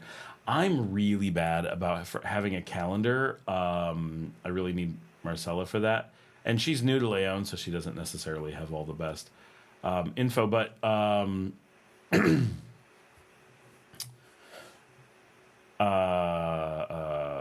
Semana Santa's coming up. That's going to be the big thing, is that the big party out on the beach for days and days and days is the huge thing. And then I don't know what's after that. We kind of have a lull of nothing to do for several weeks. Yes, Semana Santa. You need to find new friends and chicken bus it to their Airbnb in San Lorenzo. Oh, I need to find a few friends. I thought you said need to find new friends who want to ride chicken buses.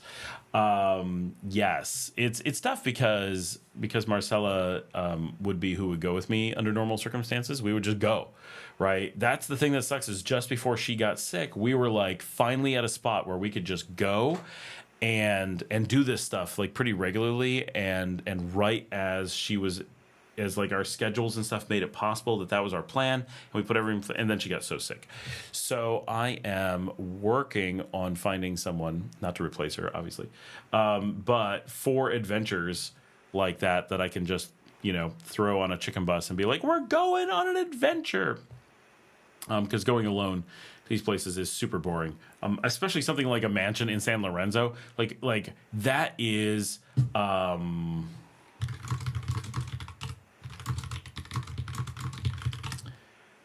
wife just surprised me with a jalapeno pupusa.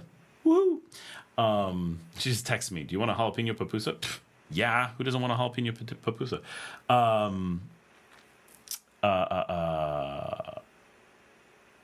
Oh, Michael says, worth seeing, been told it's wild and should avoid it. It's really, Michael, it's just a load of people pile onto the beach and go to the beach. Like, there's nothing special. It's just insane numbers of people.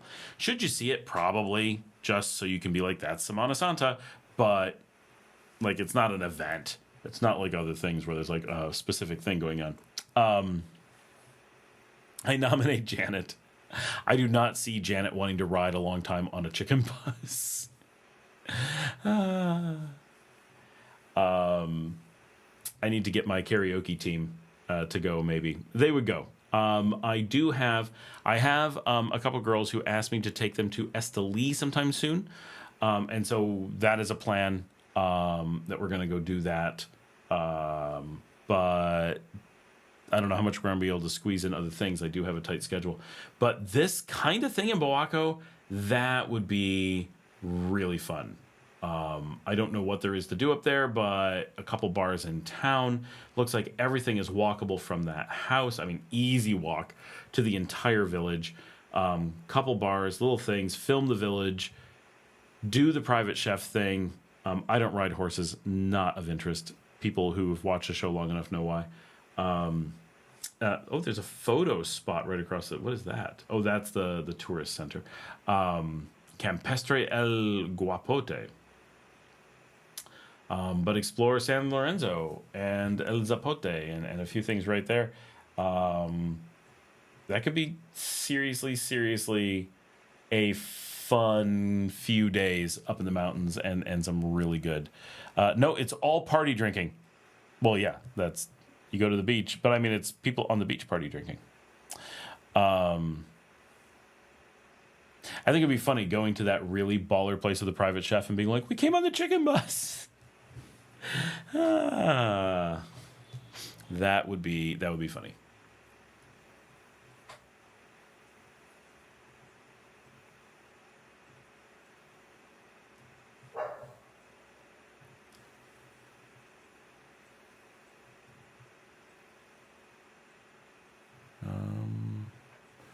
I have a window that I can't close. Why is that, I wonder? Very strange. Still have camera? Yes, we do. Let's take 12 peeps. It only sleeps 8. It's only 3 beds. It might be to that place. Might be a bit much.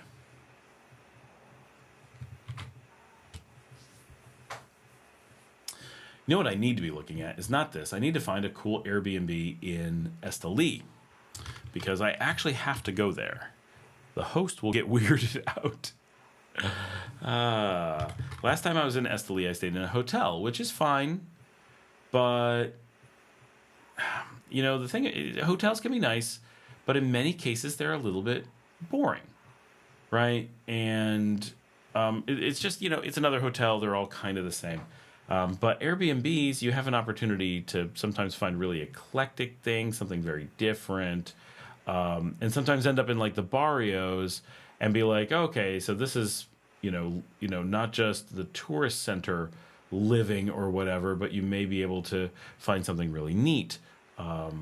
That's, here's how people live in this particular community or whatever. So, okay, I'm checking out the Koala apartment at the PC Max building. Let's see what this place is like. Okay, nice ceiling work. It's got potential. Air conditioning, not bad. Hot water. All right. Actually looks kind of nice. Esteli has some modern stuff that other cities around here don't. Okay, I'm down for this place. Definitely an option. I'm going to save this one. Add it to my Explore Nicaragua list. Oh, and Hotel Suyapa in Las Piñatas has some awesome food, especially the salads. Okay, good to know.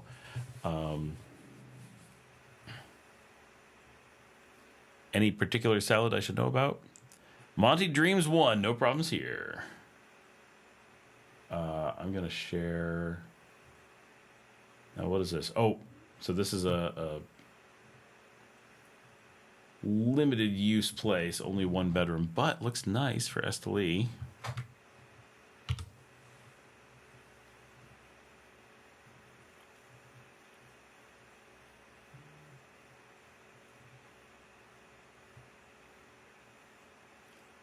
De repollo.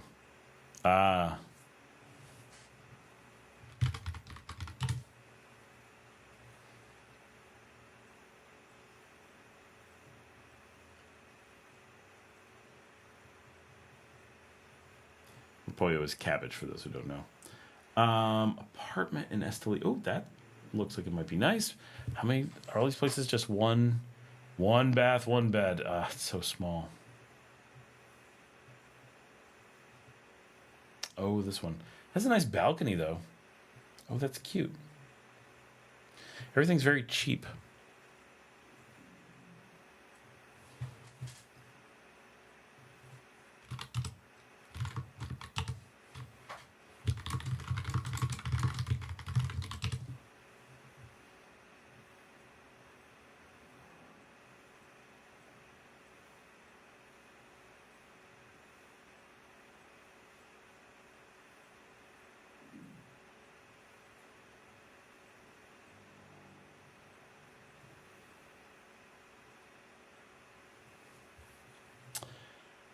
What website do you use to look for Airbnbs in Nicaragua? Well, Airbnb.com.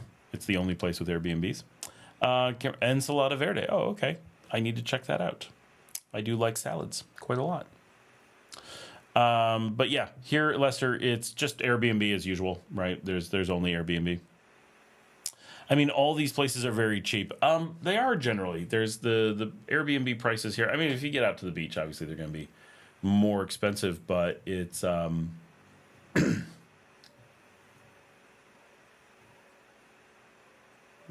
there we go. Yeah, it's very cost effective in general to be able to do things. All right. Oh, that's a room. I don't want a room. I want an apartment. Guest house. Yeah. Maybe outside the city. Ooh, what's this one? I feel like we already looked at this. Yeah, no. Not a lot of options. Ooh, boutique hotel. Let's check that out.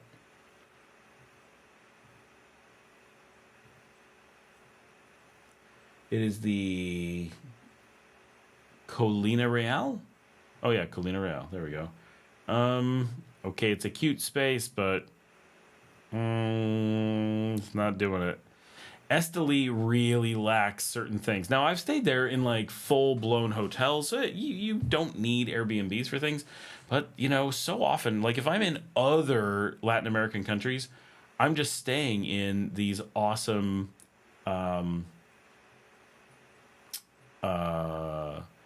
Airbnbs all over and getting like really cool apartments and stuff. And then when I'm in Nicaragua, so often I'm just like, oh, this is not the same. I know, I'm trying to put filters on the search and it's not working. Here we go. 8 guests, 3 bedrooms. There we go. Found it. This is where I want to stay. I knew I had seen this. Well, I'm saving this to my Esteli as well. Let me share this one. I think you guys will like this one. Good find, good find.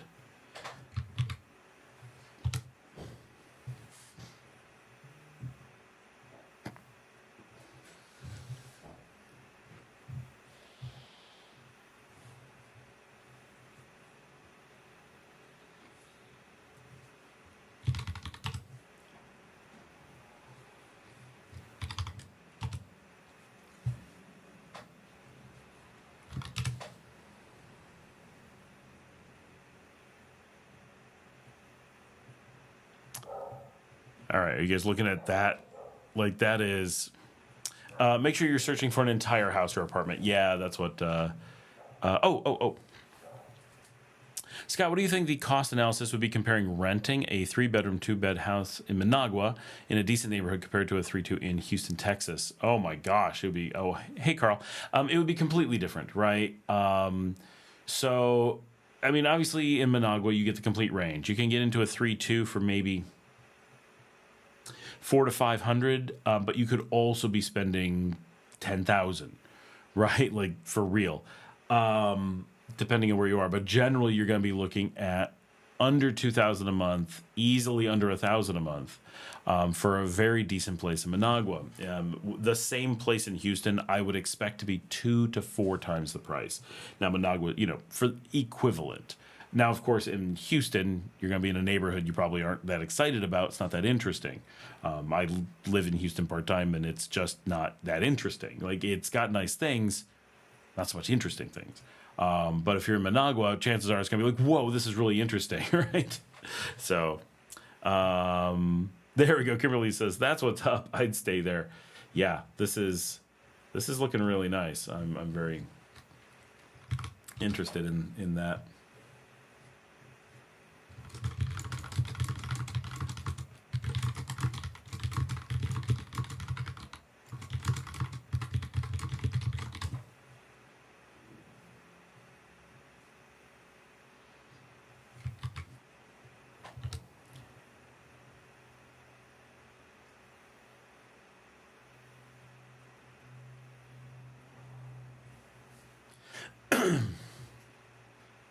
Yeah, I'm looking through the pictures of this. When I get a moment, it is quite nice. It's got a little bit of a weird design. Furniture is a little bit of an odd choice, but it's pretty classy, pretty modern. It's got some neat spaces. It's interesting.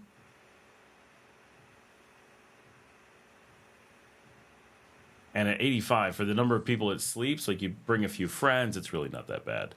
It is a beautiful laundry room. The shower, like, I mean, it's not going to knock anyone's socks off, but that's for Nicaragua. That's a very nicely done shower. It does have suicide showers. Even these fancy places, it's still suicides. I don't know why. We're talking about installing inlines here. It's just that laundry room is a plastic laundry, but like that is not a thing that we do here. I like the Oh, that's the laundry room with the windows looking out. Oh my gosh, that is pretty cool. Wow. Yeah. That's a neat spot. I wonder if it's in like a gated community or something. I'm really interested in that. That seems like a good find.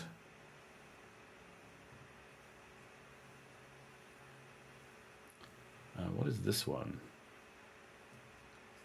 All right, we're checking out another one. 3 guest, 1 bedroom, 2 beds. Can work. Slip and falls. Considering the house in Managua does not have appliances, could not be resold. Wait. Not sure what you mean. Considering the house in Managua does not have appliances, could not be resold. Not sure what you mean, Carl. No, I wouldn't expect. I wouldn't expect a long-term full house in the U.S. to have. Well, it would have appliances normally that normally is put in when you buy a place, but.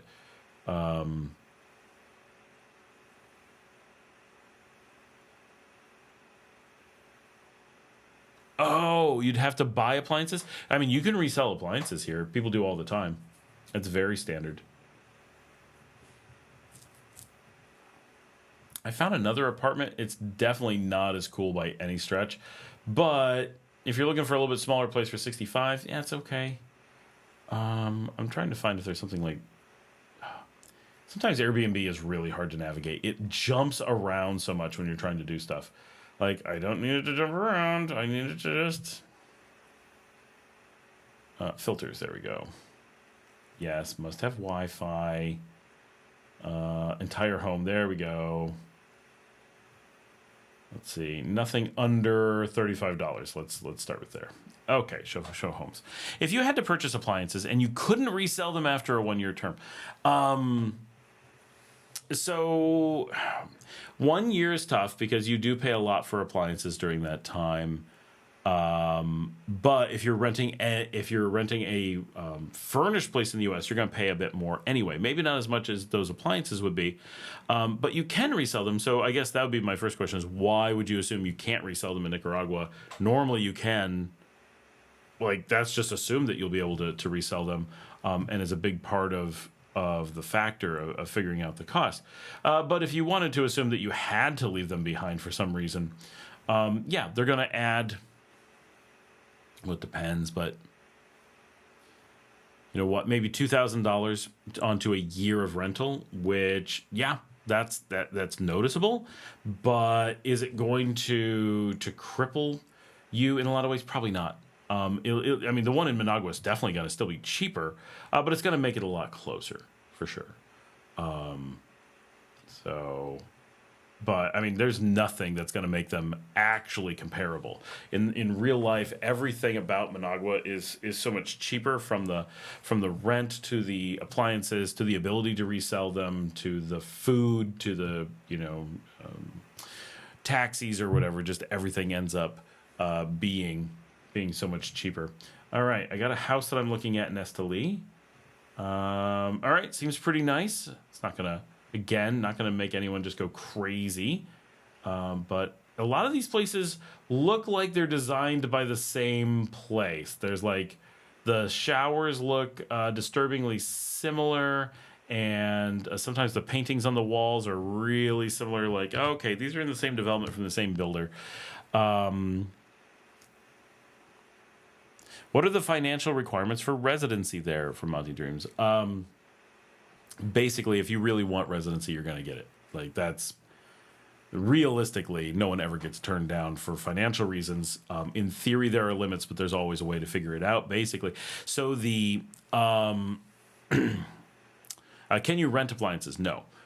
Resale value, probably like 70%. After a year, maybe higher, maybe like 80%. It's pretty good. Whole architecture seems high schoolish. Yeah, there's not a lot of big push for architecture in Nicaragua. Sadly, that is an area that is really lacking.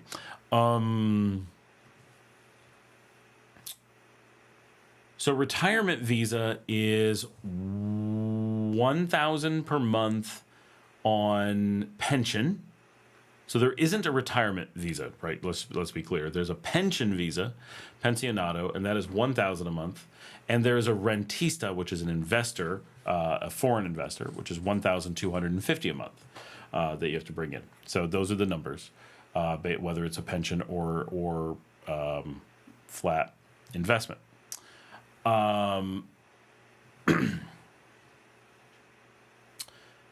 That's basically the numbers. 1,000 or 1,250.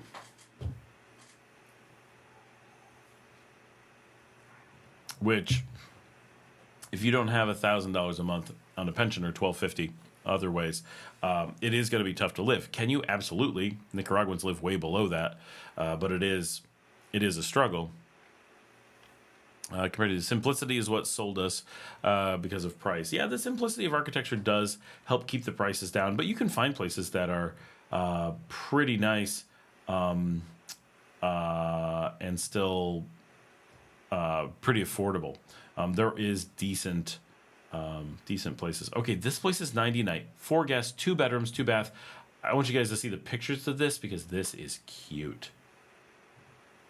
This might be where I stay when I go to Esteli. Has enough space for what I'm doing. Give me your feedback. The Ical apartment numero 2.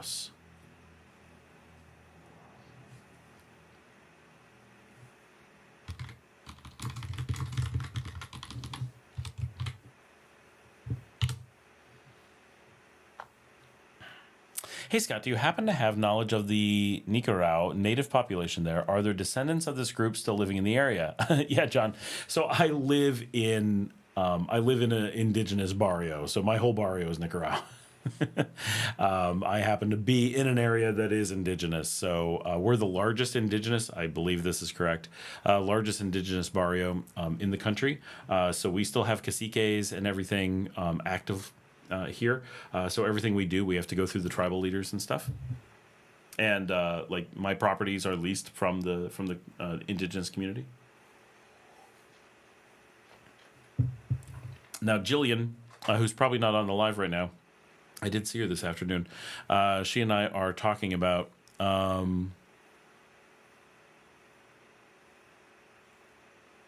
wait, what about no in Managua? Are you saying that there's no Nicaragua in Managua? Or are you saying no, he's asking about Managua?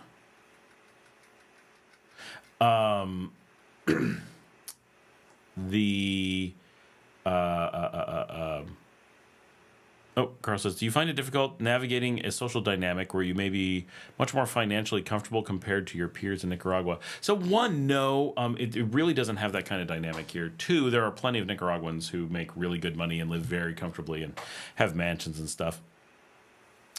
Do we generally have more money than most of the people around us? Yeah, on average, for sure. No, a lot of people worry about that, and is there a social dynamic from it? Of course, right? Nicaraguans are generally relatively poor or at least low income, which is not always poor, and obviously that's a big factor for a lot of things in life. But it's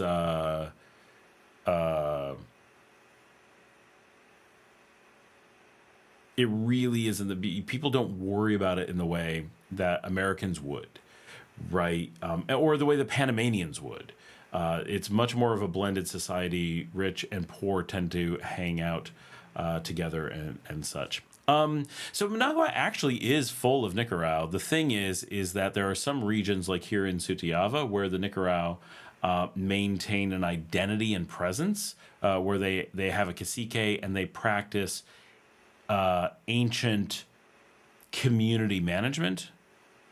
But Managua is predominantly inhabited by Nicaragua who have westernized and speak Spanish and don't practice with a cacique and such. But it's just like saying, like, am I European? Oh, you're not European. You don't still have a king. No, the fact that I don't have a king does not change how European I am. I'm still Swiss, regardless of whether I'm living in one of the cantons or I'm have moved outside the country. And the Nicaragua of Managua most Nicaragua is Nicaragua, right?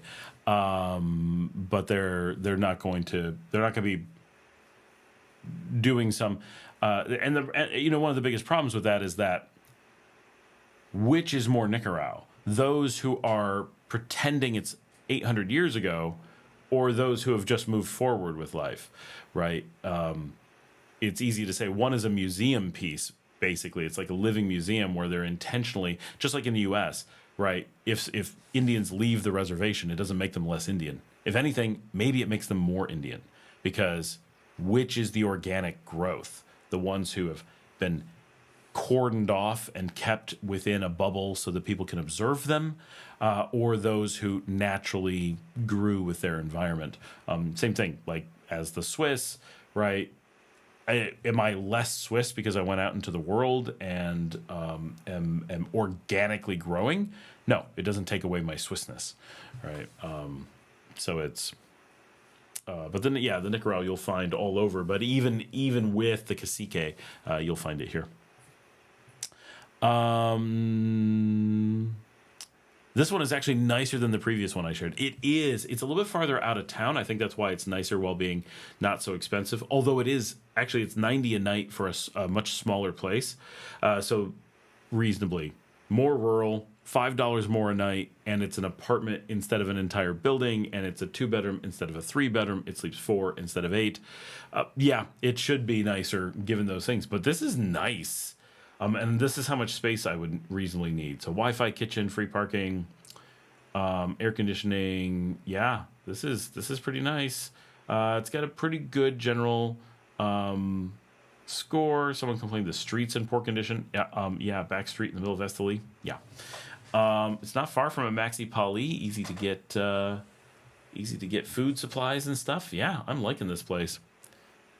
I sent it to some people to be like, hey, is this what do you think?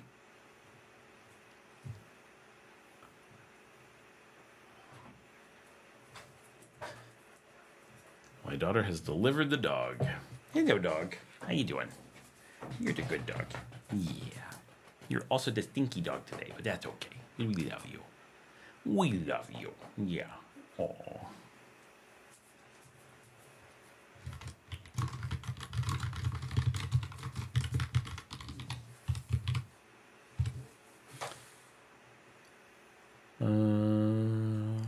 At least no major Nicaragua presence, at least indigenous. I can't spell. We are all Nika, right? That's what I meant. To elaborate and to speak candidly are often asked for money loans. I don't. So as an employer, I get asked for loans on a regular basis. That's different. As a normal person, like I'm out at the bar, I'm going out with friends, I'm just hanging out under normal circumstances. No, people don't really ask me for money. Only when there's, that employer relationship or whatever.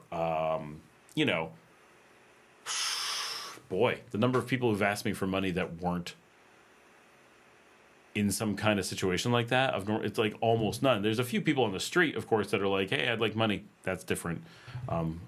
But no, I mean, I know it happens, but it's not very normal. Carl, to elaborate. Oh, no, you just said that. It's not all out. Interesting, thanks. Not all out. One thing I've noticed, hard to see pet cats.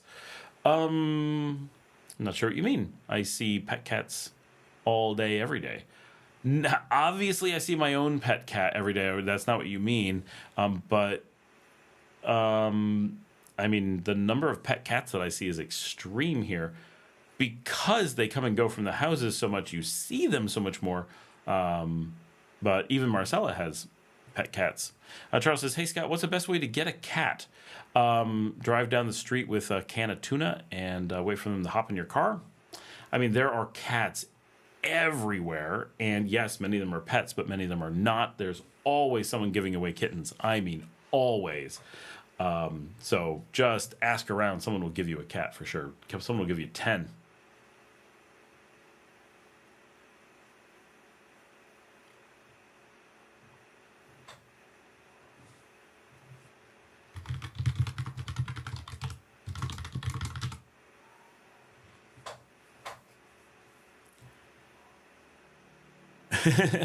He laughs, but that's actually how you get a cat, right?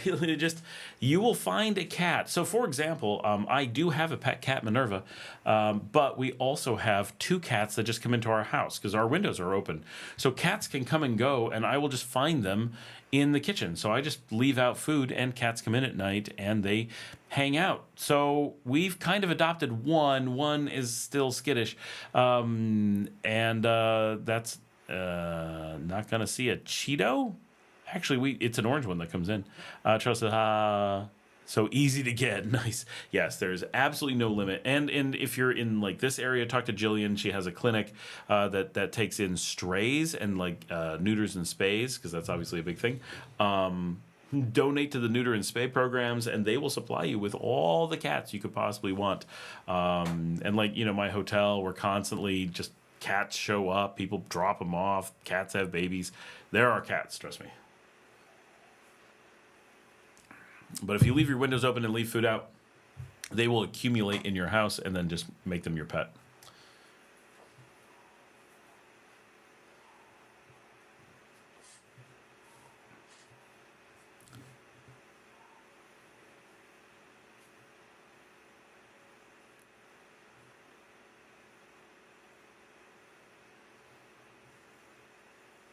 Okay, now we're quiet. It's the problem with being completely alone. Sometimes it just drifts off, and I'm like, waiting for some interaction. You guys have been good, though. There's been quite a bit. Our chat rate is actually a 3, which is really good. I don't know if I've ever actually seen it that high this far into a show before, which sounds funny. Oh, now it just dropped to 0. Fail.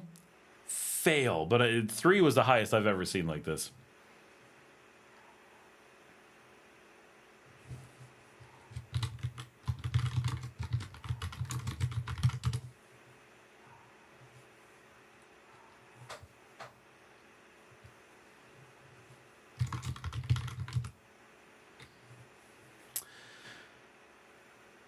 S&P continues to correct. How bad could this get? I guess we'll have a buying opportunity soon. Yeah, it looks that way. I've been to the Isletas, but do not recommend. In Granada, I assume you mean the Isletas. I mean, I don't recommend much, but I think taking a boat ride around them is a good thing to do in Granada. And when you're done, stop at Don Ceviche and have some ceviche. They do make a really good ceviche. James Haley in Managua right now visiting. Love it here in Nicaragua many times. Kimberly says, it's because I'm here. Ah, thanks, Kimberly. Now our chat rate is up to 4. Right? Yeah. I mean, I like the Isletas. It's kind of cool.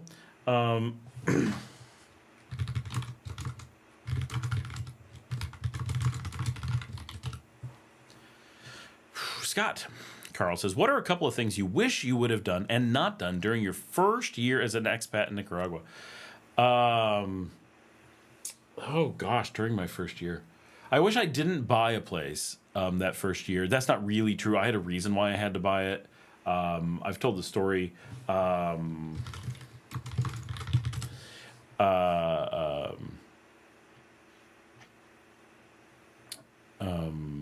before, that we bought it because we had to make things move, or we weren't going to be able to move down to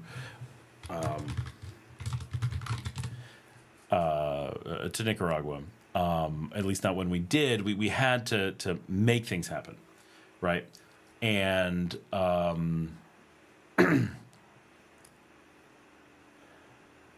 so for us, it was what we needed to do. But in general, it's a bad idea, right? Don't buy your first year. Rent, get to know areas, get to know things, really spend time getting to know neighborhoods. We definitely wasted a bit of time. We were so sure that we wanted to be on the beach to live, and it was like, oh, we don't.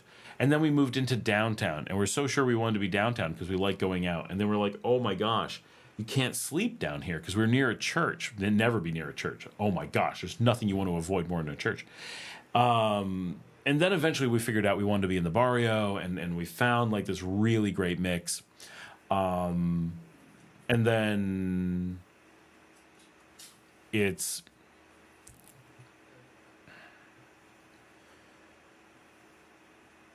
you know, we keep honing exactly where we want to be and finding the right things, and it takes time. And so I think rushing into longer term things earlier and focusing so much on, for us right now, this is very personal for a lot of people, you're going to find you really do want, when you're like, I want beach, you know you want beach. But we found that we liked being in the city and going out so much that it really changed who we are. Now we spend a lot more time on the beach, but partially because we're farther away. But now we wish we were closer, but not on the beach. Like it's complicated. So that's a big thing, is I really think that we needed to move around and really get to know our lifestyle before we made as much commitments as we did. And I think we could have done that better, which is something that I try to advise on a lot, because it really was, I think, a pretty universal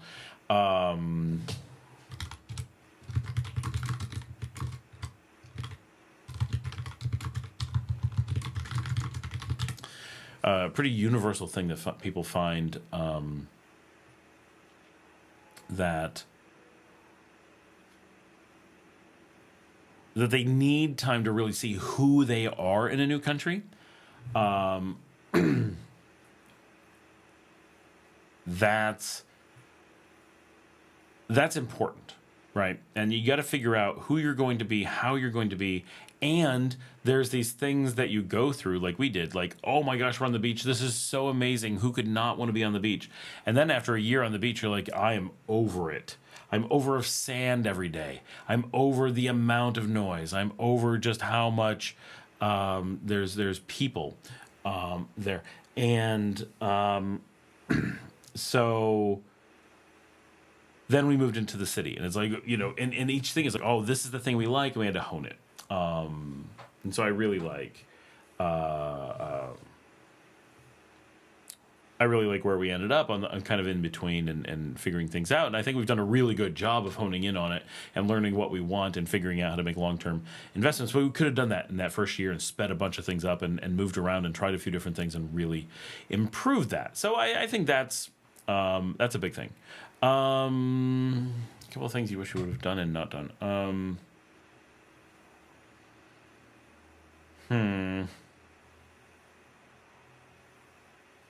Outside of just buying things and jumping in really quickly, which again was not intentional. We knew better.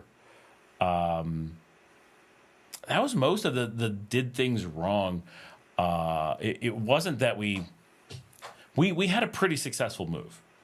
But keep in mind, I've been an expat for a long time, and I've moved to a lot of countries. So this was not my first rodeo. It was not my first time in Nicaragua. So we had a lot to work with. So if I was making a bunch of mistakes at that point and being in my 9th time into a country, something like that, like that'd have been pretty sad. So that we only made mistakes that we knew we were making ahead of time and decided to take that risk anyway. Yeah. And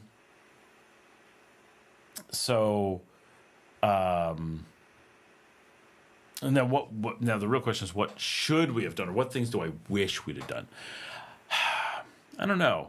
You know, I feel like that first year or so was so much just getting to know people and getting to know our community and stuff. I don't know that we got it that wrong. I mean, there's things that I wish I knew, like, oh, here's the clubs you really like. Here, you like going out dancing. You like doing these things. I feel like we could have accelerated some of that stuff. I think we stayed home too much.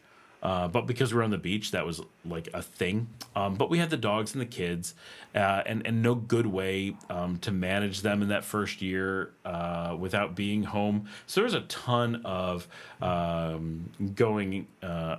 going out or not exploring all the things we could do in a lot of situations, just because we had chosen that weird kind of awkward beach situation that could have been better. So I mean, it's. Overall, I think our first year was pretty successful from a expat perspective, and we were doing border runs, and we weren't making overcommitments, and we were pretty confident.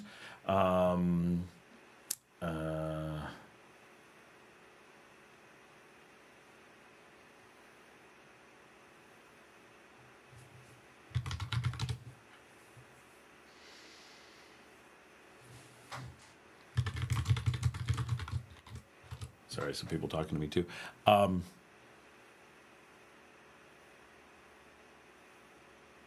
Yeah, I don't know. I'm not sure I can answer that really well, Carl. Maybe if my wife was here, she would have some things and be like, the stupid thing we did, we shouldn't have done that. Quick ride. Sometimes it takes an hour to get to the fancy places. He's talking about the isletas, but it's too expensive. Oh yeah. Boat rides are good, but not some of the restaurants. Oh, I've never been to a restaurant out there. I guess I have. It was a long time ago. Yeah, are they starting to put like real restaurants out there? Like the idea is neat. I don't know if they're going to be very good. Trust is near the church is early morning singing or loudspeaker or what? It's nonstop fireworks. They just make noise to make noise, right?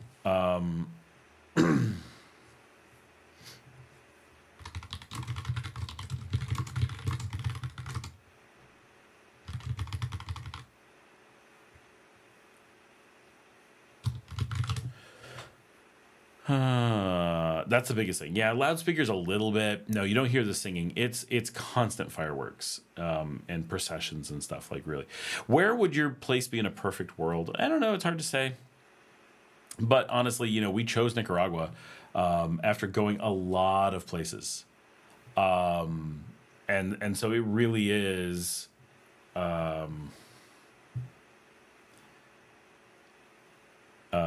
It really is where we want to be. I think Matagalpa for me is always my preferred city. My wife likes being closer to the ocean. I like being in the mountains. I need just a little bit colder, a little bit colder weather would be good.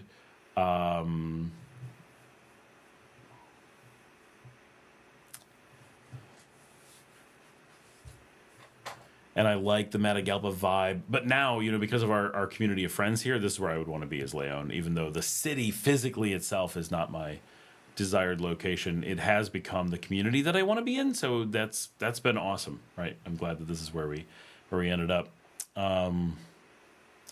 Beach property in the U.S. is different than beach property in the touristy area, that's for sure. Silences Colton. In Digital's here. How will the new U.S. tariffs going to affect Nicaragua? We talked about this earlier. So I don't think they're going to affect very much. Nicaragua's tariff rate is not on the high side. It is not at the base rate, but it's 19 instead of 10. Sounds high, but they export extremely little. The U.S. is a major export partner, but the stuff that Nicaragua exports to the U.S., I don't see the U.S. getting somewhere else. They put tariffs on everyone else, too. At a maximum, there's a 9% penalty on Nicaragua compared to other places. That's a maximum, unlikely to actually affect anything. Keep in mind that Nicaragua, the tariffs aren't on Nicaragua. The tariffs are on Americans. So how is it going to affect Americans? Well, your cost of stuff's going to go up.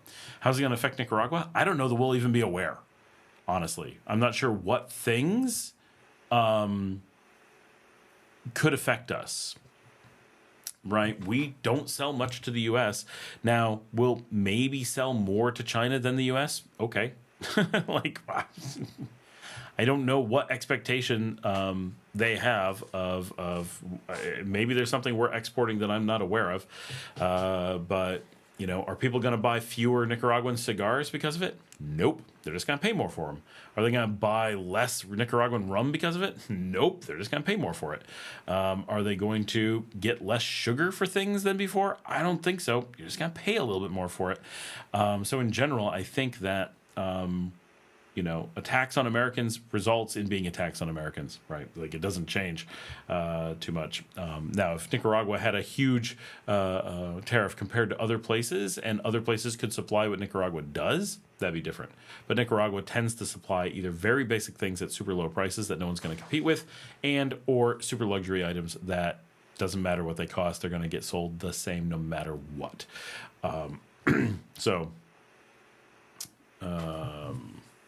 Yeah. For an initial year-long stay in Nicaragua, would you recommend doing an Airbnb and bouncing around different cities, neighborhoods within cities? Generally, yes. For a year, if your goal, it depends, right? If your goal is to just enjoy a year in Nicaragua, no, that's probably a lot of work. If your goal is to explore Nicaragua and make decisions about the future, heck yeah. Now, if you're me, I just like bouncing around. So sometimes it's personality. But bouncing around and living in different barrios, as long as the Airbnb thing is affordable, talk about fun, right? And you get deals, so you could do 2-week stints at 24 places, and just be oh, we're going to do this part of Managua, now this part of Managua, now this part of Granada, now this part of Messiah, and just go from city to city and really get an amazing feel for a bunch of different cities, neighborhoods, and all kinds of things. And even here in Leon, staying downtown, staying in Sutiaba, staying at the beach, you could easily do 3 or 4 different regions of the city and have very different experiences while still getting to know some people, and you know, going out to a few different places. You could go to, you know, go out to Via Via on Friday nights, go to Pelican Surf on Saturday nights, and have a routine of what you like to do, but also then go home to a quiet neighborhood in Fatima and live in a gated community, or live downtown in El Centro and hear all the noise and the cars in the streets and go to the pulperias in the corner, or go out to a barrio like Sutiava, I mean, a quiet but low income real life barrio with like the corner fish market and the corner bar where people are not getting so wild, but you know, watching the game and throwing back a few beers every night, and then be out on the beach and spend a few, like, you really, that's an amazing amount of variety even in one town, and then bouncing around between different towns, getting some time in San Juan del Sur, getting some time up in Nueva Segovia, getting some time in Boaco, right, places that just people just don't spend time, would be informational in an incredible degree, but also for someone like me at least super fun, to constantly explore little bits of different lifestyles. Got a gecko going crazy in the window, if you can hear that. Normally that's the sound of a gecko beating an insect to death against the window frame. Have you tried shaving all your head like this? Yeah, we did it on a video months ago. I think when I was getting ready for a quinceañera, maybe? What was I doing that we shaved my head? I think that's what it was. They did a straight razor and did the whole thing. I like it. My kids do not. They say that when my head is shaved, it doesn't look good. I need to shave it and give it like 3 days, and that's kind of its perfect look. They like it really short, but not shaved. So that's what they said is best. Carl said, oh, already said that. I'm semi-bald myself. Sorry, I was hoping it could help Nicaragua. Everything is negotiable. I was hoping it would help Nicaragua. It may help Nicaragua. No, absolutely. So the thing, and I said this earlier in digital, is that the tariffs may push just enough to make Nicaragua open up new markets. The bigger thing is that the cost of things in the U.S. are going to go up. Not anything specific about Nicaragua. Just Nicaragua tends to rely on getting things from the U.S. And if the price of things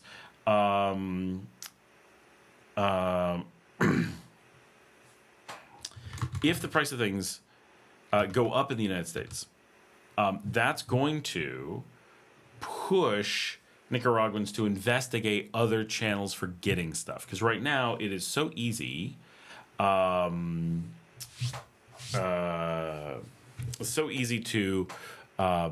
order on Amazon, to even order Chinese products shipped through the U.S. because it's just easy. But it's becoming so much more expensive that, you know, those Chinese products have a 54% tariff on them. 54%. So if I order and this is for normal products, a car is 100%, right? I recently bought a car direct from China. I paid half what Americans pay. Half. I paid half. Think about that. And my income is untaxed because I'm in Nicaragua. Do you have any idea how much more an American has to earn to buy the same car as me? The same car, not a similar car. The same car. That's insane.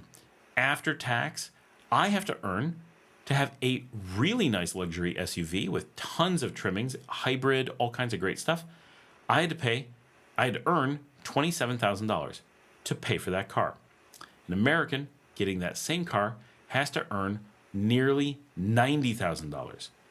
Almost exactly triple, which is why we have a triple purchase power parity with the US. But it's a really great example that the actual amount of money I would have to be paid is 3 times that. Charles, I got a cherry and I highly recommend them. However, Marcela's doctor, turns out, is the model for Geely cars. So, which also, that was our second choice. But Cherry was fantastic. The dealer was great. The car is fantastic. The price is fantastic. I am excited about Cherry. We're going to have them on the show soon as I ever get a chance to see the car. But the car is leaving first thing in the morning and is going to be in San Juan del Sur for a week. So I have no chance of seeing the car for an entire week. Something blah, blah, blah, blah, everything's negotiable. But so I think what's going to happen is with cars, it's already happened.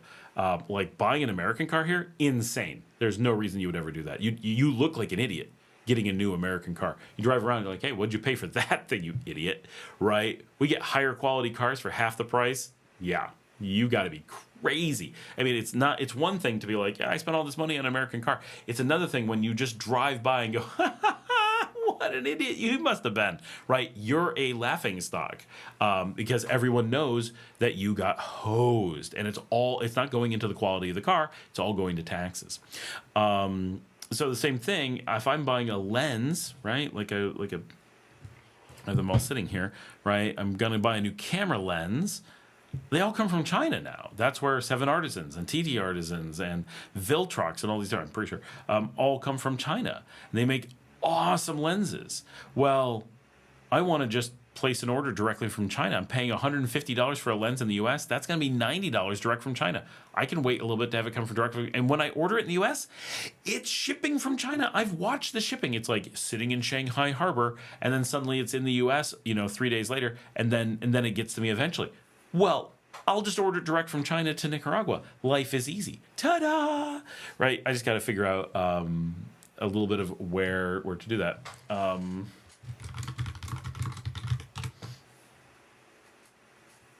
So, yeah, that's that. I think more Nicaraguans and more shops and stuff are going to go through that effort of figuring out the supply chain, and that's why I don't order from China normally. Is because it's too hard. Well, now it's not too hard. I'm going to save so much money. I'm willing to put in the effort. So now I'm going to go call AliExpress. That's what we were looking for. Whoever asked that, I think it was James. AliExpress is the Amazon equivalent, Alibaba and that stuff. I'm going to figure out how to order from there, have it shipped directly, Shein direct to here, and save all that money. And ta-da, it's going to be amazing. And as soon as everyone does that, our prices are going to just come way down again. And we're going to cut the U.S. out of our supply chain. I don't think a lot of Americans realize how much the U.S. supplies products to the entire region. Everybody in the region, even in South America, is shipping out of the U.S. traditionally because the U.S. got such volume at such low prices, it was cheaper to buy from all over the world, have it go through the U.S., and then ship it to somewhere. Well, the U.S. is about to be cut out of that supply chain, and once the supply chains other places are in place, we're going to just lower that cost. Once China Direct is how it works, my gosh, everyone in Asia is going to ship to China, and China is going to ship to us. No tariffs, no extra shipping up north, no extra boat docking, so much simpler. So I do see a very large potential benefit here once that stuff is figured out. Janet says, haha, not sure how I missed this. Of course, I never know what day it is, and I was in class too. Kimberly says, right, Charles, that's what I want to know. Indino says, motorcycles too, for sure. Charles says, Cherry, nice. Amazed they can be shipped there. I hope the repairs and parts will be relatively simple. We actually had an accident, and we're getting it fixed, and they're just like, oh, we'll just replace the parts. Done. Like, no issue at all. Remember, Charles, we're tight partners with China here, and we now have direct shipping from China. So all of the Chinese cars come straight here. There is no ports between Shanghai and Corinto, and vice versa. We ship food directly to China. So losing U.S., that's the thing. Losing the U.S. via tariffs, if we do, probably not going to affect us because China is just going to take all that stuff. And so the U.S. is too late to have impacted Nicaragua. Already, Nicaragua was putting things in place and put them in place that we had bypassed Long Beach. Traditionally, for the last 100 years, everything coming into Nicaragua from the Pacific came from Long Beach. It was the only major port that shipped directly here. Of course, some things came from other places. Yes, we got things from the Panama Canal from time to time. But in general, we are getting everything from Long Beach. And that meant paying U.S. taxes and U.S. union rates and having this extra stop and all these things. And with the advent of Nicaragua and China formalizing relationships and working together on food one direction and materials the other direction, suddenly we have direct ships coming in from China, and we are constantly getting cars from China. And so we went in a year from no Chinese cars on the street to every new car on the street is Chinese. And they are awesome. We have so many really nice Chinese cars. It's amazing. Our auto market is so far ahead of the US. And even BYD is here now. We had talked about that a while ago, and it was like, oh, I'm going to have to go to Costa Rica, do all this stuff to get one. Nope, we have the all-electric BYDs being sold. I see them on the street maybe once a week. Are there a lot? No. Did I decide to get one? No, we had to get this other car. Do I still want one? Yeah. But all that stuff, direct, right? Every bus in the country, something like 2,000 buses have come direct on the ships. Every time they dock, everyone's like, this is a giant ship full of vehicles for this country at half the price of the United States. They've devastated. The Japanese can't compete on price. Quality, China is matching the Japanese. Europeans don't have a port to ship to us, so Germany and France and Italy can't realistically get us cars cost effectively. They have to go through Panama and around. Not worth it. And the U.S. is shipping out of Long Beach, and the U.S. can't touch the quality, let alone the features, let alone the price of the Chinese cars. And so we are now getting, because of all these things, we are getting vastly superior vehicles with a constant supply of parts at a fraction of the price. It's amazing. It is what the US is seeing, this explosion of cost, and we are seeing a collapse of cost. When Americans are like, everyday life is getting more expensive, we're like, life is actually getting cheaper in a lot of really tangible ways. And there's other things that remain expensive. It isn't a panacea, but we're really seeing a change in everything. I see China has quite a presence in Managua. It does, only because, everywhere in the world, China has a presence. In the U.S., they hide it because Americans hate the Chinese. And so due to what's really racism, Americans hide their Chinese stores behind dollar brands. But those are big Chinese distribution points. If you go to Europe, small corner stores are called Chinese stores. They're everywhere. The whole world has things called Chinese stores. In Digital says delivery. I don't think so. What's that in reference to? I don't know what yours. I get what kind of delivery. What are we talking about? So now Nicaragua. Oh, we just lost the camera. I'm gonna go swap the battery. I'm still here. It's just the battery died on the camera. That's all. We'll be right back after these messages. We'll be right back.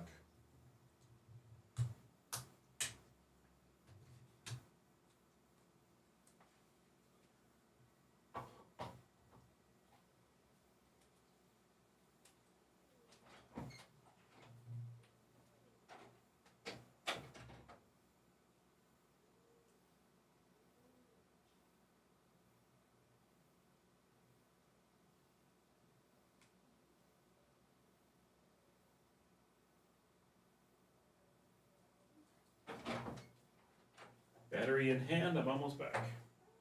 I forgot to stage the batteries by the desk.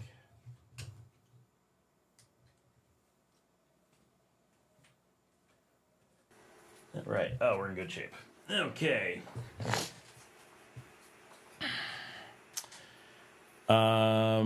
Charles says, great news, Scott. Glad to hear that. Your next car should be a Xiaomi SU7. I really want one. They don't sell those here yet. Or if they do, they're custom order. We have Mi stores, so I can walk into a Xiaomi dealer, but I've never seen a Xiaomi car on the road.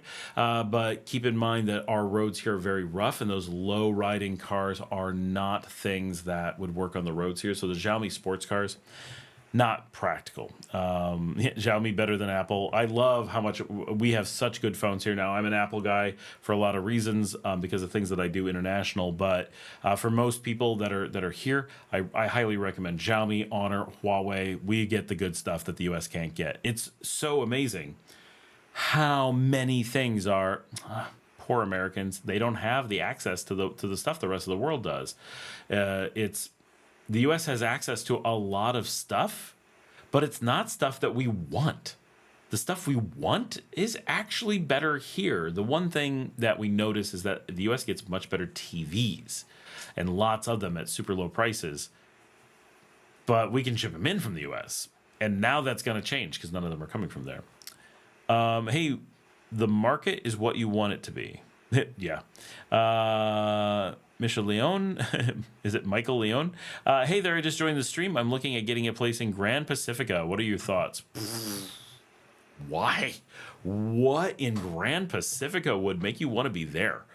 I mean, Porsche is nice. Porsche is nice, but also very low rating. Grand Pacifica, never heard of anyone being at Grand Pacifica and happy. Those two don't go together. But there's nothing about Grand. So I've not spent time in Grand Pacifica, but I know people who have. And extremely unhappy is the only way to put it. But I've never heard of any factor of Grand Pacifica that would ever make it the remotest consideration. So I'm really interested to know what makes you even interested in looking at it, let alone planning on going there. Seems like a odd combination of things. If you want to be completely remote and not in Nicaragua, there's easier places to do it for lower prices. If you're looking for a place where you can work, obviously that doesn't work. Why? Because it's an unbelievably toxic environment with an enclosed environment that doesn't allow you to bring in your own services. So you overpay for everything and everything's garbage is pretty much what we've heard. Now, I'm not firsthand, this is what I've been told. Now, of course, you can get a nice house down there for $40,000, but who would want to live down there? I mean, I don't want to spend $40,000 to live down there. I know the prices are cheap because no one wants to be there, so there's deals, but you're never going to be able to resell it and get your money back, so you're really trapped. That's why everything's for sale and everyone's trying to get out. That's what we've heard. I guess you can't take the cars and sell them in the U.S. No, because there's 100% tariff. I mean, we can. We're totally allowed to sell them in the U.S., but the tariff is 100%. So they double in price by entering the U.S. David says, hi, what is your favorite part city for American cheap Charlie to live? Part of the country, I assume he means. I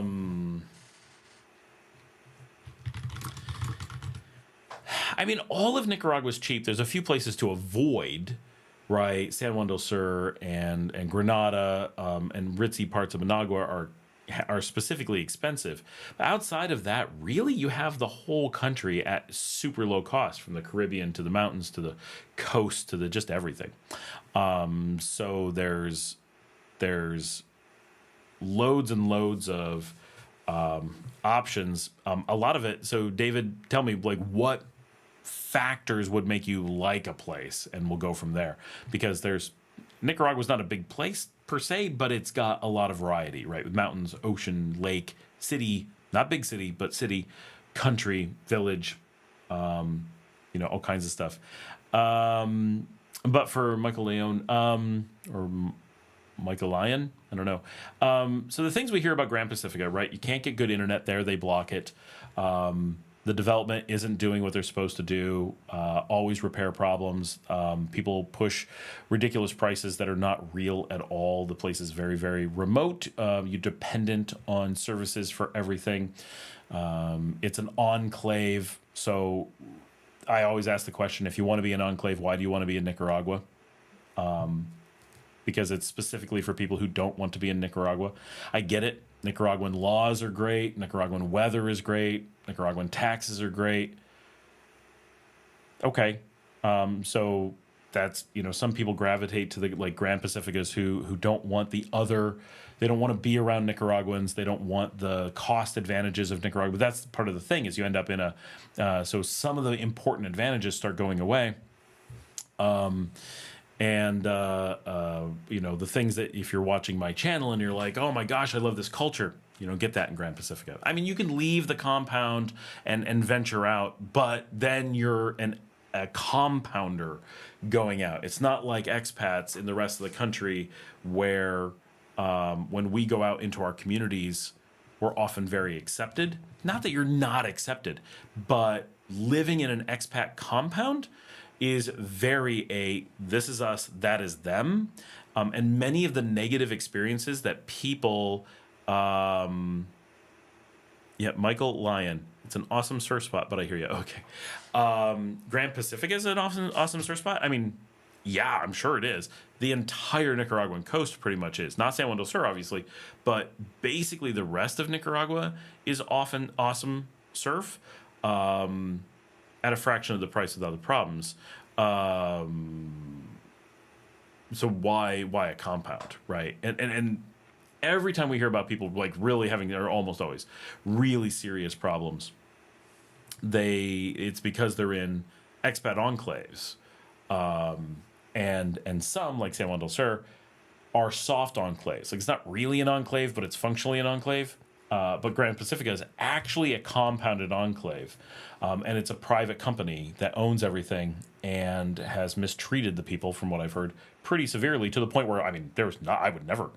You could be like, hey, house for $40K. I'd be like, are you crazy? No way, right? I don't want to live so remote. I can get to surf anywhere, right? Las Penitas has the international surf competitions. Ponaloya has surfing. Transito has awesome surfing. I'm not a fan of Transito, but I'd much rather be there. At least it's authentic. Just, basically every little bit up and down the coast has good surfing. And Grand Pacifica is no exception. But it's hard to imagine it being so much better than the others that it'd be worth dealing with the problems of Grand Pacifica. And it's, it's fine. Like if that's the thing you want, I've just never met a person who would want that once they knew what it was. And I've never met a person who's been there and liked it. And again, not firsthand. I'm just repeating what I've been told. I'm not injecting, other than the tone. I'm so like the concept of being in a place like Grand Pacifica is so like, ugh. And I know that the owners of them actually actively try to keep people from watching my channel. That's become a thing. I know people who are talking to the salespeople. The cheapest place you've seen in the development is $140K. You need to take a look around. I know everything's 80 or less. There's nothing worth 140 in there. Not even close. That's so ECI specifically tries to keep people away from the channel because they try to keep people from hearing what offers are being made. There's someone I don't know if he's on the live stream right now, but one of our regulars on the live stream lived in there for a while, and he's like, every house is for sale. Nothing can sell at 80. At 80, they can't sell their houses. So whatever the prices are, they're under 80 because at 80, they're not moving. So somewhere between like 40 and 70 are the realistic prices of the houses. Of course, every so often there's a constant churn of people who don't know. Popoyo is super famous for sure. San Juan del Sur does not have surf, but Popoyo is huge. Foreign buyers who aren't buying, they're just being sold, and they're just like, I'm just gonna give money. And and so that's how they make their money, right? Is people who do zero research, and that's why they're terrified of people. Like if you let them know you watch my channel, they'll probably not even bother to talk to you anymore, because they depend on uneducated buyers. They have to. Right, because once you know what it's like in a compound, once you know how far it is to a grocery store and civilization, once you know what transportation is like, once you know what the actual market is, the chances that you're going to buy a place and not lose a ton of money on that first day, there's very few people who want that combination of things. And it's okay to want a compound. It's okay to want to be in an enclave. that doesn't. But normally, when you want an enclave, you also want to have the potential of holding on to your house value. You want liquidity. What if you decide to move to a different enclave? You want to be able to sell your house. All those kinds of things. And from what I've been told, that is never going to happen there. And it's just in general. And I was just talking to a friend. She was moving down, and another friend is like, "Oh, you need to look at like enclaves because it's like a soft landing in the country." And they're like, and I'm like, they're not. Enclaves are, some people, that's what they want, and that's okay. But especially people who are watching my channel tend to see Nicaragua and say, "Okay, I like this. I could do this." If you watch my channel and go, "I don't like any of this, but I know I want to be in Nicaragua anyway," okay, an enclave might be for you. But if you're watching my channel and going, "This is all great, this is the lifestyle I want," an enclave is avoiding that, right? That's its purpose. And so the enclaves come with big risks, right? That's where all the toxic expats tend to be. That's where the scams are. That's where, and I don't mean the businesses, I mean like the individual people will lie about the value of their houses. Everybody's looking to get out. I just posted a video. It's not going to go live for months because I don't want to directly attack the locals who we're trying to protect scammers. Like we have to be somewhat. We know that there are local expats here in my area that are completely willing to be involved with criminal activity because it raises their property values, or they perceive that it does. And unfortunately, loads and loads. It is a very standard thing that, and I have a number of episodes about this, right? So it's not a new thing, but I understand not everybody watches every episode. So often, just the nature of things, expats are poorly educated on things, including me, right? As if I'm so educated on things. I'm the exception. By being an expat, you're already less knowledgeable of the market than everyone else. Like, it's just the nature of being an expat. So when you have expats, you have people who are almost always uneducated, far behind compared to everyone else. And for some reason, we all have this. My wife really had this.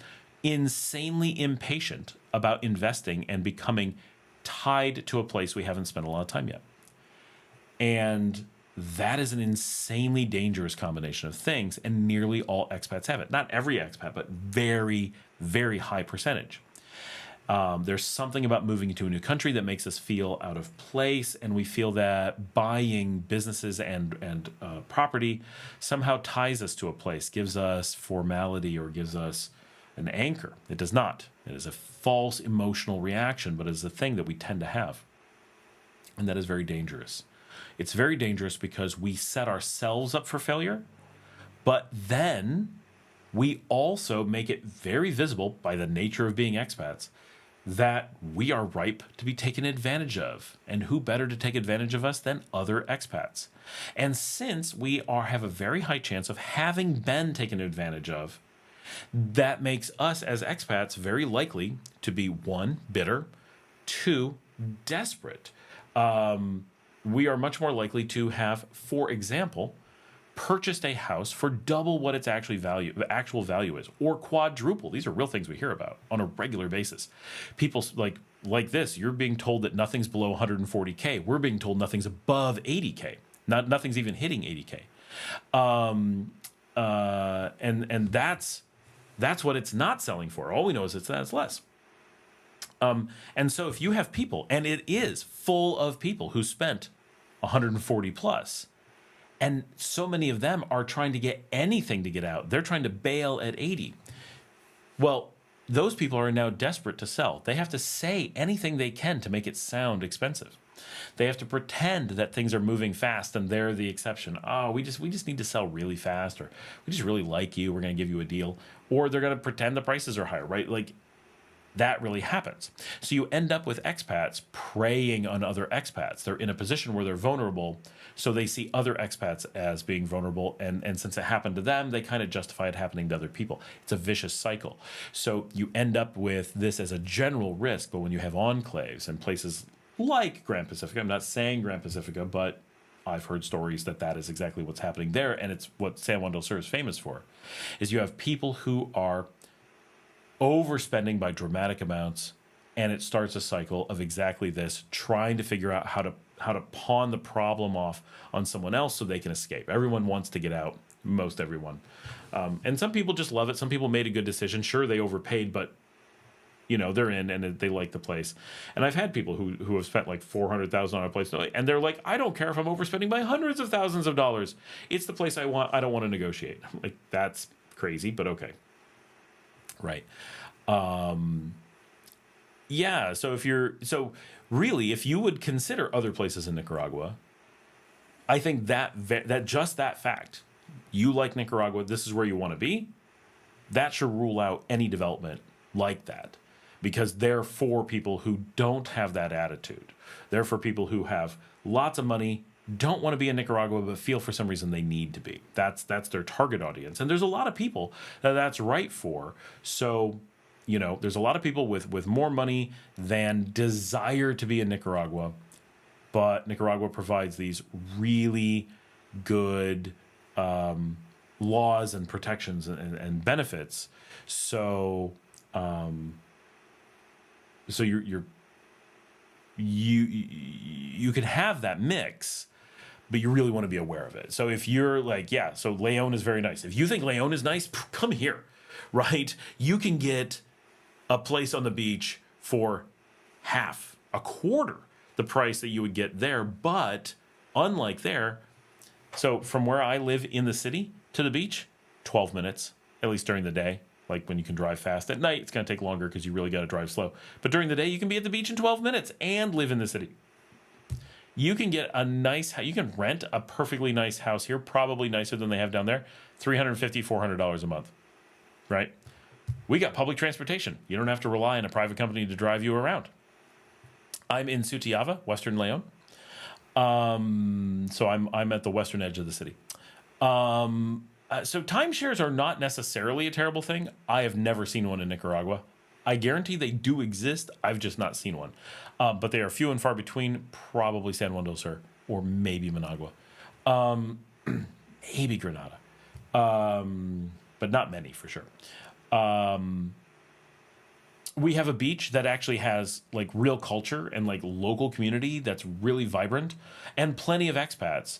So like, for example, I went out on the beach last night, as I do on Wednesday nights, and I went and did karaoke at Encontiki, and there's 3 tables of expats and 1 to 2 tables of locals, but we all hang out together. We mix because we're not expats that are in an enclave. We're expats that are part of the local community.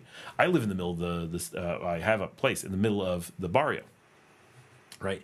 So it's a completely different thing. And even though we're a table of, I just said there was 3 tables of expats, but it was 1 table of expats, 1 table of mostly expats and some Nicas, and my table is mostly Nicas and 1 expat. And then there was a table of all Nicas. So it was basically slightly more expats, but not that far from half and half. And that was an expat like karaoke night.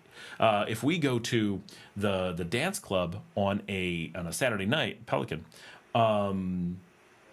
it might be, I don't know how many people are in there. Let's say 200. Out of 200, maybe I've seen 10 expats on a high side, and many times 2 or 3. Right. So the ratio is super towards locals in that case. A lot of the restaurants, you'll get up to half and half, but almost always more locals. Even fancy restaurants will lean towards more locals. So having that, you can have a beach life that is much cheaper, but you still have the city. If you want to be a little bit farther from the city, you don't mind a little bit of distance, you can go down to Salinas Grandes or Playa Tesoro, which are our next beaches, and the Tesoro guys are on here sometimes, and loads of stuff. Now, pretty remote, but you're not in any way stuck in an enclave. You're completely on open beaches. You're going to be around a lot of expats because of the nature of the place, but non-enclavey. It's kind of it edges towards enclave, but only a little bit. And then beyond that, you've got a whole bunch of beaches that are almost entirely locals. I've never seen an expat in several of those beaches. Even Valero, I've never seen an expat there if they weren't my guest. And then Transito, once in a while you'll see one, mostly backpackers. But so there's all this stuff that's super cheap, super accessible, gives you great stuff about Nicaragua, give you a completely different lifestyle like we show on the channel for less money. And, right, don't start by buying. Start by living here. Spend some time. And any place like Grand Pacifica, right? Like, great, there's rentals in there. Like, don't take my word for it. Like, this is not firsthand. I can tell you about general stuff. I'm just telling you what I'm told, right? Before they come in and are like, you can't say anything about us. I'm not saying anything. I'm just repeating what people have told me. But go rent there, right? Go rent there and then look at other places and see what life is like. And ask around and see. And if you find one house that can't sell at 80 or 70 or 60, and you notice all these others that are for sale, and that's the video I just made, is people claiming in other places, not there, that there's these houses that are really valuable and oh, they're just not selling because, oh, they have some paperwork problem, or oh, they're enjoying renting it out or something. I'm like, you do not keep a house on the market for 10 years. And because it's really good value and everyone wants to buy it. They're like, oh, they get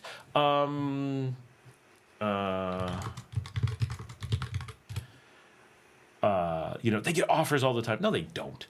If they got offers, they would sell. It's been for sale for years. They rent it at less than they want because they can't sell it. And this is a pretty decent location. Like, I'm not talking about a bad place. There's just so little interest in anything. And so if that house doesn't sell, let's just say that one's 100,000. If it doesn't sell at 100,000 within 3 months, it's not worth 100,000. Maybe it's worth 98, maybe 90, maybe 20. We don't know. What we know is it's not worth 100 if you're putting it on the market and no one buys it. You have to give it enough time to be found. You have to give people time to consider it, of course. So, but within a reasonable amount of time. This is what determines the value. And so if at Grand Pacifica there are people who can't sell at 80, that means that's what the value is, something below that. And so no matter how many people list something higher, that doesn't make it its value. So it's a real important thing to view that way. But, you can go rent easily in Grand Pacifica and spend time and talk to people and see what it's like and find out whether these things are true, whether it's really, and don't feel like I'm taking this opportunity away from you, but make sure you go into it with your eyes open and say, okay, enclave, far from everything. There's an HOA that I don't have control of that determines things, including my internet access and ability to work. The prices are probably not what I imagined they are. The liquidity is definitely not what I imagined it is. Those kinds of things, right? You really want to know. In digital format says Sunday football. Yeah, a lot of expats do go out for that. Be part of the community. You need them. I'm coming there this summer, and I'm going to buy you a beer, brother. All right. Well, I'm here in Leon. Come hang out. Always glad to meet up with people.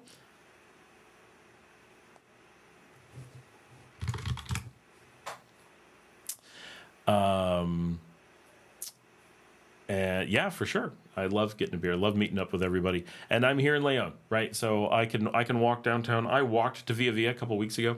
I don't do that often, but if I did it all the time, that's how you get jumped. We already determined that. But I apparently do it often enough that I was walking by and someone I only know a little bit popped out of their house and just looked at me and go, "You walking to Via Via?" And I was an hour away from Via Via. And I'm like, yeah?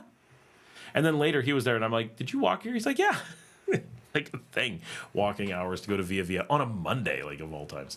So this summer, so Michael, are you a surfer? Is that like the crux of what you're looking for? No Bud Light. Nope. Victoria Classica. We talked about this.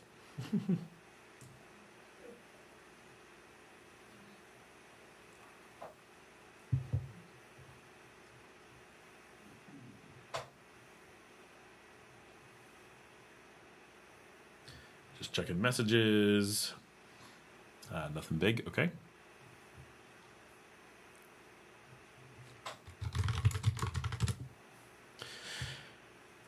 All right. How are the police? In general, the police are great. Trading crypto. Okay. So the thing about the police here is people are scared because the Americans portray them as scary and misrepresent how police should behave. And so there's a lot of really great, safe, friendly behavior here. And Americans have a tendency to portray it as weird. Right. So in the United States, assuming you're familiar with the United States, I'm just guessing you're American. I don't know why. But in Canada, too, they have this concept of you generally are only stopped by the police when there's suspicion of you've done something wrong. Which sounds great, except there's always a reason you can suspect you did something wrong. In the United States, everything's illegal, like quite literally.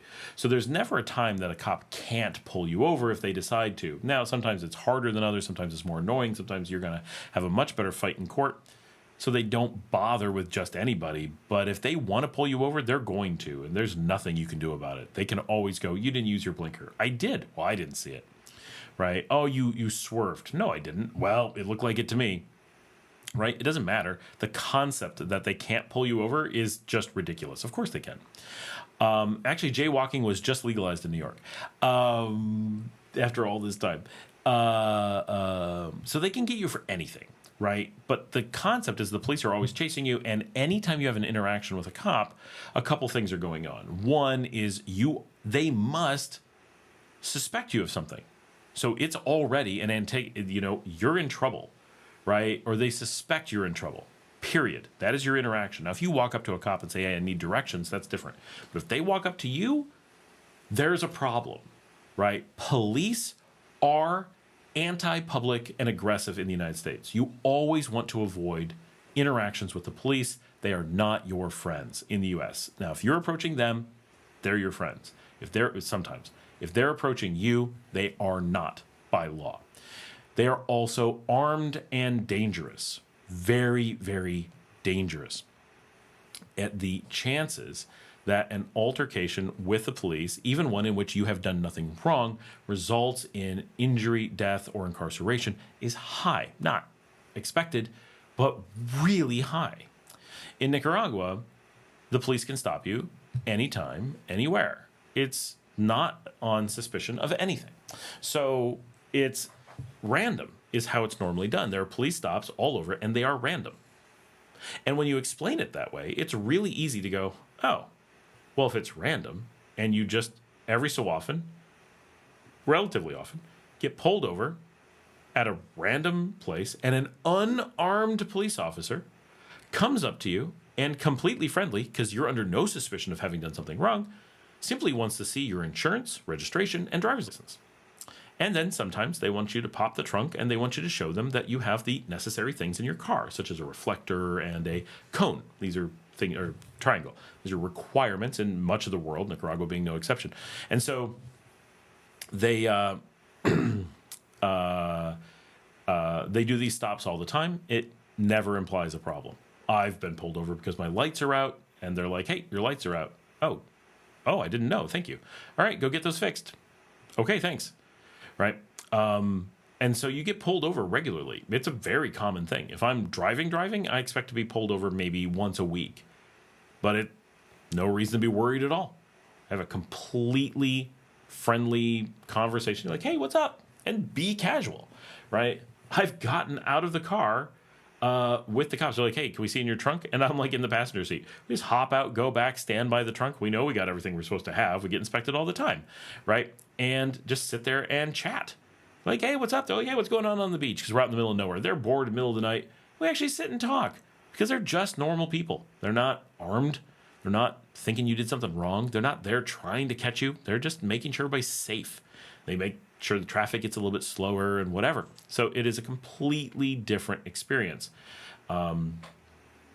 And, walking around the streets, seeing a police officer, I'm never like, oh, no, a police officer. In the U.S., you kind of want to cross the street and be like, maybe give him some distance.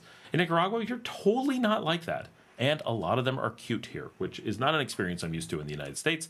The story of like, if you're out with a bunch of your friends, well, you know, as guys especially, I suppose this is equally true with women, but you know, if a bunch of guys are out and a group of police officers walk by, there's a really good chance that at least someone's gonna be like, I hope I can figure out her number, right? Like, and I've been with people who have walked up to police officers and been like, hey, any chance I could get your number, right? Because there's a lot of cute cops in this country. That's a real thing. It's a completely different experience with the cops here. A lot of times they're out just directing traffic. They're just out watching for problems. You know, it really is.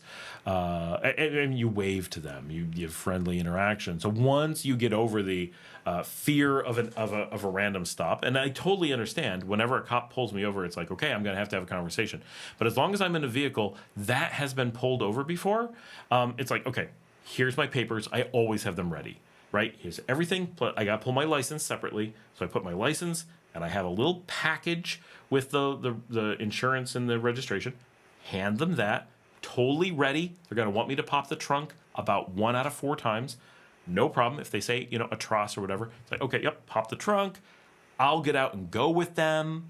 You know, and of course, they're also looking for drugs or whatever. They're always supposed to keep an eye out for that. I don't have drugs in my car, so no problem.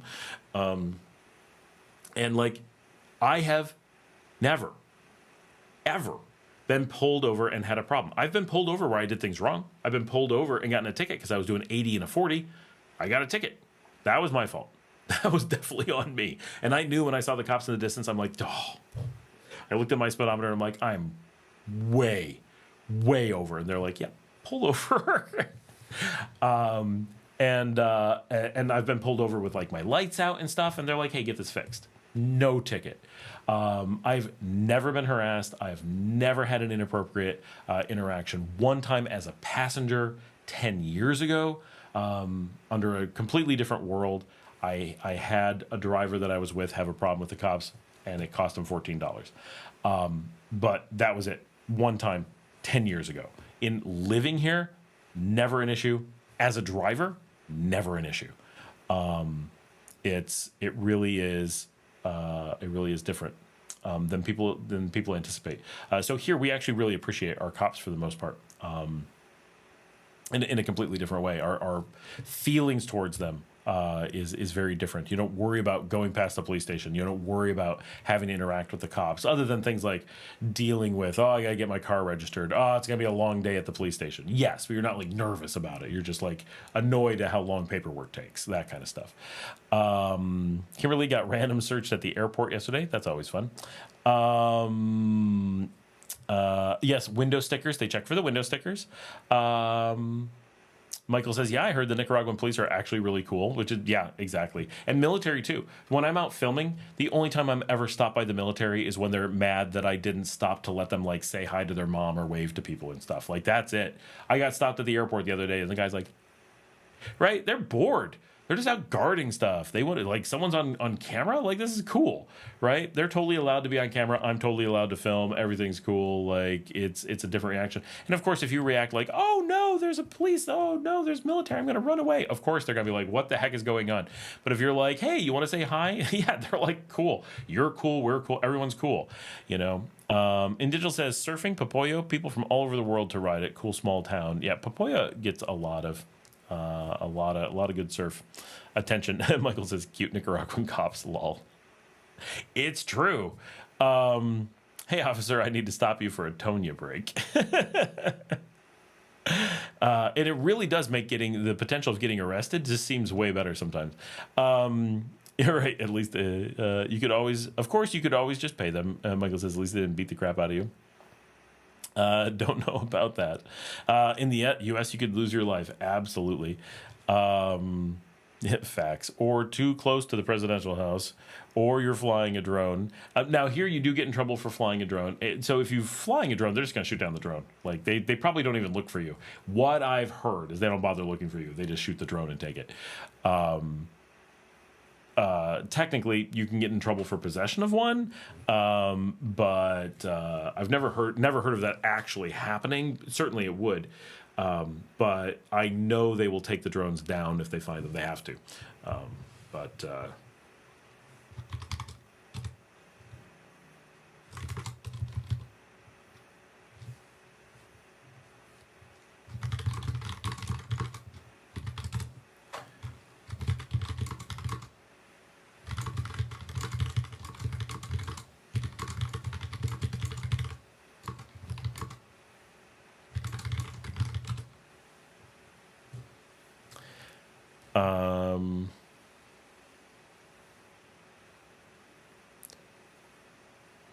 Bribery. Yeah. Ooh, our chat rate is still good. This is awesome. We don't have the hugest views tonight. We're at like 400, but why no drones allowed? So I can't speak for everyone, right? Like, but it's pretty obvious when you think about the history of Nicaragua and the way that drones are used. So Nicaragua has a couple big concerns, like that are general issues that just always impact Nicaragua. One is the U.S. is always trying to mess with them. So drones are a thing where it's very easy to, if you're allowed to have them, the U.S. could easily do something, and I'm not talking about like military. I'm talking like very casual. The U.S. could like send 100,000 drones to Nicaragua if they were legal, give them to absolutely everybody, and do any number of annoying things with them. Make it impossible to fly, make it... oh, Michael, awesome. That's so cool. Welcome, Michael, who joined the community today. That's amazing. They could put jamming signals on them. They could photograph every inch of the country, and which is a real military thing, right? The U.S. has used every possible thing militarily against Nicaragua.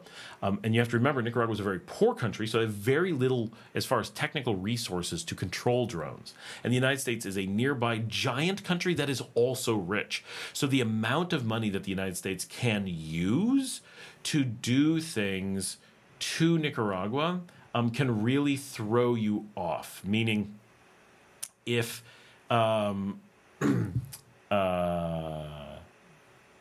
if the U.S. wanted to casually throw a little bit of money at just being annoying, they can destroy Nicaragua by flying drones over everything all the time, make everyone terrified, drop pamphlets, do anything, right? So drones represent a risk because of that. And of course, there may be other things too, but that is a major one.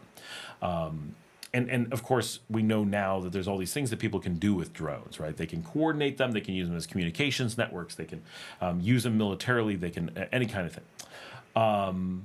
The other thing, and this is probably the biggest driving factor, like that is a real factor, but that would be like, okay, America, you have to stop that. And like, we'd come up with ways to take down drones.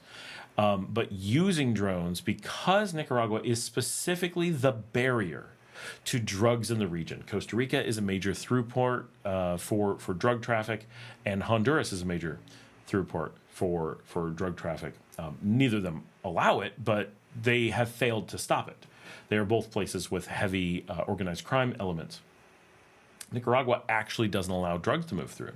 One of the ways that drugs would move through is by flying drones over the borders and then moving things through the country and then flying drones over the borders again. There's an awful lot of open border zone.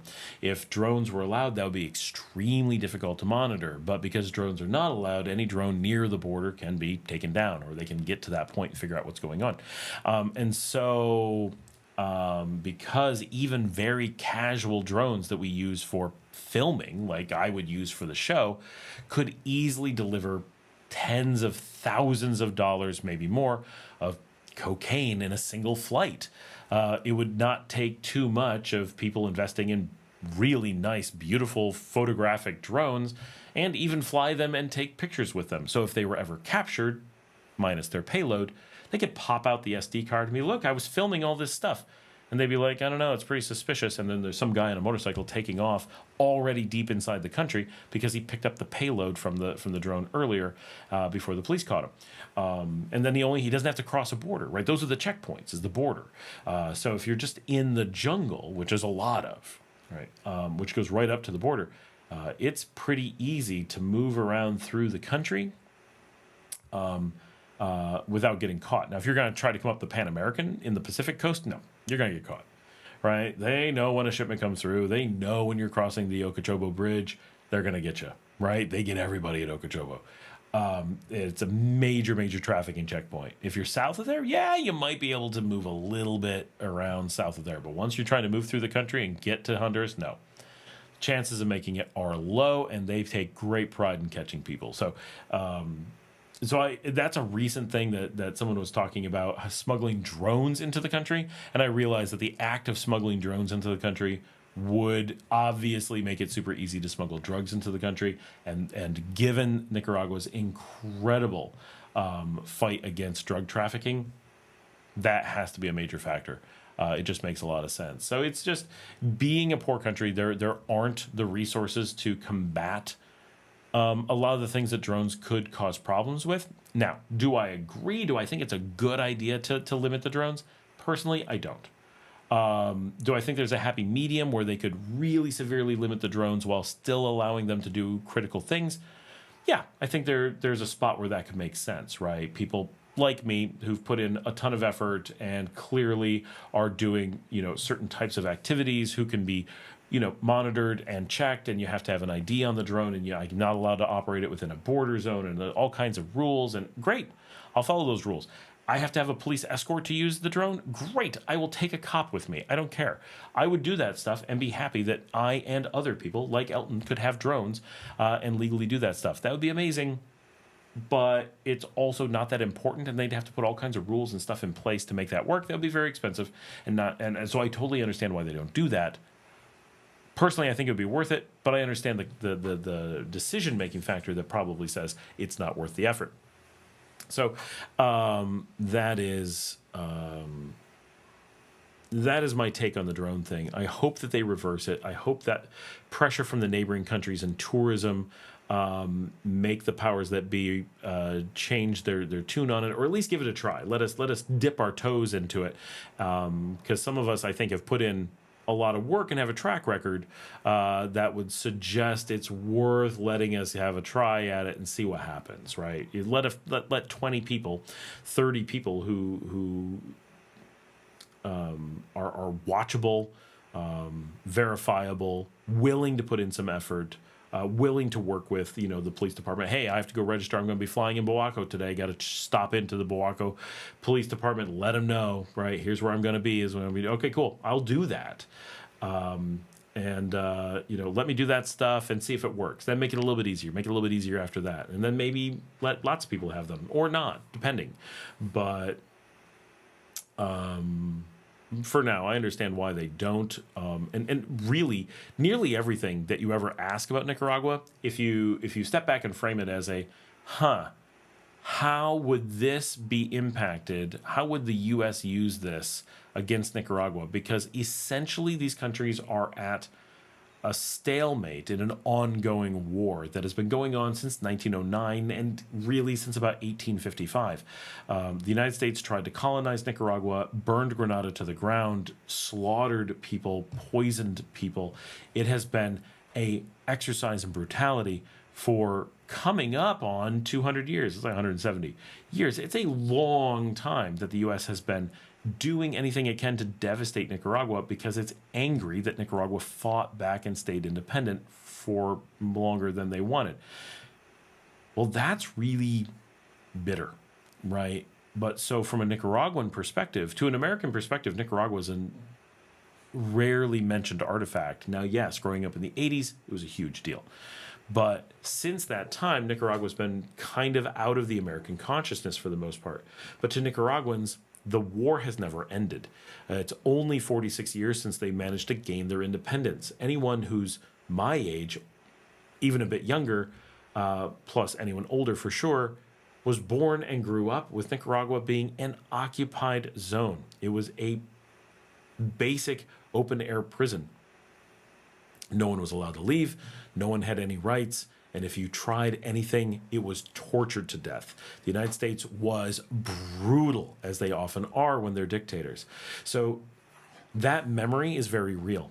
When they managed to get independence, they were militarily attacked for the next 12 years. That's a long time, considering we're only talking 46 years since independence. So that's a lot. Anyone who's anywhere close to my age was probably a combatant in a war trying to keep their country free. Yes, they were free, but they have been, they were defending it. Once that was done, the U.S. only agreed to back off if a bunch of people voted, whether it was even a real election or not, I don't know, to let the U.S. have the government again. And a bunch of people so weary of a war that had gone on for so long that they decided to give that a try, and the U.S. used it to dismantle the economy of the country. They did so much damage that the country gave up on ever working with the U.S., and for the last 17 years has voted to be independent and actually operate on their own. For 17 years, only 17 years, Nicaragua has been rebuilding. It's not a lot of time to put things in place, not a lot of time to get things working, not a lot of time to figure things out. And during those 17 years, the U.S. has actively tried to intervene in elections, has funded uprisings and all kinds of things. And while Nicaragua has remained really stable, the U.S. has done a lot to make sure that Nicaragua never has an opportunity to relax. They never have an opportunity to rest. The moment that they stop being vigilant, the U.S. takes advantage of the moment and steps in and causes havoc. And so when you're in Nicaragua, everything that's going on outside of the local bloc, you kind of have to frame in this context of, this is a people fighting every day to remain free. This is not like the United States, where long ago we fought for freedom and we've been independent since then, with minor inconveniences. These are people who, if you're old enough to smoke, if you're old enough to have a tonya, then you were alive when Nicaragua finally was able to stand up on its own, take control of its own government, stop allowing foreign intervention. And only children, literally only children, are so young that they have experienced only the Reconstruction era of Nicaragua. And this is a early Reconstruction era. So when we talk about how, like, 10 years ago when I lived here, it was so different than it is now, that's because they were only 7 years into Reconstruction. The amount that the roads have improved, the amount that the electric has improved, the amount that the internet has improved, the amount that the schools have improved, the amount that the freedoms on the street has improved, the amount that women's rights have improved. And always it's been a leader in many of these areas. But the amount they've improved even since then is unbelievable. The amount that LGBTQ protections, the amount of religious protections, the amount of actual freedom on the street, so extreme, but it's so new. They haven't had the freedom to really do those things for long. And so a lot of things like drones are laws that are like, we don't know how to deal with this, and we have threats and concerns that other people do not have. We can't just open the floodgates and see what goes wrong. They have to plan for it. What's the best port to bring a boat into the Pacific? Pretty much, if it's a big boat, it's going to be Corinto. That's our deep water port. And if it's a small boat, then generally San Juan del Sur, because that's your casual tourist entry point. But if it's a deep draft, it's got to be Corinto. That's going to be the only option. Michael says, yeah, the U.S. has been completely horrible to Nicaragua. Kimberly says, I'm 46. I'm 49. Michael is 43. Kimberly says, awesome. Michael says, I absolutely love that you consider the rights of the people that you live with. Thank you. I mean, it's important, right? And it's important anywhere you are. Here, it's so, well, and like, I'm very Nicaraguan at this point. I've lived here on and off for 10 years. My kids are growing up here. We're permanent residents. All of our investments are here, our businesses, our homes, our offices, our staff, our families. We're very much in on Nicaragua, and we spent a long time, I don't know if you're on early enough when I was talking about this, but we started really seriously, researching where we wanted to live maybe 20 years ago, but probably around 2011, it was definitely before that, probably 2007.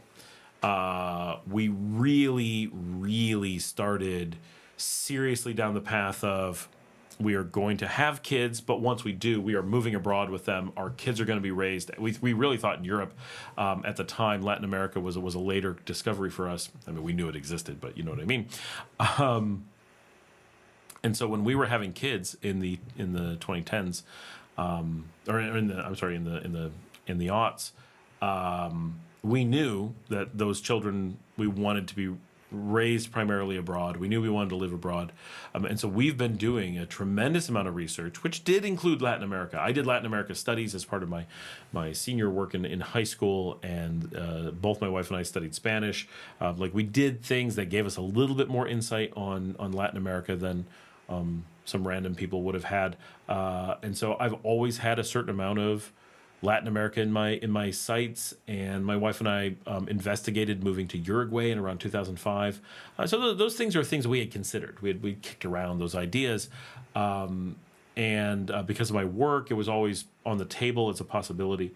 And we were lucky enough that my wife was able to, outside of a very little bit of time when we were single, not single, when we were pre-children, married but pre-children, always able to be a stay-at-home mom. She only briefly ever has taken work or volunteer work or whatever since we had kids.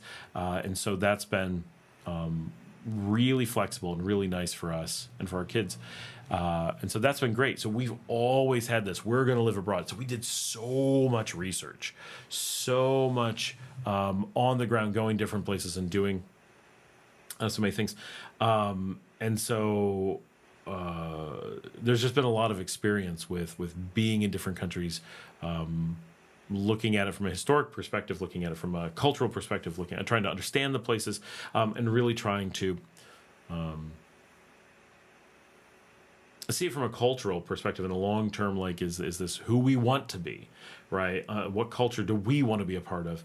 And Nicaragua was a pretty big surprise to us when we chose it after Panama. We fell in love with Panama, and we're like, wow, this Latin America thing might be really good for us. Nicaragua was a little bit random because we knew we didn't want to be in Costa Rica, and Nicaragua was the next country. But we had done some research on Nicaragua, and we had this really good feeling about it. And we're like, we certainly are not grokking Nicaragua, but there's something drawing us. And even though we had a lot of missteps when we first came, like just in the wrong city, got the wrong place, paid too much for things, we still really fell in love with the country. And when we decided to return when I decided to return to help Alan, who was on the live stream earlier in 2019, to make a permanent decision for him, and that's when he decided he was moving down, I went back and I was like, I want Nicaragua to be home. I want that to be home base. Being back, and this is a big thing. For people, like, I lived lots of places in between. Being back in Nicaragua was a big being back. It hit me. I had been in that same year, I had spent a whole bunch of time like a month almost, living near my old house in Greece, on Crete. And boy, that was hard to leave Crete again. But the language barrier is so big that it wasn't as bad as it seems to leave. But boy, do I love Crete. And we spent time again in Spain, which obviously Spain is perfect. And we spent time in Italy. We spent time in France. We were a bunch of places that we had lived previously. So we had a bunch of this like coming back feeling. But then it was just a couple months later and I came to Nicaragua again. And something about Nicaragua hit me hard on that return that the other places we went back to didn't. And I was just like, no, we need to come back. This is the right place for us.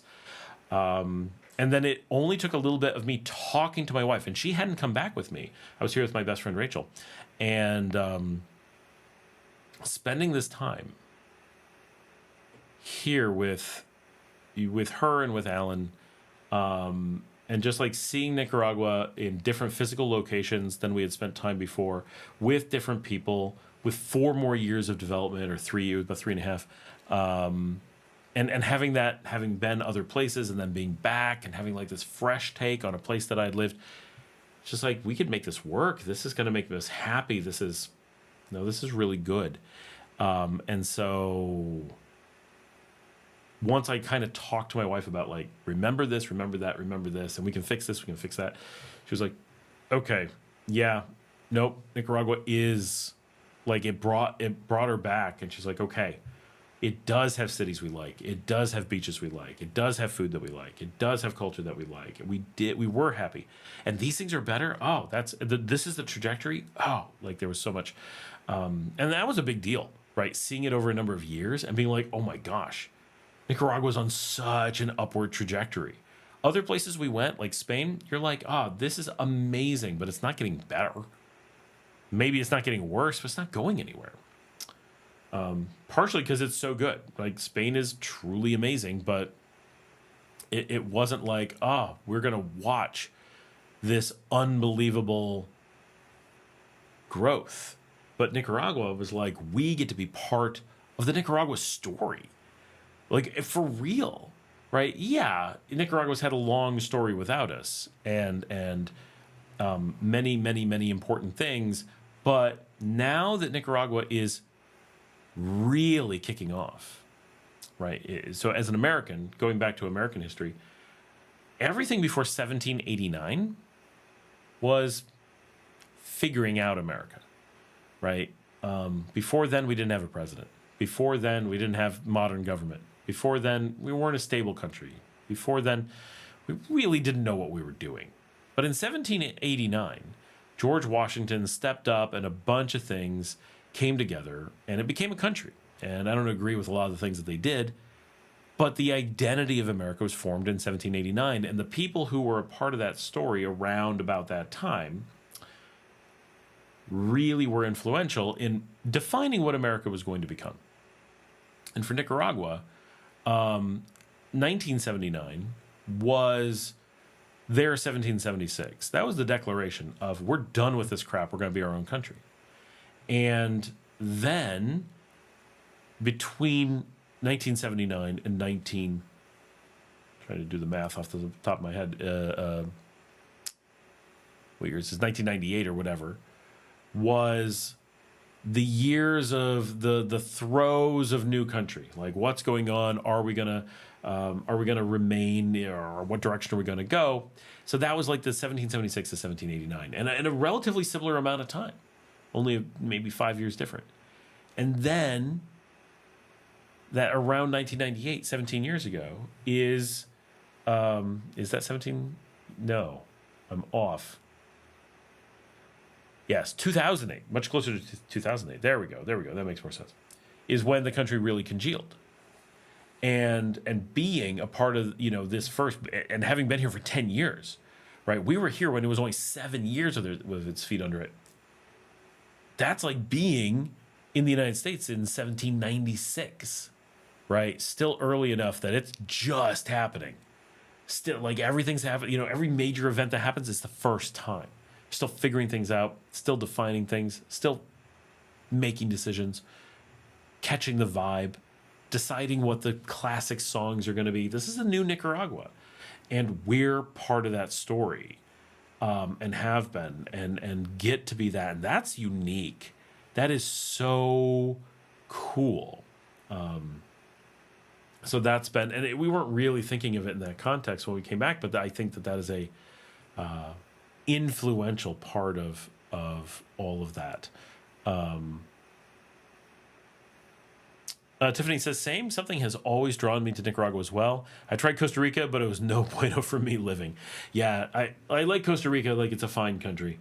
Nothing about it makes me want to live there. I love visiting. I'm going to go soon with some friends and hang out and do some stuff, and that'll be great. But do I want to live in in Costa Rica? No. I want to live in Nicaragua. There are lots of places I would like to live, and Costa Rica is not the worst. There's a lot of places I'd want to live first. Diego is here. Hello, Nicaraguan here. Welcome. I accidentally found your channel, and I've enjoyed it so far. Well, thank you very much. Welcome to our live stream and to the channel. We try to do this every Thursday, and we go on for a long time, and mostly meander through topics, and people ask questions or leave comments, and it's a great time to get to meet different people. And it's been a little while, so since no one's leaving comments right at the moment, I've gone through the whole night. I've made it through 2 cans of soda. Like, that's it. Yes, Tiffany, Costa Rica for some quick food runs. I love the food. They have so much good food. I love going to, is it Escalante, the barrio? So much good food. I just go from restaurant to restaurant, go to cafes. Kimberly says, yeah, Costa Rica seems overrated. So, yeah, it's overrun with tourists. But if you can get into some like San Jose barrios that are a little bit more authentic, it gets pretty nice. Costa Rica, southern Nicaragua in a way, and there's a lot of good there. But you got to dig under the surface. You got to be willing to, not be a tourist and try to explore. Like if you just want to see Costa Rica from the brochures, okay, but it's just a package holiday, right? Like whatever. But when I'm in San Jose and can really explore the city, it's not too bad. I find hostels that are pretty decent restaurants that I like. I got a Lebanese restaurant that I really like. I got an Indian restaurant that I really love. I got two. I've got some cafes that I like going to. I'm starting to build out a few places. I go there often enough that I'm starting to have like a vibe in a couple different neighborhoods, and I think that's cool. And of course I walk around a lot, and I'm really looking forward to. I'm taking two friends down. Neither of them have ever been outside of Nicaragua ever. One has had her passport for a while and never used it. The other has never had a passport, just filed for it. We're hoping we're all able to go. And one is getting on a flight out of the country, out of CR. So she's never been in an airport, never been on a plane, never had to pack for anything like that. Like big deal. So we're going to go down, get her onto the plane, make sure she has as much, like make sure she makes it on her flight and gets away. She's going to be flying to Santiago. And it's a one-way trip. Like she's not coming back. So that's a big deal. We're going to see her off, and then the other friend and I are going to have a little bit of time in CR, partially because we have to. We have to get her on the plane and have a little bit of extra time in case anything goes wrong. But we're going to take advantage of the time and hopefully explore Costa Rica a bit, at least San Jose. Maybe go out to the coast, do some touristy things because she's never seen another country. But San Jose will be way more interesting than the coast because she hangs out on the beach here all the time. Not that different, same coast. But San Jose is completely different as a city than Managua or Leon or Chinandega, the cities that she's used to. So we're going to go and really see it. So we're going to do Airbnbs and hotels and restaurants. And there's a ton of food in CR that for most of us is like, finally some of this variety that I miss. For her, it's food she's never seen firsthand. Never had a chance to see Indian. Never had a chance to see Lebanese. Never had a chance to see Thai. Never had a chance to see Vietnamese. It's a lot of stuff, and tons of other things too. Now, of course, Italian and Polish we have, but there's a lot of stuff in Costa Rica. So we're going to take advantage of that. She's a foodie, so I think she'll really enjoy that and seeing the city. It should be cool. So I'm very excited about that. I think it's going to be a really fun trip, and taking someone for their first time to any country is like a big deal.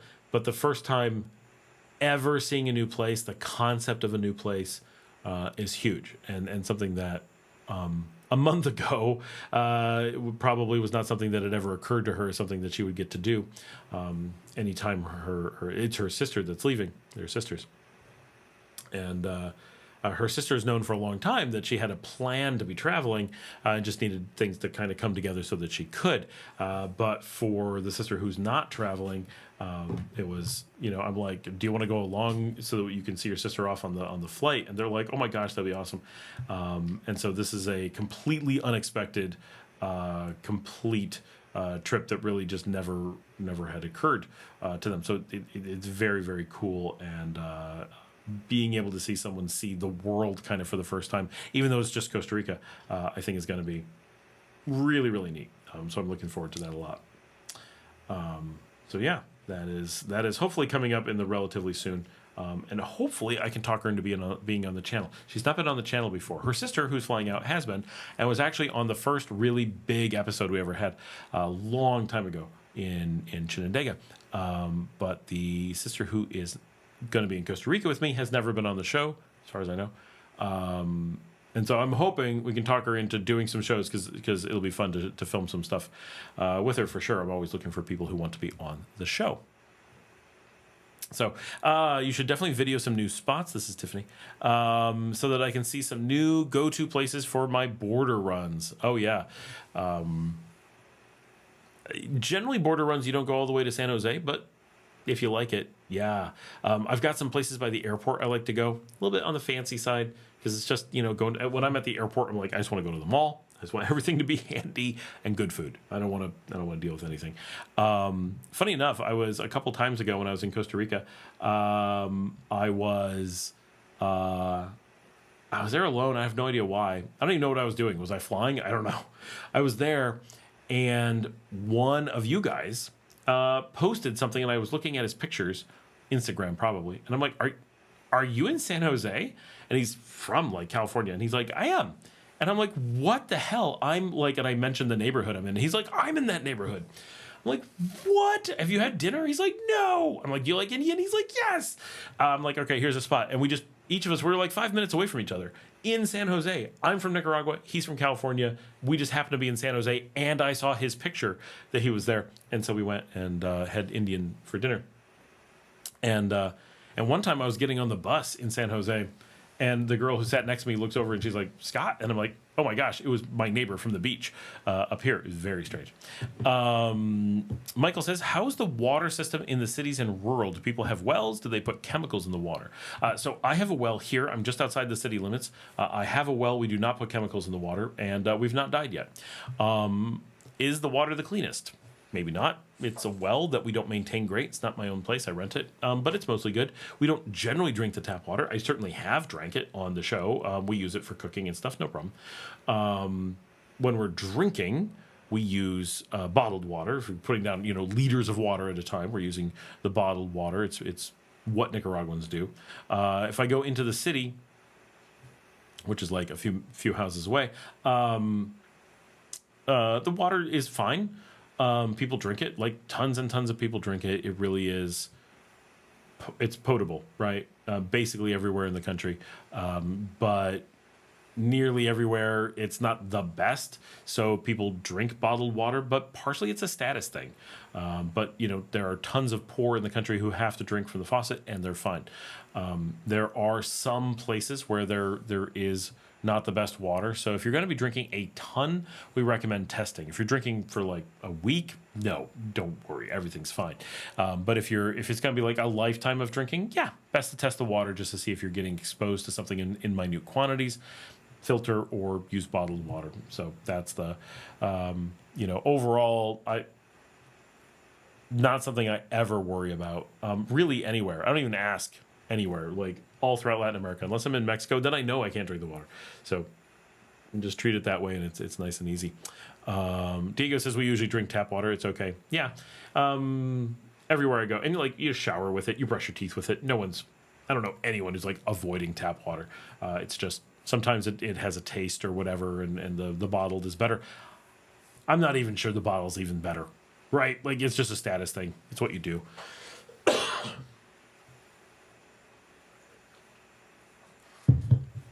And if you have guests over, right? If you're an expat and you have guests and you don't have bottled water, they'll be like, but it's not like bottled water, right? It's like 5-gallon things that are delivered, so it's super cheap. And it's delivered, so it's no effort at all. A big truck backs in, a couple guys walk in with like 12, so we get 60 gallons of water at a time.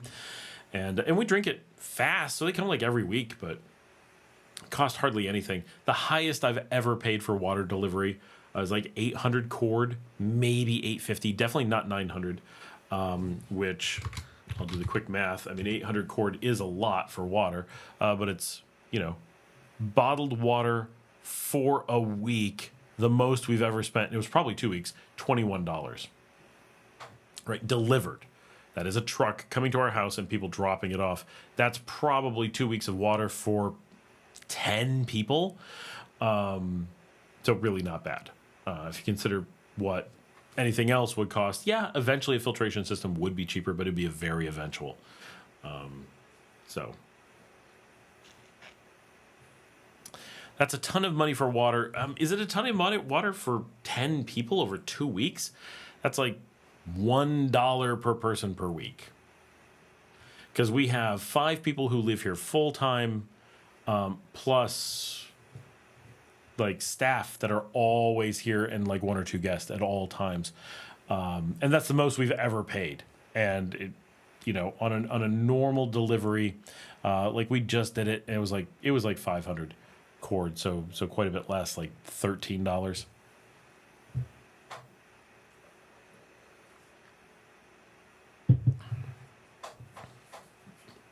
And then we like it because we have a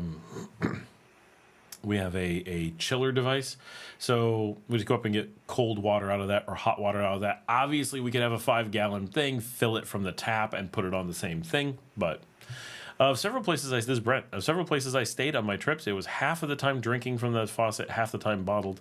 I just followed what others were doing. That's generally a good, right? If locals are drinking from the tap, you're fine.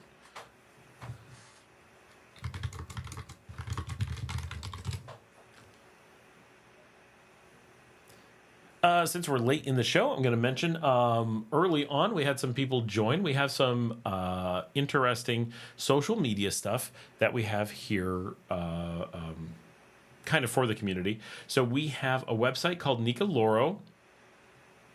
And feel free to ask questions. I'm just using this to fill time. Nicaragua is our, it's kind of Nicaragua's answer to Twitter. This is a decentralized Mastodon system, for those who know what it is. This allows you to have a Nicaragua, cool place to put in your status of what you're doing. It's just like Twitter, right? So say what you're having for dinner. I announced the live stream earlier.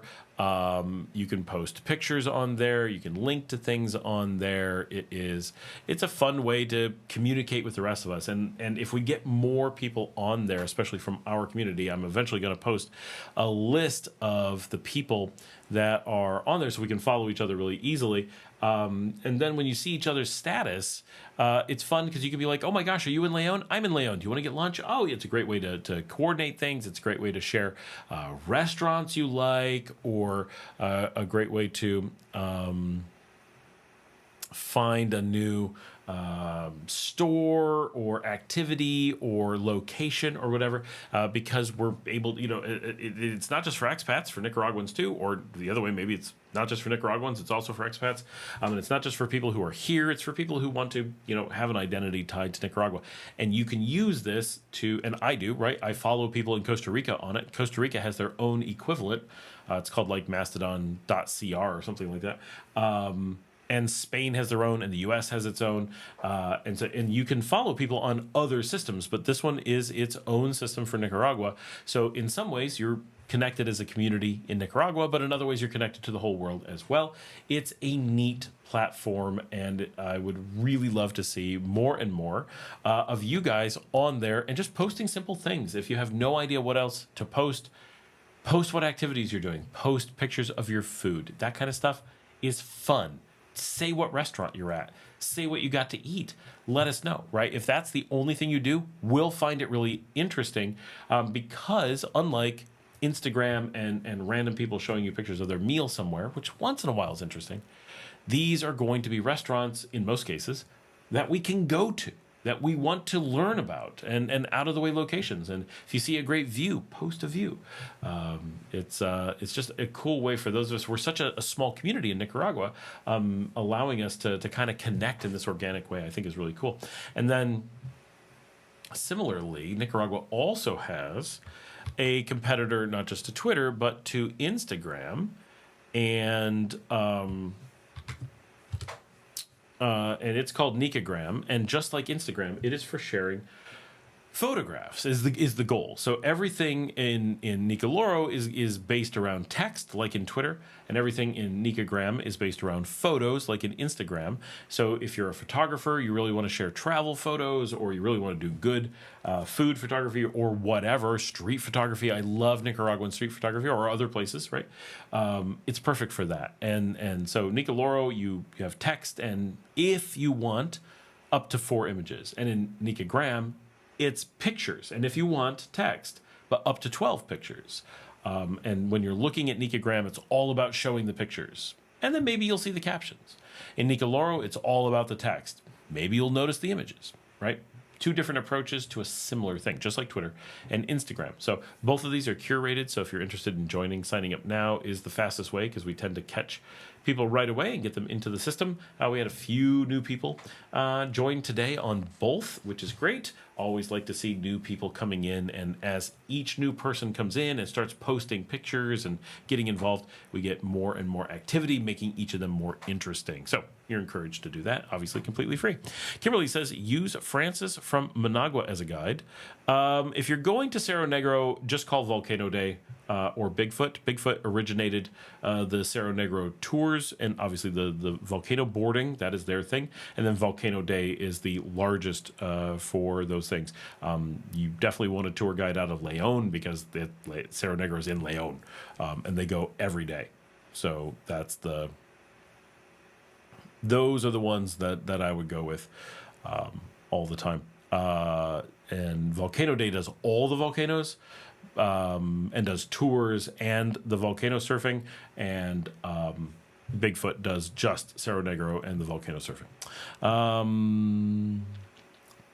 Told to live as the locals. Diego says, I wanted to get to know my country better. I've always lived in the Managua sphere. Oh, well, awesome. Rob Sedator, how's the new car been so far? Other than it having an accident and needing parts replaced, it's amazing. I'm so happy with the Cherry. So comfortable, so nice, and so cheap. It's really good. And the dealer was great, too. Michael says, awesome, brother. I'm super excited to meet you guys, perhaps. I'll have to get to the computer. And there's also apps. If you're into those things, if you like Nika Graham, there's an app. There's several apps, but the official app for it is called Pixel Fed. I'll type that out. Pixel Fed for Nika Graham on your phone. It's pretty new, works really well. There are third-party ones that work too. And then for Nika Loro, is Mastodon is the app on your phone. When you go in, it'll say what server, and you'll say nikagram.com or nikaloro.com, and then you just put in your username and password. It'll connect to your instance, and you'll be able to see all the updates of things we do here, which is not a ton, but we're getting more people. We'll get more updates. It'll be more interesting. But I try to post a little bit every day, whether it's classic photos or new things that I'm doing. I try to do a little bit of like what my day is like on Nikaloro, and I'm a professional photographer, so I like to have my photos on Nikagram. That is a lot of fun. And I find that by really carefully labeling my photographs and stuff and putting them on there, I am getting a following of people who are into photography from around the world through the system. So that's been really cool, and I've discovered a lot of other people as well. So I do like it as a platform for discovering different stuff. And I'm going to grab, like, this is a older picture I did from 2019 that I posted from some travel stuff today, just so you guys can get a feel for what the photography kind of looks like.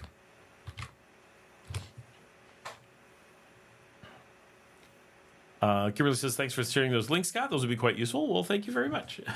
Please sign up and get involved. Want to see lots of photos and lots of status updates. I enjoy that stuff. And every night before, let me tell you, if you guys are on there, I will follow you as best I can. I think I followed everybody so far. I'm really diligent about it. Holy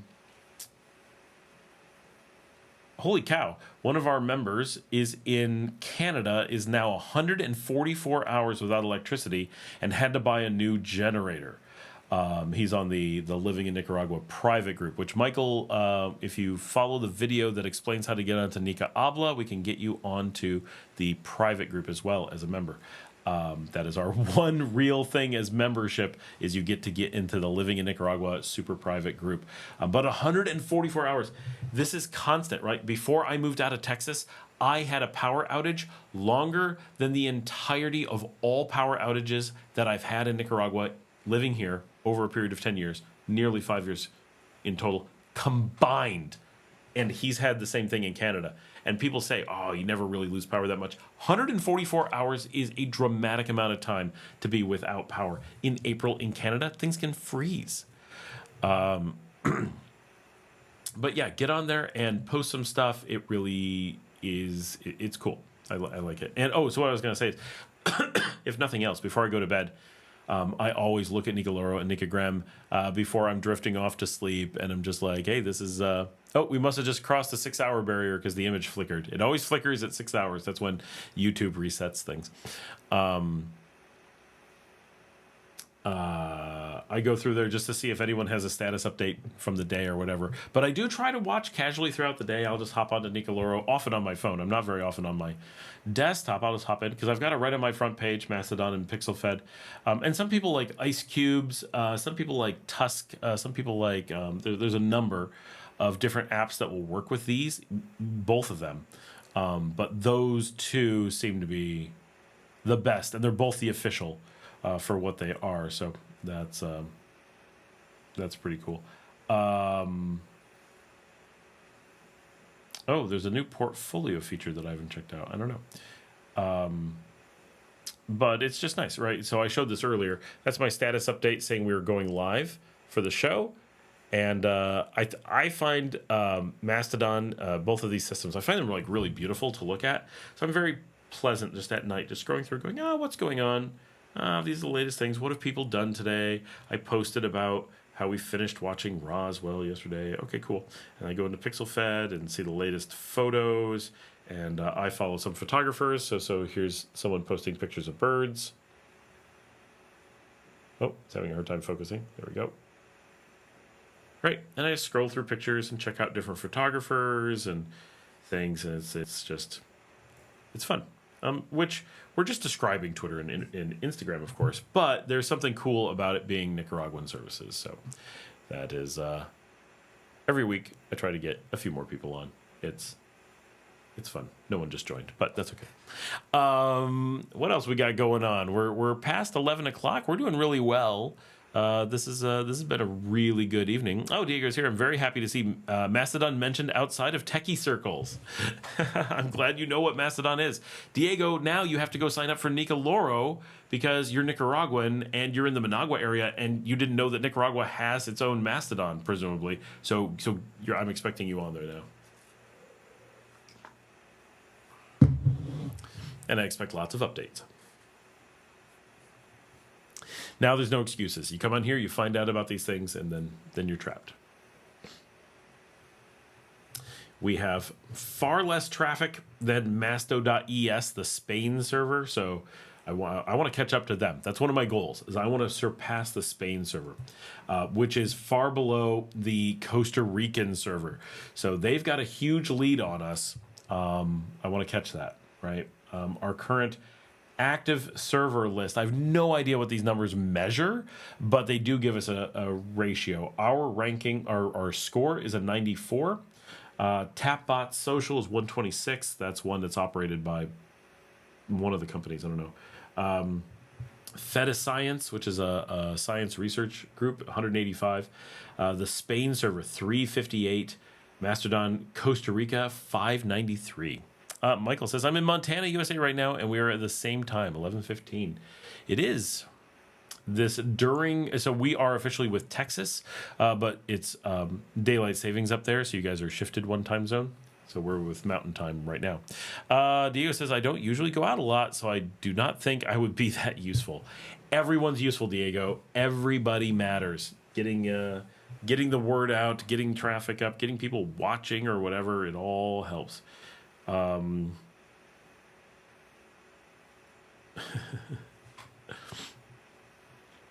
Scott, have you tried Elton's coffee before? Of course I have. I've tried it on the show. And I tried it on his show. We've been on each other's shows drinking coffee. I need to get him back on here sometime soon.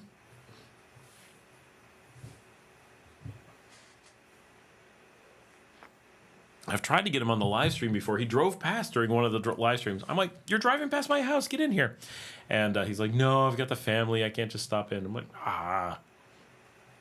It's hard to get other YouTubers on your show. Other than Eric Peterson, from Living Abroad with Eric, it's really difficult to get people to really be on the show. It's always a struggle. Even when they're nearby. Luke and I were hanging out around the corner from Jack Pittman. We're like, we're at the bar around the corner from your house. Come out. And he's like, nah, I'm busy. Playing video games or something. We're like, what? People just don't prioritize it. I don't know. So yeah, I'm fiddling with a lens. I've got a TT Artisans 23 millimeter f2 2.8. Oh, it's not going to focus. Come on. It's like, no, it's a competing lens. We will not show you. But it's almost the same color as my microphone. Sometimes I film on this. Not very often. Ooh, it's dusty. But it's a beautiful lens. I really like it. I had to get it in orange, obviously. It also came in white, which is also very tempting because all my stuff is both. Can I do this? Oh, it doesn't like this. Oh no. Okay, there we go. See, I can do this. I have a white microphone, but I like having the orange pop filter on it. But it does look good in white, right? Like it's pretty snazzy. And the green is nice too. But sorry about the noise of putting this on. But how loud is that? I saw in one of his posts that he cut his thumb. Oh, I missed that. Tiffany says, I missed those videos. The two of you should do a travel video. Elton's always driving somewhere. Yeah, he's always driving. He has so much time to drive everywhere. I don't know how the heck he does that. Brent says, Jack would be cool to hang out with. Yeah, so we could just get Jack to come out. Such a hassle. Come on, Jack. Come hang out with us. I'm not cool enough for him. Luke did get to hang out with Marcela when she came out. Michael says, I know this is my first time on your channel. You're the same crazy smart as me.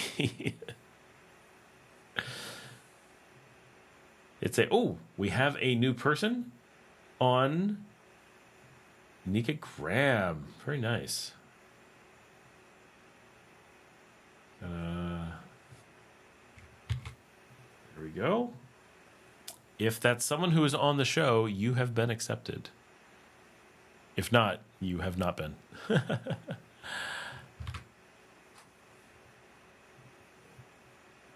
we go. And followed. Cool. Love seeing new people. All right. It is on the late side. We're doing okay. I do have to do my Duolingo. Yeah, a little reminder to everyone, make sure you're getting your Duolingo done. Don't be skipping on that. Okay, so the trick is to bring the ladies, and then they will come. Wait, what did I miss? To the channel, Tiffany? Is that what you're saying? Bring the ladies, and then they will come? Oh, Kimberly says, it's me. Awesome, Kimberly. I'm already following you. Getting the ladies on the Instagram? Yes. The girl that is flying out, she is on the Instagram. I will share hers with you so you can see her. We do need to get more ladies on the show. Like, if more girls were taking selfies and putting them on the on Nikagram, I swear more people would pay attention. But that is mostly it's me. All right, here she is. Yep, she has 2 posts, but I will get her to post more. She is out at the salsa night with Marcela, who left here to go salsa. Yeah, she's like, I'm out of here. I'm going to salsa. If you want someone to follow, there's EVG. EVG. She only just joined a couple days ago, so it can't be too upset she doesn't have too many pictures, but we'll get her to make more. Looking forward to seeing everyone's photos of Nicaragua and food and themselves and everything else. That is all part of the fun. All right. And a little reminder, we said it earlier, Haiti Gallo and the Roosters are playing Via Via tomorrow, and you definitely want to see them if you're going to be in town. It is my favorite band in Nicaragua. They are a really fun show, and worth coming out to see. Plus, we'll be out filming tomorrow, as we normally do, and watching the show and hanging out. And a quick reminder for everyone, as I walk in to Via Via, I am absolutely assaulted by a million people who want to stop and say hi to me and stuff. And I want to say hi to everyone. I really do. But very importantly, when I'm arriving, I am loaded down with gear and am very busily trying to set up so I can record the show. Once I'm all set up and all my bags are put away and my cameras are set up and my photographic gear is in place and I'm able to sit down at a table and relax and order a drink, then I'm available to talk to people. But I'm working for that first bit, and the number of people who actually get a little bit upset that they can't get to me because so many people swarm me as I come in is a little bit of a problem. It's gotten quite bad to the point where I have to mention it. And I don't. It's not very often people from the channel, but once in a while it is. And everyone is like, in that first second, like, I have to talk to Scott, but it's like, I'm here for 3 hours, right? I'm going to be here for the whole concert. There will be downtime, but the moment I walk in isn't that time. I am loaded with tripods. I have a bunch of cameras I have to set up. I have to get my table set up. I have to get with the people I'm with and like figure out what's going on. Like, there's a whole bunch of stuff I have to do as I go in. So just give me a few minutes. But come out to Via Via. It's a fun time. You'll see lots of people from the show. It's good. Did I go to Cheyenne's concert? I did not. It would have been fun to go to, but no, I'm not a big concert person for like big stars like that. Like, just not my thing. And I knew of no one who was super interested in going, so it wasn't a thing. Plus, it's a little bit expensive. And I've been to some concerts, and like, it's okay. Like, but I like the local stuff. I find it a lot more interesting. Michael says, "How's the experience smoking pot?" Honestly, I don't smoke. I don't know. But I know a ton of people who do, and it's fine. It's not legal, as Diego says. It is absolutely illegal. But loads of people do, and especially expats rarely get in trouble for it. Make sure you're not carrying very much. Make sure you never do it in public where you might get caught. Be super discreet, but always be aware. It is illegal. Don't do it around other people. Don't do it, where someone else is going to get in trouble for you doing it. But if you're being careful, you're generally going to be okay. If you're dealing, you're going to get screwed. Every dealer I know spends quite a lot of time in jail. But for people who are just trying to smoke it, they're mostly doing okay.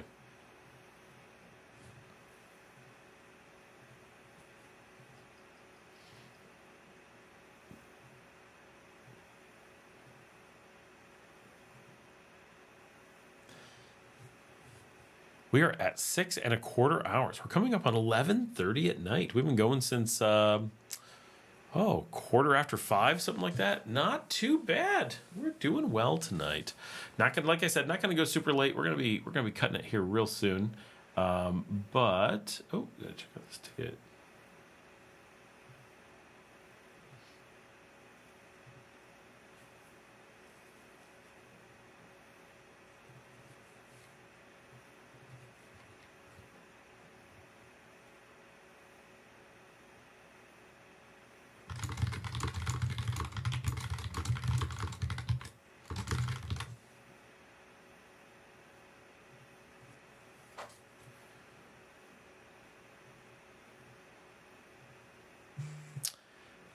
It's just a plant, and if you set it on fire, it has some effects. Oh, I'm getting buzzed. Oh, because I responded to something. Yep, that's cool. I am turning off my email for the night. I do not need to have my email open. I do not need my work chat open. It's all too much. For those who are bored, hold on. I'm also going to post, this is in my show notes, but for anyone who wants to know, this is also my Flickr feed. If you just want to see all the photos that I do, because I do maybe 1,000 photos a week, which doesn't seem possible. I don't have that many photos, but now that I'm here, so many photos get posted, and so I'm amazed by how popular some random stuff is. Like, this picture of a friend of mine at Via Via last week is super popular for I don't know why. Hi, Scott. Did you hear that the U.S. put a 10% tariff on a tiny island in the vicinity of Antarctica where there's not people living there, just a penguin? Okay. Well, yeah. That penguin is gonna pay. Actually, they don't. It's the U.S. has to pay. Michael says, I grew up in California in the 90s. I know how illegal it can be. Oh, gosh, California in the 90s. Have you ever been to Ciudad El Doral? Someone asked that earlier in the show. So I drive past it all the time, and my friend Mark lives there and has a restaurant there. So one of these days, I'm going to go film at his restaurant. For those who saw Marcela earlier, she was on with her head shaved, but this is her last Friday with her wig at Via Via. So you may see her in this wig if you come out to Via Via. I want to go to Doral. I spent a lot of time in Ciudad Sandino, so I'm familiar with the general area. Because I live in Leon and I go back and forth, and Marcela, who I just sent the picture of, lived in Ciudad Sandino for a really long time. I've watched Doral kind of grow up, but I want to get in there and film and show some stuff. So I hope. I know Marky lives by my house. Okay, that's hilarious.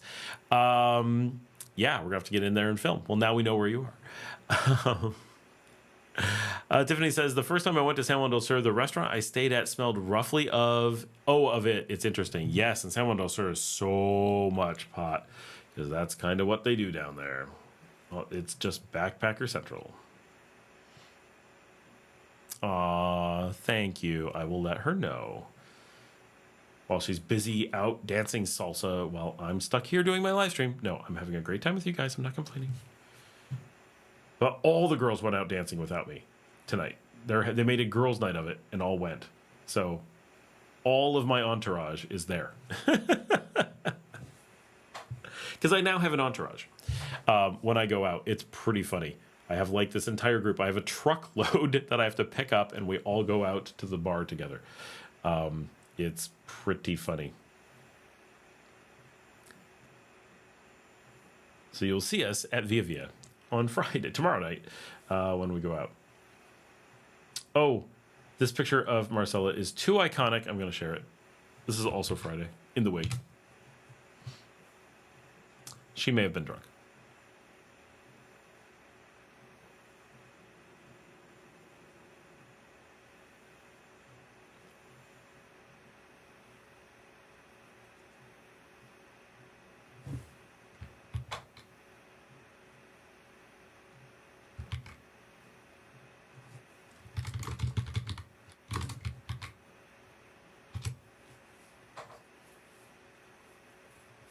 All right, guys, we're getting pretty quiet. I mean, you guys are still talking, but it's coming up on 11:30, and I've got to eat dinner, and I've got to do my Duolingo, and might even have some work I have to do. I don't know, but definitely need to go hang out with my kids and stuff, and then get to sleep. So it has been nearly 6.5 hours on the live stream. This is awesome. Diego says San Juan del Sur is a different place from the rest of the country. Rules are kind of relaxed for foreigners. Yeah, everything's relaxed for foreigners. It's not a great situation. Michael says, I'm not some crazy pothead, by the way, just getting a feel of your experience there. I really appreciate this live stream. We got you, Michael. It's okay. A lot of people smoke a lot of pot here. They really do. I know a lot of people who do, and locals and foreigners. It's generally not a huge deal, but you do want to be very discreet for sure. Don't do it in restaurants. Don't do it out in public. But you know, there's not a lot of like hunting people down for doing that.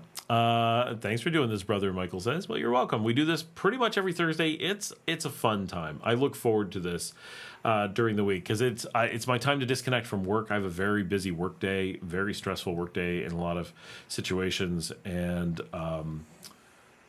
this forces me for the most part to disconnect and just be like, okay, we just get to chat, and I just, you know, sometimes I grab a beer, not this week. Sometimes I go through a bottle of wine. I love the interaction. It does a lot to grow the channel. That's great. I love that it gets so many people on like Nika Graham and Nika Loro. Like that's really cool that we see like community growth from it as well. I think a lot of people, there's a group of people who find that the live stream is like the thing that they really like, and there's a group who really like the regular show, and some people like just like the WhatsApp community. Like we've got so many different like things for people to connect. It's neat having these like different venues.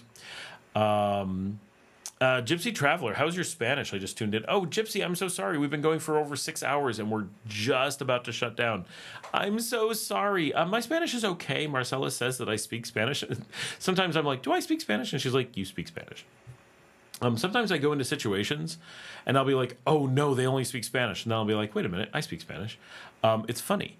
But I've done live interviews over the years on television, so I've had to speak Spanish, 100% Spanish, being interviewed on TV, like 1 year ago and 2 years ago. Maybe it was 2 years ago and 3 years ago. It's been a little while.